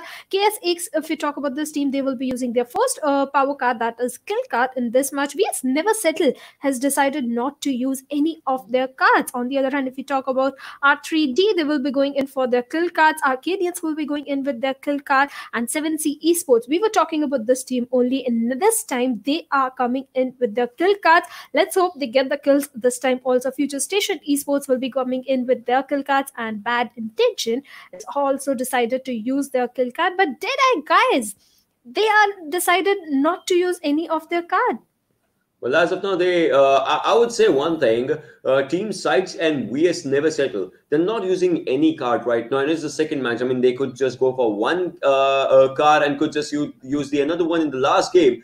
But there were some teams in Group A and B as well. I want to ask you, like, why are there few teams, one or two teams that are not choosing any card today? I have no idea they can use it, or maybe Yeah. they are confident on their skills, but still, it's almost free points. It's almost a chance for you to double up or 1.5 times multiply your placement points. Just go for it, or maybe the players are in a little bit of confusion after day one. They will get to know the whole concept of the power cards or something. So maybe in day two, we can see them using them a little strategically on 7C coming in with that kill card in Erangel map. Probably, but right now there's going to be Sanhok, and previous game was won by the team of PN Crew. They had incredible outing in that one. They had two players surviving. They took down the last player of F4 as well. So I want to ask you, like, what are you expecting in this game of Sanhok as compared to the previous Erangel and as compared to the previous A and B group Sanhok? First of all, I have to talk about this, that CZ High Voltage and Dead Eyes both are playing, and we have seen this rivalry Yeah. towards the Camp Alpha Island where both teams likes to drop in. So we might see another rivalry between these two teams. So let's see that is going to happen, or CZ High Voltage might change in their drop location. But if we talk about previous match, Ocean, it kind of reminded me of PMPL. If I think you would also remember that it was a kind of a similar zone. PN Crew was at one of the end opposite, and Yeah. it was the Dead Eye guys and team Deadeye guys got the chicken dinner, and this time I think PN Crew got the chicken dinner. It kind of reminded me of that same particular map. Yeah, I mean, in this one as well, there was on top who was surviving from Team GE, and he did good with the throwables. Like he had a very good throwable outing in the previous match. But I want to see what happens in this particular match because obviously there will be a few teams just looking on for everything, and then there will be a few teams like they will just go want to go YOLO. So let's just dive into the match and let's see what happens in this one. As you guys can see from the backsides of Artin to Cam Bravo, we can see a flight path. Yes, the flight path is towards a northern side, going from the Camp Alpha Island towards Abhan and towards the southern side of Camp Bravo. If we talk about Sami and Camp Charlie, we know Seven Seas likes to drop in towards the Sami area. They might face a little difficulty going into their drop location, but let's see where the team decides to drop in. And if we talk about Camp Alpha, lots of teams have dropped in. Deadeye guys will be going towards the Hathin area. R3D will also drop in towards Camp Alpha and CZ High Voltage. As we know, this team likes taking being the king of the hills. They likes to drop in towards that hilly areas and loot in towards the smaller compounds. So they are doing exactly same, ma'am. But I am interested to know which team will be going in towards the boot camp. We'll have to see, we'll have to see, we'll have to see. But right now you can see the boot camps area. This is where the teams are. You got your answers, and you can see the players of Future Station Esports. They are trying to spot a few players, trying to take them down. Team Sites will be in a whole world of trouble as Future Station Esports, they are not going to stop in any way, shape, or form, and they just want these fights for themselves. Yes, Future Station definitely won these fights for themselves. And if we talk about Teen Sides, Phobia has already been knocked out. I think Machine will be going in for the confirmation. But Ghost, he has to be very careful. He has got no helmet to himself. And with that, Ghost also gets taken down with that perfect Uzi spray coming in from Evil Eye. And Teen Sides looks to be in a lot of trouble, Ocean, because now they are reduced to just one man. Phobia is also down on his knees. Let's see, Razor, what is going to be his approach? Is he going to disengage from this fight, just run away for his life, or he is going to engage in a 1v4 fight? Yeah, we'll have to see. We'll have to see. We'll have to see how the things just, go down with everything. But look at the players again right now. Sites now they are trying to apply the pressure. It's just one player from this team, and he still wants a fight. We're talking about Razu. He still wants up a good fight for the revenge that he can, if he can just get it. But he has given his location. His location is totally compromised. But still, Evil Eye would not want to overcome it. He knows it. Like there might be a player just out there, and he should not want to go, but then there's one player who's going for a good outing. I mean, Razu is trying everything. He's trying everything to get down for a good fight. He is dishing out damage, but will it be enough? I mean, look at this. Evil Eye has his crosshair out in that area. Razu, this might be the last time he peeks in the lobby of Sanhok. Yes, let's see. If he's gonna peak, he's going to be a dead man, Ocean. He's going to be a dead man. Let's see what is going to be his approach. On the other hand, if we talk about Future Station, they are being very smart. Look at Badre with his teammate. They are going to backstab, but no, that is not going to happen because Kapshi will be the one to take him down. And with that, Sides will be the first team to get eliminated with just 0 kills. But if we talk about Future Station, they are having a very good start. They have got 4 kills to their names.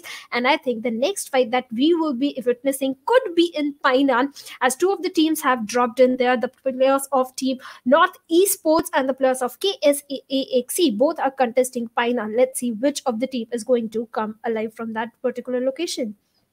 Think about this one. Badrev, he did a full rotation, reached to that building, and he would have been like, hey, I can see the player. But then Kapshi was like, yeah, I can confirm him as well. And that was something that happened. But right now we're looking at North Esports. I want to see what this team does as well, as they are trying to, put a lot of pressure on their opponents onto the backsides of Painan. And this is a pretty good fielding, I would say, that North Esports has. Yes, North Esports definitely have a good positioning. But if we talk about Snow, he has a good placement. If any of the player of Team KSAX decides to flank or rotate from the left-hand side, I think Snow will be covering that particular angle. But if the players of Team KS decides to rush in, then the players of Team NES might be in a bit of trouble because they are in a 2v1 versus 1 split. And if all the players of 3 players of Team KS rush in towards Maxi, then it will be really difficult for Maxi to clutch out that particular situation. And by the time rest of the players will come in for the backup, he will be a dead man. Let's see how this fight is going to turn out. For now, both of the teams are being very careful. They are trying to cover all their angles, holding on to their position, just waiting for the opponent team to make a mistake, and they can just capitalize on it. Yeah, they can capitalize on it, but that mistake should come in now, or it never comes in. If you want to make up a mistake, if you want to make your opponent feel like they made up a mistake, you need to do that right now. And I would say now these sports, the way they are split up now, this kind of seems like a bad one, because Maxi needs to just come in onto this side. Otherwise, it might just be a bad outing. Miraz is trying to spot a few players as well, but we'll have to see if that comes up. Plus, Miraz does not have a helmet. Yes, he doesn't have a helmet, and one bullet to his head, he will be down on his Yeah. knees. So he has to be very careful. And I think Maxi realizes that he is so far away from his teammates. He needs to reunite, and I think he will be trying to do that, or maybe he will try to provide the little backup or backline support from across the river area. Let's see how that is going to turn out. But I think North Esports, the way they are moving, I think they want to just disengage from this fight. Let's see what is going to happen. But for now, R3 Shaw takes down Deadeyes on top, sir. Yeah, they do. They do take him down, but I mean, yeah, exactly. It's kind of this thing. You take down the deadliest man that there is. That's going to be on top, sir, and they do it perfectly well. We'll have to see how the future fights just come in with everything. Already, they have one kill that is just acquired. Now, Circle is going to be a troublesome thing for quite a few teams. If we just will have to look at the Circle as well, like where the teams will be going for the rotations. Slowly and steadily, teams will start focusing more on being inside the circle, because even if it's Sanhok, Circle still does damage. Yes, Circle still does damage, and we know R3D has been having a little problem when it comes to zone rotations and holding on to the zone. And Waru Sir coming in with that perfect spray takes down R3's Zed over there. And let's see, will he be going in for that confirmation? Because I think Zed will be just bleeding out over there. There's no chance that he will be getting that revival. And let's see, Joker, his position has not been revealed as of now, but Shaw and Anubis needs to be very careful, because maybe the players of Deadeyes, if they spot them down, if they realize there are just two players, they might rush in towards them. They might just rush in towards them, but we'll still have to see if that rush just comes in or not. Dewarusa is trying to spot a few players as well in this one, but that spotting is just not coming out in this one. So again, the teams that are inside the circle, they are looking pretty decent. The teams that are not inside the circle, they'll be forced to just move in from one side to the others. But Arcadian Sala, he needs a revive, but the players are just not close. I mean, his opponents are closer than his teammates, and that is not a good green signal.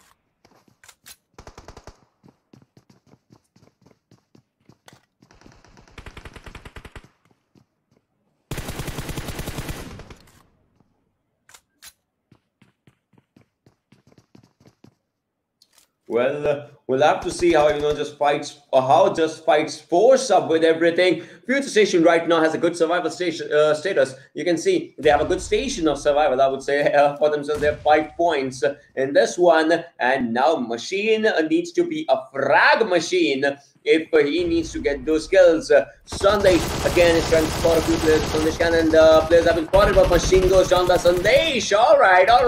Evil Eye onto the other side is doing everything as Arcadians. One more player goes down, but Yog gets a good confirmation, an incredible confirmation. Rahman takes down Arcadians as another player.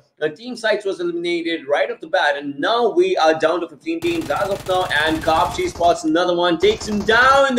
P and Crew, the winners of previous game, are looking onto a drop line right now. As Future Station, they have 6 kills. They are looking for 7, 8, and 9 if they can. Kapshi trying to spot a few players, and we know what this player is capable of. He is capable of good things, incredible things.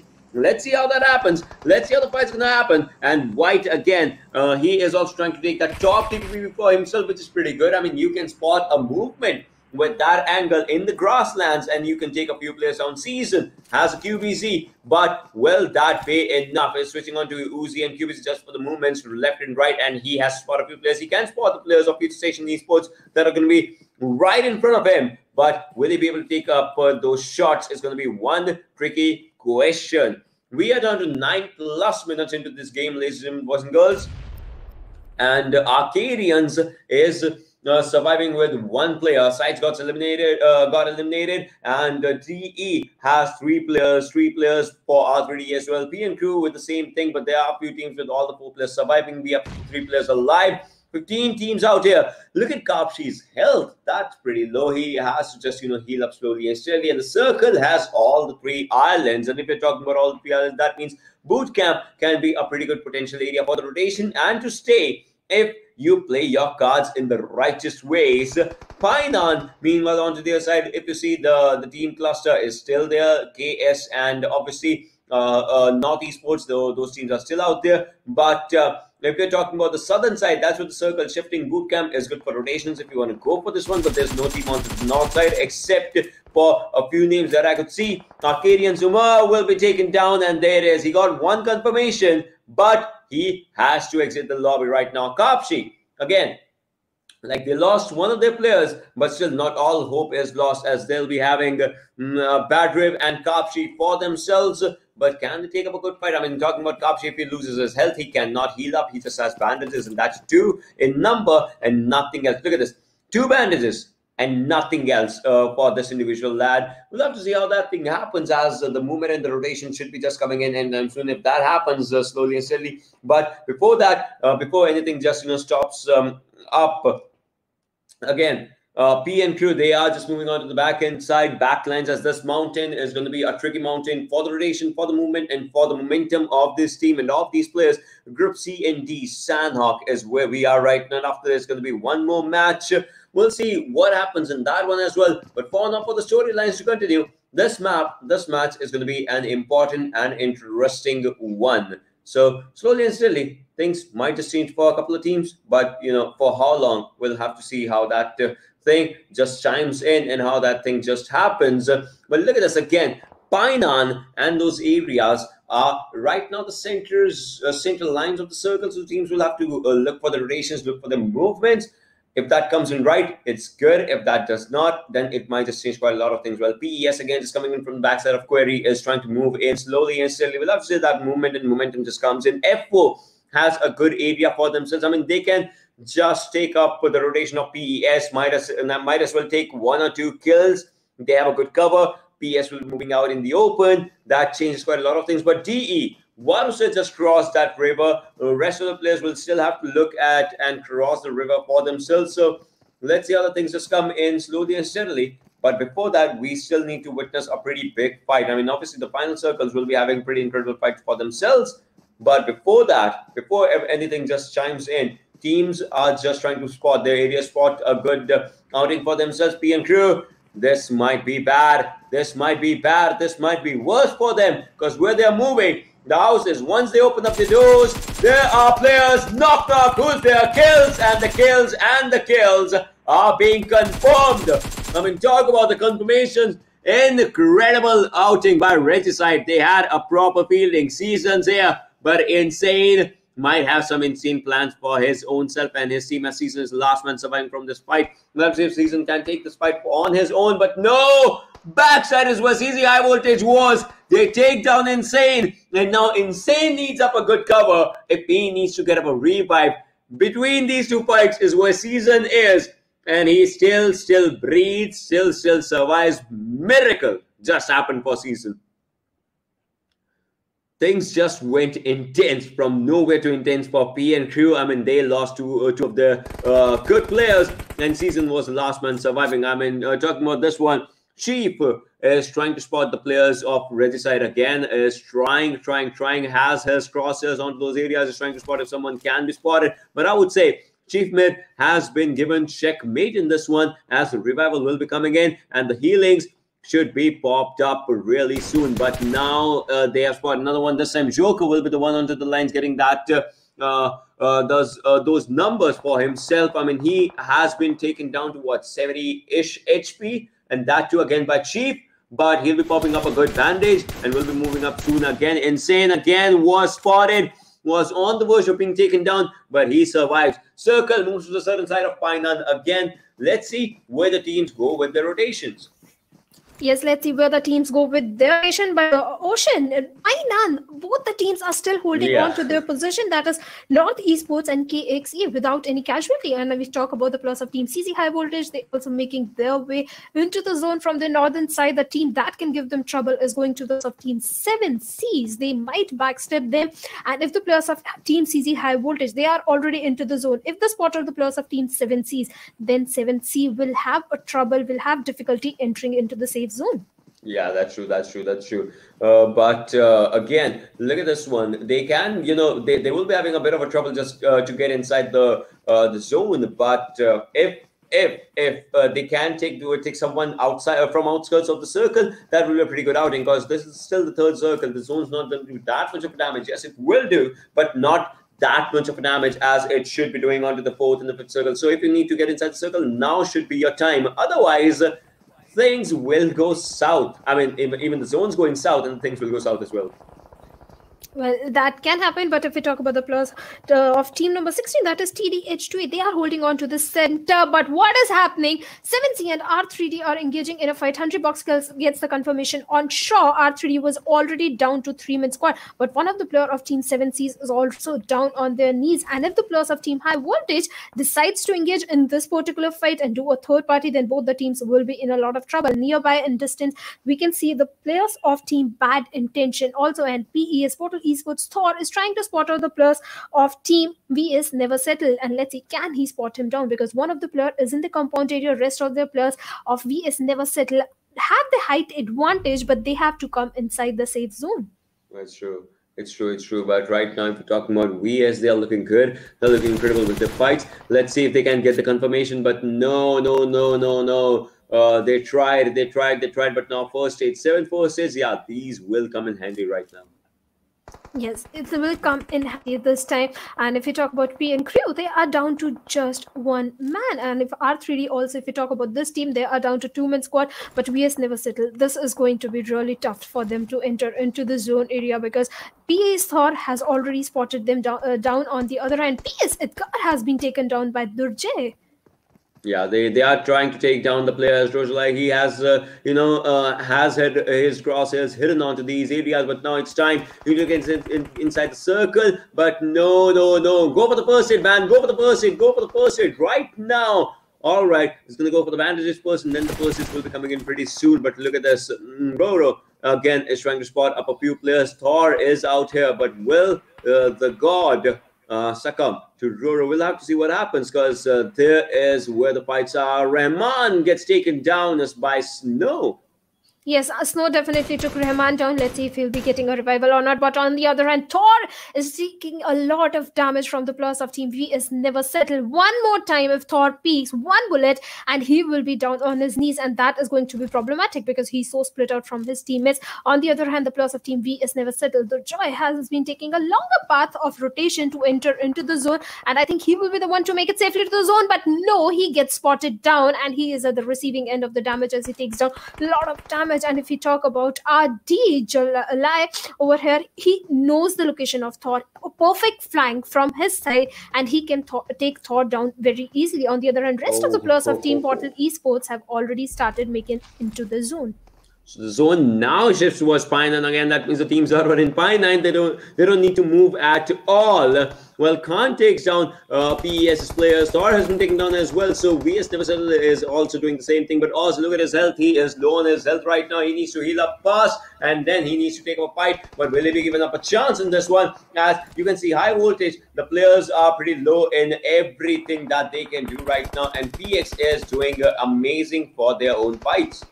Yes, they are definitely doing amazing, and Havoc is already down on his knees. Those perfect grenades coming in, and Team High Voltage, the way they are so split out, it's really difficult for them to go in for the revival. And Havoc has already been confirmed by the plus of Team 7C Hungry Box. On the other hand, Bitstalker has revived his teammate, and all the 3 players are back in the game of Team number 20. But on the other hand, 7C and HV are engaging in a fight. Storm OP has been taken down by the plus of Team HV, but yes, there is a counter knock also coming onto the plus of Team High Voltage.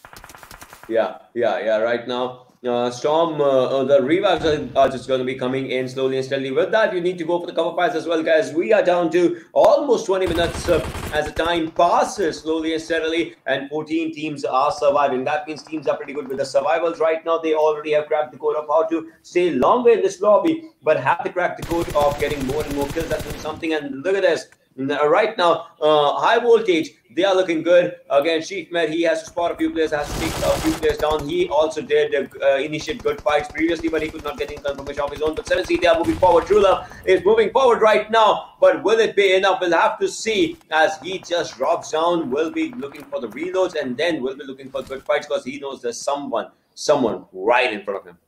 Yes, definitely. There is someone right in front of him. But if we talk about the plus of Team Deadeyes, they are also seems to be in a lot of trouble because Hungry Box will be rushing in towards Shifu Sir, and I think he's the last solo player remaining. And with that, Hungry Box will be going in that confirmation on Shifu Sir. And with that, Deadeyes got eliminated at 14th position with just 2 kills to their name. On the other hand, R3G is playing a really good. If we talk about them, they are at a good positioning and they are trying to dish out damage to so many squads. But let's see, can they spot out the plus of Team 7Cs? But 7C, instead of 7C, HV will be the one, high voltage be the one to go in for those knocks on the players. And with that, Joker got knocked out, and a confirmation also on him came from the player. But True Love, can he take down one of the player? But no, he gets taken down. But a perfect backup is coming in and takes down one of the player of Team R3G. Yeah. Yeah, well, R3D right now, R3G, sorry, Ringside will be in a bit of a trouble if we just talk about this one. But look at the sheet matter is trying to spot a few players there as well. Again, from their own sides, it's 3 players surviving from this one. But Playzone, you can see, you can read out there, Playzone is being a villain as well. Edgar trying to spot a few players, take him down, but this seems like a good grenade. Like, will it be enough? I think it's just going to bounce off from one direction to the other. Yes, it did got bounced off, but Hungry Box, he has got his eyes on Insane of R3G. Can he take him down? But he also knows there is a team at the backside that is going to the plus of team number 20. That is bad intention. So Hungry Box needs to be very careful. On the other end, R3D Anubis has been taken down, and R3D seems to be in a lot of trouble. And same as the plus of team R3G, R3D, R3G both are in trouble, and team VS players are also being taken down. And with that, Portal Esports just got eliminated. And True Love, he has lost some of his HP, and Team HV High Voltage Achievement will be the one to take him down. But I think an easy revival should be coming in any minute. Any minute should be just coming in. Anyways, goes down as well. 12 teams surviving as we just talking about everything. But look at that 7C Hungry Box again moving in forward. This guy has 4 kills. Already will be making his place in, top 4 players as we'll be just looking onto the stats by the end of the game. But though, how much can this team survive more as the team has 5 kills? High Voltage Cloud is popping up those energy drinks for himself. But look at this. KS Axe, they are looking good with their own fights. They have all the 4 players surviving, but I would say somehow Ehsan needs to put up those bandages, as that's one thing that he has, and then he needs to take up a good fight. But KS, will this be enough? Already onto the other lines, gets eliminated, and now KS, the players are moving forward. Left is what they have to see, and they will be taking up good fights, and there it is, a full wipe coming in from KS. Yes, full squad vibe coming in from KS squad, and they were holding on to their position for so long, and it was finally fruitful as they got 4 kills to their name. One of the players is already down on his knees. A revival should be coming in any minute, but North Esports is also engaging in a fight with the players of Team F4. 2 of the players are down. Let's see, Khan is going to be the one to try and stop the rush that could be coming in from the players of Team NES. On the other hand, his teammate will be going in for the revival. Team NES Vic is also the last solo man standing. That's true. They have those areas for themselves. They're the last solo man standing in this one. But now I think they'll be taking down Skolins. They're almost surviving Wick. Almost like that was a miracle. But the Playzone is coming in. So Playzone is going to do rest of the job. But that will mean the kill might just not go to anyone else if he goes down with the Playzone. But now he steps up again. But Rahman is not seeing in that direction. Now he does. Let's see if the kill just confirms, gets its confirmation out in this one. But oh my god. North Esports gets eliminated. Yes, North Esports definitely got eliminated by the plus of TDH2E. With that, High Voltage also gets an early elimination, and TDEH2E is also seems to be in a bit of trouble as 2 of their players were down. On the other hand, Ati did give a revive to his one of the teammate, and very soon, is the 3rd teammate will also be getting back on his feet. But let's see what is going to be their next strategy, because KSAXE seems to be in a lot of trouble. TDH2E have the height advantage. They have to be careful of Insane, but with that, and Crew also just got eliminated as KS Mehraz gets confirmation on the last remaining player. Yeah, now we're down to 4 teams and 10 players surviving. KS, they are looking good with the revivals just coming in right now, but they have to get inside the circle. They have good time. 20 plus seconds on for them if they just need to, move inside the zones. But let's see how the things happen. Zeran has an MP49. Alright, that M249 will be looking pretty good for him, but now, will he just get the confirmation? No, he does not. F4 gets eliminated. Okay, They got eliminated. This could have been their fight. That M249 could have been used at its best, but Regicide, they have one player surviving. That's going to be insane. Yes, Insane is the last solo player surviving from his team. And if we talk about the players of Team KSAXC, they are also down to 3-man squad. TDHUE have the height advantage. They have the numbers advantage, but they don't have the zone advantage. But Insane coming in with that perfect M416 spray takes down one of the player from the team of TDHUE, and they have spotted on the players of Team KSAXC. And another perfect spray coming in from M6 takes down one of the player of KSAXC. Can he spot down Insane of Team R3G? Because if he doesn't, then Insane will be the one shooting in his direction. Well.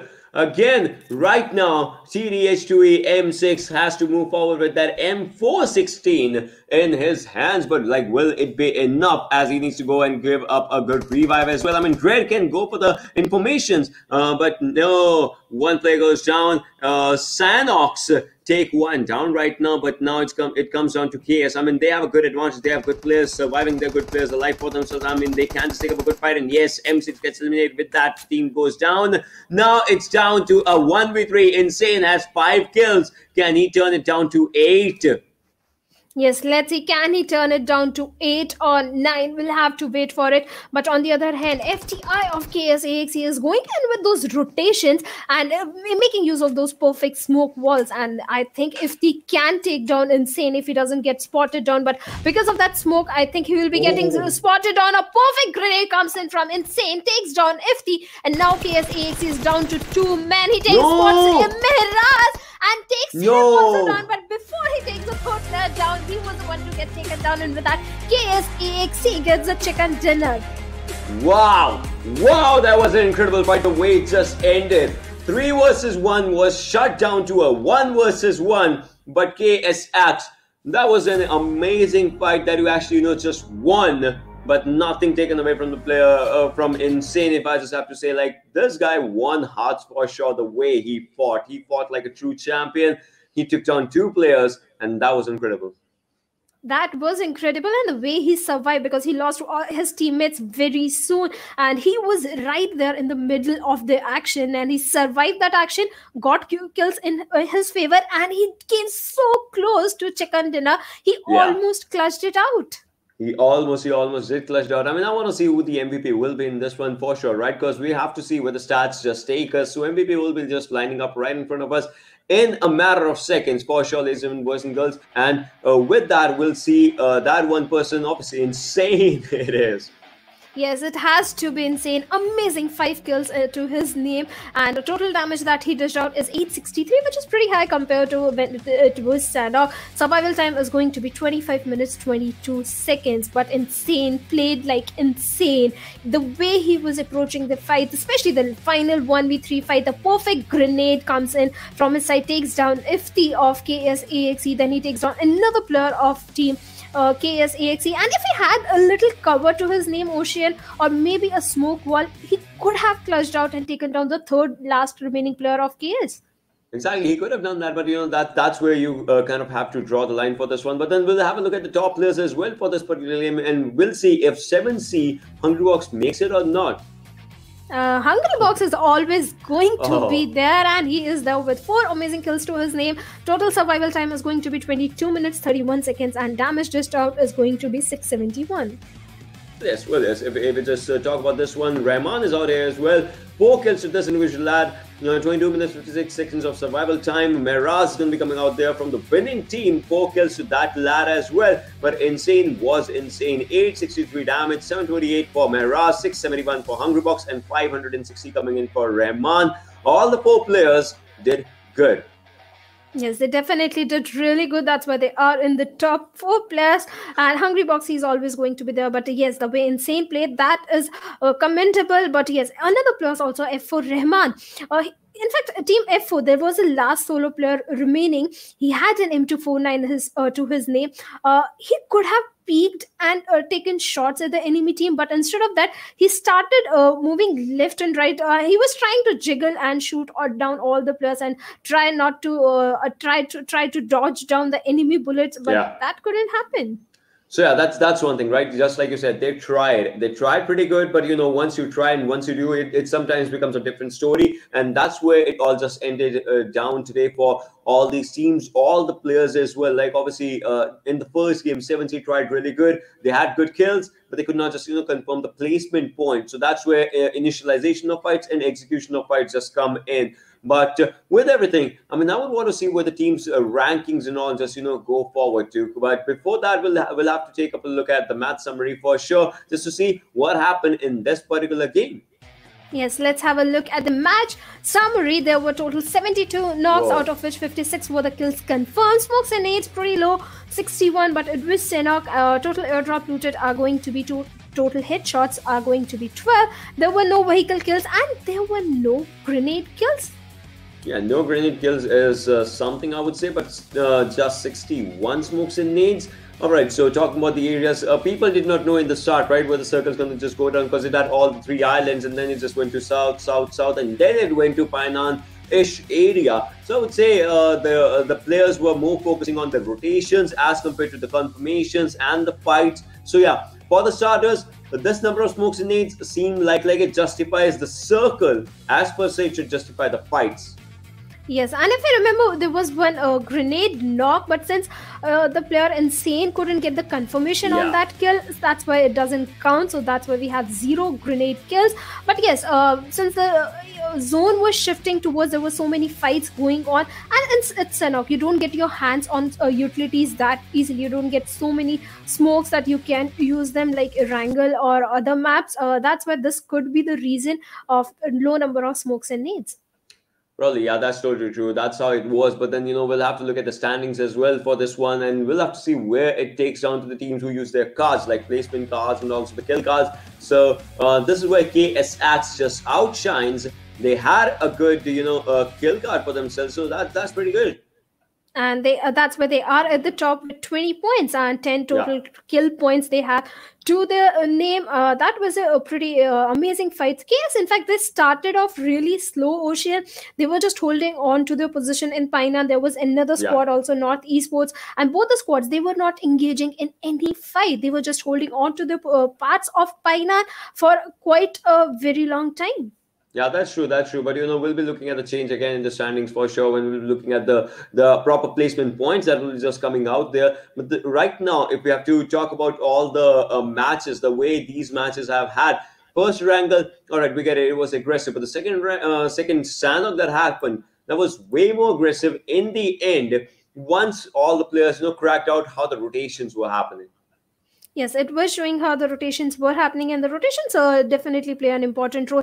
We even saw the players of Team 7Cs engaging in multiple fights. In fact, there were so many squads who were engaging in multiple fights. In fact, R3G was also one of those Yeah. team that were engaging in multiple fights. That's why they had an early elimination. They lost three of the players. Insane was the last solo player. Remaining 7C was also shooting towards them. But what surprises me is Deadeyes. They had an early elimination in this map. Yeah, they did have an early elimination in this one map. I mean, previous one was pretty good for them, but in this one, the things just went a bit south for them. So I would say that those things kind of happen. But if you're talking about all the other maps and all the other things, like obviously there's going to be another map just lining up for themselves. So they might as well just cope up back in this one by using a good card if they have.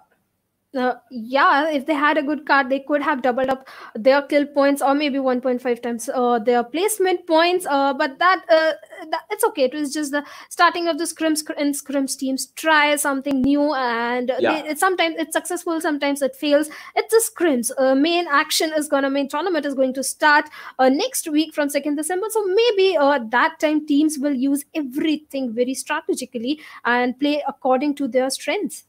For sure, for sure. They would try and use everything strategically if they can in that one. But right now, all right, teams do try something new, something different. But still, the most important thing that I would say the teams will have to go is they still need to understand the mind game of what their opponents are doing for these crews, right? You might just there are some new teams coming in. You have never played against those new teams, and they might as well just bring up the best of the gameplays that you never even expected. Yes, this is the time that since it's the day one, I think by the time day two comes in tomorrow, teams will be prepared. They would be knowing their enemies' rotations Yeah. and their drop locations and everything, and they will come prepared the next day. That is day number two. They will come prepared, and maybe they will make some changes in their strat, or maybe they will try and go for an early fight, and based on the drop location or the rotation that a team makes, they will try to take them down. Yeah, they will try to take them down. Plus, talking about all the other teams like A and B, they would be for sure, looking on to these matches as well. And we'll be looking for a really short break because coming after is going to be another interesting map. Just don't go anywhere. Keep watching.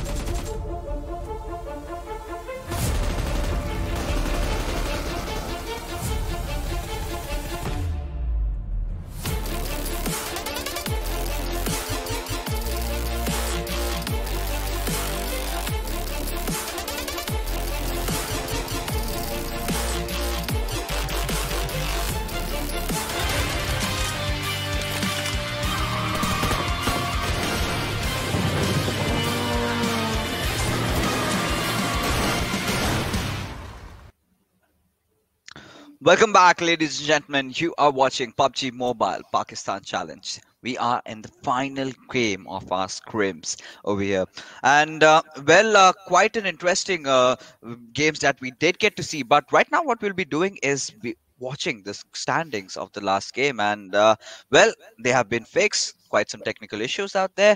There you can see KSX taking using their kill cards, as a result of which have managed to get themselves 20 points. Wow. Yeah, that is amazing. And look at the point difference between F4 and AXE over there, 35 and 19 points, almost double-ish points they have. F4 used their placement cards. It worked in their favor. They have got 12 placement points, 7 kill points. On the other hand, R3G, if you talk about this team, they got the chicken dinner. I'm sorry, they didn't get the chicken dinner. They had an amazing performance. Insane was one of the person who was so close to the chicken dinner, and they are at the third position with total 18 points. But the teams that are at the bottom are going to be the players of team sides. Portal Esports, VS Never Settle. VS Never Settle had a hard time entering into the zone, especially when the enemy team was gatekeeping them. It was a challenge for them.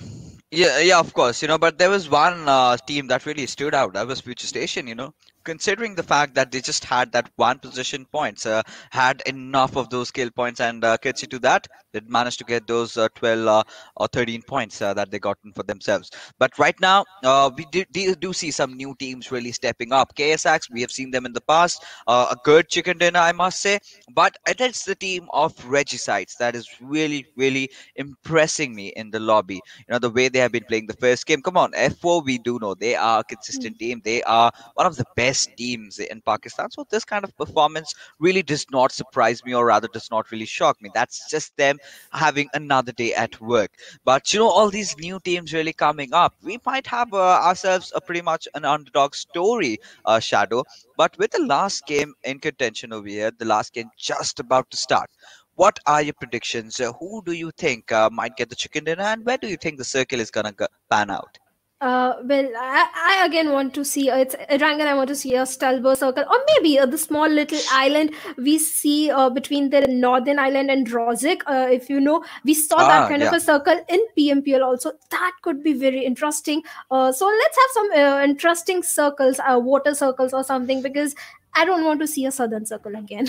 Yeah, of course. But what really makes scrims interesting are those power cards. So let's take a look at the power cards, and here we can see F4 having used their kill card, Regicide opting for their placement card, Code Zero High Voltage going in for their placement card. VS Never Settled, they really don't care. They are not settling down for any single power card out here. Sides after two very bad games, and finally they are opting for the kill card. So we might expect to see some kind of aggression coming out from them. TDH2E, Dead Eyes guys, and Bad Intention X, each going for their placement cards. So a lot of teams have actually opted for their placement cards. Of course, it was left, so better why not use it. I really thought that maybe Future Station will go on the placement card this time around, but that was a shocker considering that they could have done. They could have actually used that. But talking about our predictions of our circles, I really agree with you on this one, because I really wanted to see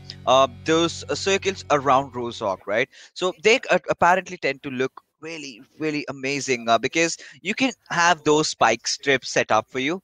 You have those you have those islands, so a lot of multitude of gameplay that we can get, a lot of teams trying out different stuff, because we did see somewhat a similar circle in the third game of Erangel, perhaps, where we had those bridge players in contention. We did see Mr. Hughes getting into a fight with the players of Team Sarar. And then what happened was history. Team Bablu did back themselves that amazing winner chicken dinner. In fact, that was a back to back. So, of course, Team Bablu just being Team Bablu. But right now, what we are going to do is just head away straight into the game where our pilot, Shadow, will be taking us through the flight path.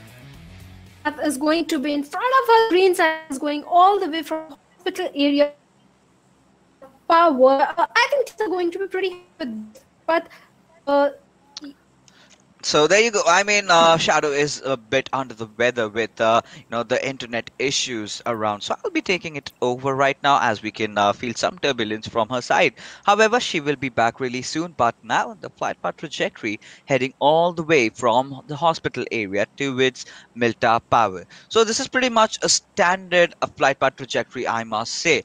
But we will have to see where do these teams land, and finally, maybe in a distant world, in a distant dream, Shadow's wishes might have been fulfilled, because Stalber area is still in contention. But however, the circle kind of still being centered around Yasnaya Polyana. I mean, if you're talking about Yasnaya Polyana circles, you tend to have a lot of those urban warfares where we can get to see a lot of those grenades usage, a lot of the smokes usage. And I believe Shadow is back with us. So, Shadow, the circle. yes, if you talk about the circle, it is. you were talking about smokes and grenades, and if you talk smokes and grenades, in the last match we didn't see much use of. Let's hope we get to see it this time, but this time the zone is towards Yasna and Kameshki area. Let's see. Yes, most of the teams are contesting towards the apartments over there, but are going to be dropping in towards Yasna. They are going to be very happy because next 2 or 3 teams will be favoring So their.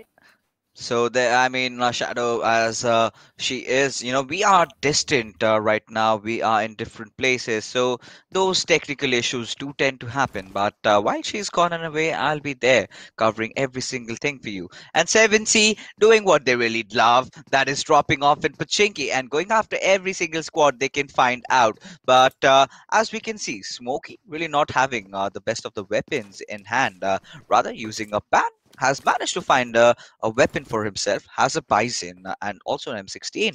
So, if you talk about the formation, the fight against TDH2E, well, Dread has been spotted and Hungry Box right off the bat. He is hungry for those kills. True Love does have his eyes on towards Ati, but how is Dread going to survive this onslaught over here? Smokey having spotted out Dread, his head's almost being revealed out there. True Love, in the meanwhile, taking a knock onto its Ati.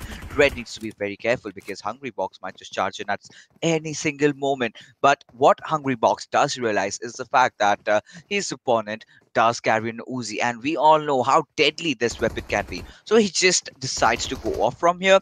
But no, Smokey does find that perfect angle, gets that instant knock onto its Red, will get that confirmation, but JS was way too much in the open. Well, he did have a lot of cover, but 7C being out in the open still does not care because they had the numbers, and there you go. A easy, quick squad wipe coming out from these lads. And again, 4 kills. Really, really fast. Considering how the circle is, we do have the players of team sites. So sites did opt for their kill card. Now they will be looking for a lot of kills. But if you have the best position in the map, why just leave it? Because in Yasnaya, I love it if you take the hospital building, because not only it gives you a very good high ground advantage, but also helps you during the fights because it becomes really, really difficult for the enemies to make that push. But Team F4, they have rather opted for a different drop location. I think considering what they used back in the PMCO. So now they are dropping off at Lipovka. So thankfully, Team Shine Maro is not in contention. But if they do look to fight against each other, we might see them going out. But we have the players of Regicide over the team that has impressed not only us, but a lot of people in their region. Going against the winners of the last game, KS Axe, another team, another very promising and a very experienced team. So this is a fight that we might watch out for. Because considering how things are right now, well, KS not having the best of the loot because the majority of the area is already taken over by Regicide. Now, what Team KS Axe can do is find themselves a vehicle. Have a bit of better loot and let's just get the hell out of here because the more they remain under these circumstances, the more they are prone to an engagement, and that is certainly not the fight that they would be willing to take right now. So I think boats is out of the contention over here. There's no point taking a boat if you really want to go all the way from the southern side towards the eastern side. Then that might be a different thing. However, now few of the teams have started making their rotations in Deadeyes, still looting in Rosok, but we see the players of Arcadians somewhere all the way northwest in the George Paul city. The players of Future Station, Kapshi, Badrev, the troops, they are gonna come in. But KSX and Regicide, they are still trying to fight it out amongst themselves. But we'll have to see how things go because bad intention, they are taking the damage from the white blue circle. But it's still the first zone, so nothing much to worry about. Portal Esports not having the best of the days. However, they would be looking to redeem themselves. But do we see a fight over here though? Because I can see Evil Eye has been already knocked out. He does get the revive, and it's a possibility. But there's this thing with the blue zone: the more farther you are, the more damage you take. But Portal Esports not really going in for the fight because they do know The fact that they're still outside the circle and engaging with an enemy without enough first aids, trying to risk things out, it's not a wise decision. They really want to play the long game. Yes, they definitely want to play the long game, and that was like I agree that was a wise decision considering you are so far away from the zone area. And if you talk about the team Arcadians, they are also going in for a late rotations. Team Deadeyes are going playing edge to edge, a little safer game. But if we talk about the players of Team 20, that is bad intention. They are also opting for late rotation, but the problem is 7C Esports is also having a parallel rotation with them. There is a possibility that they will enter into the zone and gatekeep the players of team bad intention, and that could prove deadly for them. Yeah, certainly. No second thoughts on that. But we can see the circle taking those rotations towards the eastern side, and Edgar off to some motomania as we can see him flying with his vehicle. He does have a lot of first aids though, but still opting for the bandages. You're not supposed to, uh, you know, be like that. That you've got five first aids, lad. Come on. Yeah, that's better. That's better. Now he is going to make his way inside the circle. But Portal Esports, two of their players already out of the equation. I mean, that was really fast. Yes, that was. In fact, it's a very bad start. Fixes. They have lost two of their players. There are still 58 players alive in the lobby. Edar is so far away from the zone area, and both the players, if we talk about Thor, is also so split out. This is not looking good at all for the players of Team Portal Esports. But on the other hand, if you talk about the players of Team F, is they are also having a very late rotation. Kapshi, Badrev. This is not the usual future station that we know that don't give priority to the zone, but this time Badrev, look at his HP. Any minute he will be the one to get knocked out, and but they have already made it. They have made it almost to the zone, and he will heal up really fast. But another squad that is in front of them is going to be the players of Team Arcadians. FS have the height advantage. Can they capitalize on it? Yeah, that's a question that will be answered really soon. But in the meanwhile, we do have an engagement. In fact, a fight breaking out between the players of High Voltage and Team Sights. So Team Sights are lobbing all those grenades out. Ozzy, he's in the middle of nowhere. He's right out in the open. Any single moment, he might just get caught off guard. But Chief Mate, having that high ground advantage really does help him. But well, Phobia is even on top. So now for Chief Med and Havoc to really get that knock onto its Phobia, they have to make sure they get a perfect angle. But Chief Med, having spotted out Goose, does take him down with his Uzi. Chief Med, he's gone all bonkers. He really has brought in the fight against the players of Team Sides. And now this is a team that did opt for their kill cards, and now suddenly we do watch them already down to their last two surviving members. Yes, they are down to two surviving members, and Phobia has to be very careful. He's trying to pop in some grenades. Can he take down one of the player of Team High Voltage? But no is going to be the answer. And I think he's making perfect use of those smokes also to block the viewpoint of the enemy. But perfect grenade coming in, and Chief Med just get knocked down by the grenade of Phobia. And let's see, another grenade comes in. He tried to take down Havoc. Havoc was at the receiving end of a slight damage, but he rushes in and will take him down with that perfect AR M416 spray coming in, confirms the kill on two of the players of Team High Voltage. Now High Voltage is reduced to 2-man squad. Can Phobia clutch it? But no, Ozzy will be the one to take him down and finish him off with that. Team side looks to be in a lot of trouble. Yeah, they certainly do look to be in a lot of trouble because Abood is still waiting for the revive to come in, but that is not going to happen as Cloud will get the confirmation, and down goes Team Side with just that one kill. Courtesy to that kill card that they have used, they will end up with 2 points, but that is not enough, ladies and gentlemen, as Team Sides, the champions of PMCO Pakistan, have yet again fallen. Yes, yeah, they have fallen down again, having an early elimination. But right now, Team 7Cs and Deadeyes, the two teams that we were looking out, might engage in fight with each other. Deadeyes are having a good hold of a squad house to their name. 7Cs will be playing around the ridges. Reditzer might go in for a right flank. On the other hand, True Love is making use of those vehicles. He might also be going in for the flank, or might want to get into a better position and not engage in a fight with the players of Team Deadeyes. We'll have to wait for it and see how it turns out. But rated, so he is snaking into the open area. He's trying to spot down the players. Maybe he will go and try to dish out some damage on the players of Team 7Cs, or just hold on to his position. We'll have to wait for it. Yeah, of course. Considering the fact that we do not have Miramar this time around, so we won't get to see that amazing bolt action coming out from on top, who loves to do that. But what I am absolutely loving right now is how the circle has panned out, completely going towards the eastern side, and FO is a happy team over here. They will be the first ones having control of all those compounds out there, and this is where the teams are going to be tested because these are those territories where we do not see more of the circles. So we get to see a lot of those show fights, we get to see a lot of those cliff fights, we get to see a lot of those compound holdings, and a lot of things that might just follow up. But what we do see in front of our screens right now is that the players of 7C, having taken down two squads already, having 8 kills in the belt, they are just marching in, searching for every single squad that they can find and bring them down.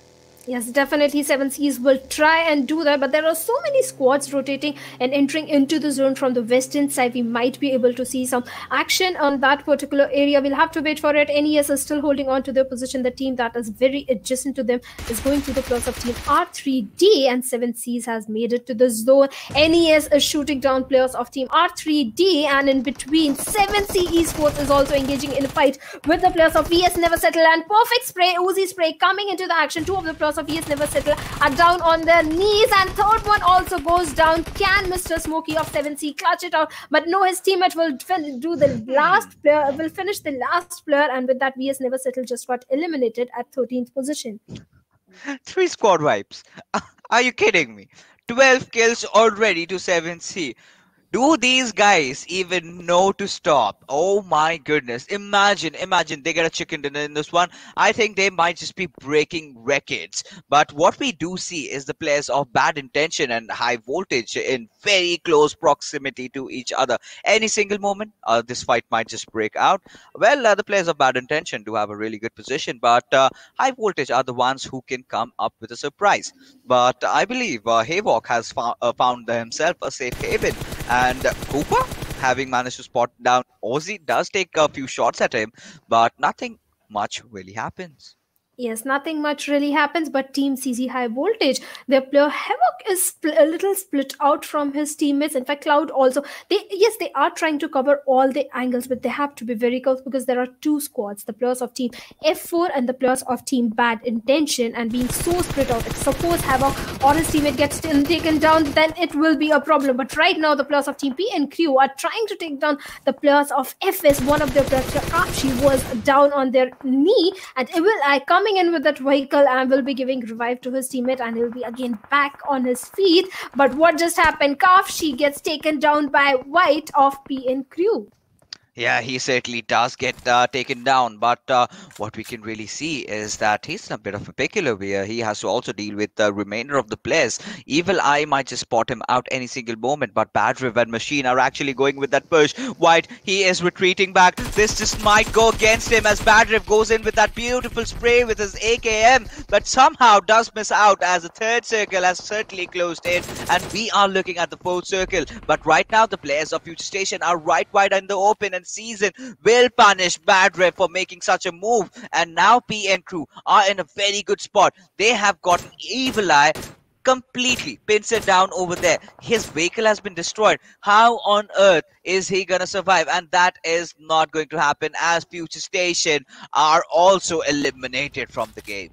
Yes, Future Station is already eliminated from the game. That was that we didn't expect. But right now, the players of Team Dead Eyes have to be very careful because North Esports Vic, I think he has an idea that there is a squad right in front of him, and if the players of Team Dead Eyes comes out in the open area, North Esports will be the one taking them down. But I think North Esports is going to engage in a different fight with the players of Team R3D. Let's see if that is going to happen or not. For now, they have a good compound to their name. They will be holding on to their position. R3D, on the other hand, is playing edge to edge. They are at the zone edge, and Dead Eyes. Let's see if they have an idea that the players of Team North Esports are in front of them.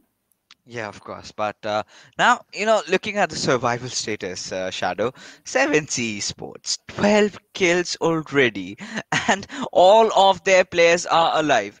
They're just wiping down squads after squads. So, I think 5 squads have already taken an exit. Out of them, they have eliminated 3. And by the looks of it, they would definitely, for sure, want more. And no surprises here as we take a look at the kill leaders, as we have Love with the highest kills, 5 already in the race in the for the contention of the MVP, so as to say. But what we have in front of our screens is Dead Eyes, way too much in the open, might just be greeted unfamiliarly by the players of Arcadians, and that might spell trouble because look at the players of Dead Eyes. They are wide open. They do not have really any cover. All they are relying on is on that small hill cover that they have from behind. Yes, they are just relying on that little cover, and let's see how that is going to turn out. But if we talk about the players of Team F4, they are almost in the centrish area of the zone. On the other hand, the players of Team Bad Intention are at the edge of the zone. But look at the position of Portal Esports Thor. He is, if I'm not wrong, he's the solo player remaining from his teammate. Yes, he's the last solo player remaining, and he's playing too safely. No, I don't think that is a problem because you are a solo player. Instead of engaging in a 1v4 fight, go a little passive, survive till the last final circle, and then go for the kills. Yeah, absolutely.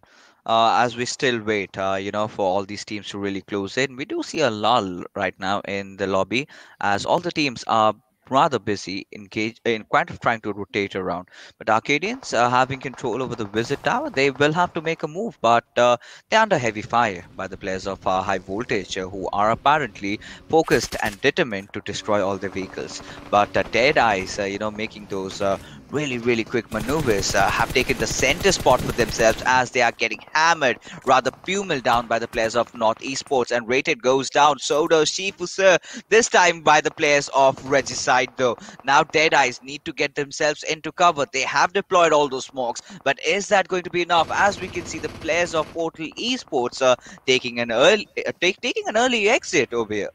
Yes, they have definitely taken an early exit, Portal Esports. But if we talk about the plus of Team NES, the compound they were holding on to is no longer in the safe zone. But look at the position of the plus of Team Dead Eyes. Rated Sir was knocked out, but he will be getting an easy revival. And 7Cs is engaging in multiple fights with the plus of Team Dead Eyes and the plus of Team North Esports. Let's see if they can spot out the plus of North Esports. For now, 7C is looking very strong. 12 kills already to their name. And I think they have seen the buggy of the snow, NES snow, and I think any minute if snow peeks out, I think Hungry Box will take him down very easily. Yeah, absolutely. No second thoughts on that. But look at Mr. Smokey. He's got his eyes already locked on towards the players of Arcadian. But we can see on top getting one of those confirmations. But there comes those knocks. And Smokey, how beautiful is this play as he takes down Tala. He gets a second kill of Wallrocks. Oh my goodness. But the grenade coming out all the way up top from the players of F4. That will result into the demise of Arcadians. 7Cs, Mr. Smokey V2 is definitely not the happy man as his kills are stolen. But what really 7C need to do right now is get inside the circle. North Esports are in a bit of a pickle as they have been spotted. They need to get in, and so do the players of 7C. But how are they gonna do it though? Yes, how are they gonna do it? Because in front of them is going to the plus of Team Dead Eyes, and then another squad that is going to be NES also. So that is going to be a big challenge for the plus of Team 7Cs to move into the zone. On the other hand, the plus of Team Bad Intention are being taken down by the play zone. Dead Eyes is engaging in a fight with the plus of Team R3D as it takes down one of the player. On the other hand, if we talk about the plus of Team NES, also one of the teammate Hamex is already down on his knees. He has been given a revive by Vic, but Snow has to be very careful. He can easily spot down the players of Team Bad Intention also and can capitalize on those kills. And Insane, the man of the match, of the last match, has spotted down the players of Team R3D. Yeah, he certainly does have them spotted out. But Regicide again having the center of the circle. They look fearless as they are trying to engage in different areas. And now that's a good usage of a smoke. He does know that he was kind of exposed from the right hand side, so better to smoke it. But Storm, oh my goodness, that one grenade taking down 2 players already. Oh, talk about the balls of this lad. The way he is pushing in, the way he is taking 17 kills coming out from 7C. Are they even human? Oh my goodness, Shadow, what is happening right now? Well, 7C is on a killing spree right now, Fixes. That is what is happening. But R3D also got eliminated. NES is trying to dish out some damage on the players of Team 7C Esports. Let's see 7C, can they make it to the zone? R3D on the other hand, Joker gets taken down by the play zone. F4 players are also in a bit of trouble because bad intention players are taking them down. But 7C, this is a team we need to look out for. 17 kills already to their name. They are making perfect use of those smokes to enter into the zone. Yeah, certainly they are, but we can see the players of F4, a few of them being taken down, and it was Khan perhaps. He'll get that revive by Rahman, but True Love again getting into a beautiful, beautiful knock, and does find out Insane though. But how are the players of 7C gonna enter inside the circle? They need to find themselves yet another knock. The players of North Esports also have their eyes set, but they also have to get inside the zone. So all these teams are fighting out amongst each other, and Hamzo getting that knock onto its doctor. That's going to open a lot of things up. But the players, 7C, how are you moving in? Because if they get a chicken dinner on this one, this is going to be really, really huge. Yes, this is going to be really, really huge. But 7C, they have got all the 4 players alive and they're shooting in the direction of Insane. Gets the kill confirmation on R3G Insane. And now our team is reduced to 2-man squad. Team Bad Intention have 3 players, but Team 7C, this is the team. I don't know how many kills they are going to get. They have already got 18 kills to their name. And with that, North Esports just gets eliminated with those perfect vehicle explosion. And on the other hand, F4 Rahman is already down on his knees. Smokey needs to make it to the zone, but look at his HP. He is so low, and those perfect grenades coming in. 2 of the players of Team 7Cs are already down on their knees. Yeah, they certainly are, but that still does not really deter them because they have that shroud of smoke surrounding them. As the players of Regicide are going to engage against the players of Bad Intentions, you can see Stalker right out in the open. That's going to haunt him as he gets taken down by Johnny, but Smokey B2 falls down as well. But Joker charging in, finds out Winter. Now they are just 2 teams remaining, 7C versus Regicide. Now Regicide are also doing fairly well, but it's the players from 7C that are absolutely going bonkers with those 18 kills coming out for this particular squad.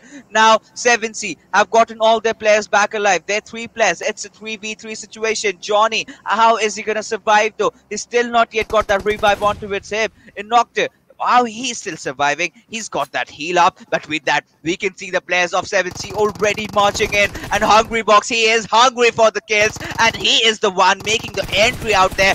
Does spot down one player, does take those shots, does not really connect, but this might just be the charm. And yes, he knows he's got enough damage backing him up though. Now he's going in for the push, gets that knock, will go in for the final kill as well. As 7C Esports are going to make history today as they get the chicken dinner with those final 3 kills. Oh my goodness, Shadow.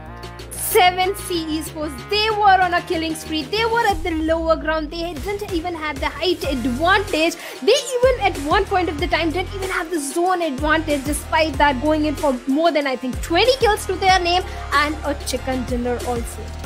Oh my goodness, what do I say at this moment? The way these lads have been playing, every single one of them in perfect sync, does know how to play things around, how to play in those final circles. I mean, those small shenanigans that they really pulled out. Mr. Smokey V2, the moment he took down that last player of F4, so there was a slight beauty of brilliance that we got to witness, but we'll get to that later as we take a look on our MVP, and I'm pretty sure which one that player is going to be. So that here, ladies and gentlemen, is True Love. 7 kills, 988 damage right from the start. From the moment that they dropped in Pachinki, they were getting kills after kills for themselves. Every single squad that did come in front of them, they were demolished. They were decimated out of the lobby. And that is how good 7C Esports are.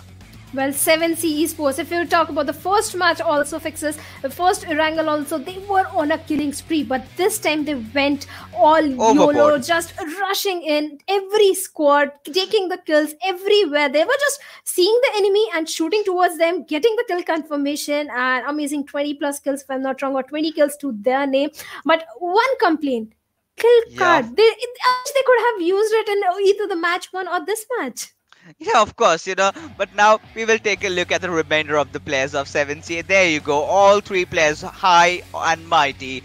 But Stalker, nothing taken away from Bad Intention. And I believe Bad Intention is the only region that 7C got this chicken dinner. Had they not taken a fight against Regicides, 7C would not have gotten enough time to heal themselves up. But since Regicides decided to take that fight first, and that gave enough time for the players of 7C to really settle in, get their players back up, and oh my goodness, this is preposterous. The number of kills that they have gotten. I think this is the kind of rush that we live for. This is the kind of rush that the casters die for.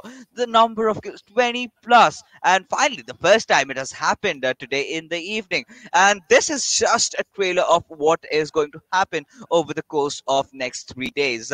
Since we have gotten done with all the matches of the first day, I would really love to know from the chat section over here, which is your favorite team that you are really rooting out for? Yes, of course, these are the Scrims. 7C is not from around here. They won't be playing in the PMPC. But with the way they have, made a statement over here, that does completely summarize things up. Well, 7C has always impressed everyone, be it PMPL. We know how the way strategically they were playing, and they were also going in for the kills, also a little aggressive. I think this is a team that has always made sure that they impress everyone. But first, let's have a look at the standings of this match. 7C Esports is at the top with amazing 20 kill points to their name and 35 total points without any power card. That too, on the other hand, if we talk about R3G, they use their placement card. That's why they have highest placement points, that is 18 points, and total 25 points to their name. I mean, 20 kills. Are you kidding me? Imagine they would have used their kill card on this one. 40 kill points only. And add that up to 15 position points. If my math serves correct, it's 55 points from one game. How deadly can this team be? But taking a look down under, a few disappointments out here, and Portal Esports are really not finding their sync over here. So do the players of Future Station Esports. I really had high expectations from this squad, and the same can be said for team sites. I mean, we will see the team sites competing in the main event when the PMPC really starts. But if they are gonna play like this, I am certain a new team is going to be crowned as a champion, because this is not how the defending champion should start off. Well, you might be like, hey, Pixis, this is still the Scrims, the main event is yet to come. Yes, that is completely right. But at the same time, Shadow, the way Team Flex has been playing, the way Team Regicides have been playing, and in fact, Bad Intention also playing really decent out there, getting that third position for themselves, I think this time PMPC is going to be full of action, full of drama, and full of those amazing moments from the game we love, that's PUBG Mobile. Definitely, and Fixers, if we talk about Pakistani teams, they are known for their aggression, Yes. especially if we talk about Team Bablu. It doesn't matter where the squad is, they just see the enemy and rush towards them and try to go for the kills always. They don't care about the placement points, if they're getting the chicken dinner or not. They only know one thing, that we have to rush towards the squad, get the confirmation, and they do manage to do that also. So obviously, PMPC is going to be full of aggression. Yes, of course. No second thoughts on that. But right now, what we are going to do, ladies and gentlemen, is take a look at the leaderboard and see which is the team that comes up top after Game 6. So, Flex Esports still retaining their top spot, followed by Regicide on 73 points, just that 1 point shy. And look at 7C, 62.5 points. Wow. I mean, this team is on the top of it all. Team Bablu not far behind. They could do a bit on their, their kill points. They could really work that one out. But apart from that, they are looking good. They're looking polished. Same can be said for the players of F4 as well. Yes, definitely. And if we talk about 7C Esports, this is their kill points when in the two matches where they were killed dominating, they didn't use the kill card to themselves. What if they had used that? Like you said also this thing, they would have been at the top of the leaderboard, but nonetheless, top 3 is also not a bad spot. But if we talk about KS, AXE, they had one chicken to their name, but still at the 7th position. But look at dead eye, guys. We had high expectations from this particular team. They are sitting at the 13th position with just 29 points. I'm certain they'll come back, and same can be said for Team T2K. Well, they do get themselves the kill, but I think a few roster changes. They are trying to build that synergy between each other. But I must say to our viewers that we have 32 teams playing, out of which only 16 teams will be qualifying for the finals of our scrims. That is due in after 2 days. So last day we'll have those 5 games in which we will get to see who gets their hands on those $2,000 prize pool. But as we move along further towards the teams that really need to step up, it's still the first day. We still have a few more remaining. So it's not the end of the world. Future Station, a team that we would really expect to be higher in the charts. Same can be said for Venom Legends, R3D, even Freestyle. Yeah, even maybe CZ High Voltage also, because if you remember, CZ High Voltage performed really well when it comes to PMPL screens, but Team Jan Mara, they have 7 kill points, just 7 kill points to their name. This is also a team that I am looking for, that they will do a comeback, but Team Inertia Esports, that is INS, Portal Esports, BS Never Settle. And the biggest shock here, like you also said, is going to be Team Sites at 29th position with just 4 points to their name. Yeah, even a team sides and uh, like I don't know what really went wrong with them. And same can be said for Portal Esports. I mean, they just have not been in the sync of things. They have not been in the thick of thins of the fights, or they're looking completely out of the zone. And I really hope that they get themselves back together. See, one good day should not really deter them from performing the next day round. I really hope that they come back stronger tomorrow, because well, the Nepali teams, the Bangladeshi teams, the Sri Lankan teams, they do not really have much to worry about, right? But well, as we go along further, we've yet to have one more thing to show it to you guys, and let's just take a look at the kill leaders over here. And there you have Hungry Box dominating the charts with 15 kills, but not far behind. Shadow is Crypto, and even following up is True Love and Uzum. All these 4 players were the ones I think impressed us a lot with the way they have been playing. I think this PMPC is gonna be a banger. Yes, definitely, no doubt about it. But if you look at the damage of Flex, Crypto, and 7C Hungry Box, there is not much difference. So that means this time 7C Crypto Hungry rather Box, has more. yeah, he has a little more. So this means that 7C Hungry Box is having a competition when it comes to overall kill leaders. Crypto is going to give him a tough competition. Yeah, of course, and this is a new team that has really stepped up. I clearly remember Uzim from Team Oxy. He was playing amazing, but they could not really qualify for the PMPL. But after that, the new team that they have created for themselves looks so promising. And alongside Flex, another really good name that has come out is Regicide. The way they have been playing, I think this is also another of the teams that I would love to watch out for. And Team Bablu, just being Team Bablu, same can be said for Team F4. They are still, in the middle of things. They are getting their kills right. They're doing things. I would, however, expect to see a bit of aggression from these two squads with the kind of hype that they have, built up for us, with the kind of plays that they make. Certainly, one thing that we must also remember is that we do not have Miramar today. We did not have that. So that might just be one thing. But maybe in the future, if we do have that, we can expect to see some better outings from Team Bablu, because, well, like Ocean loves to say, Team Bablu are the kings of Miramar. Well, there is no doubt about it. I still remember that Miramar of PMPL, where the players of Team Boblu were taking the fight in all the 4 directions and came out as a champion in that match. Yeah, certainly. But with the action and the drama unfolding today, ladies and gentlemen, I have to inform you that we have finally arrived at the end of the show. Right now, what we are going to do is take your leave for tonight. I hope you're all doing amazing, as we will be coming back tomorrow at the same time with the same action from PUBG Mobile.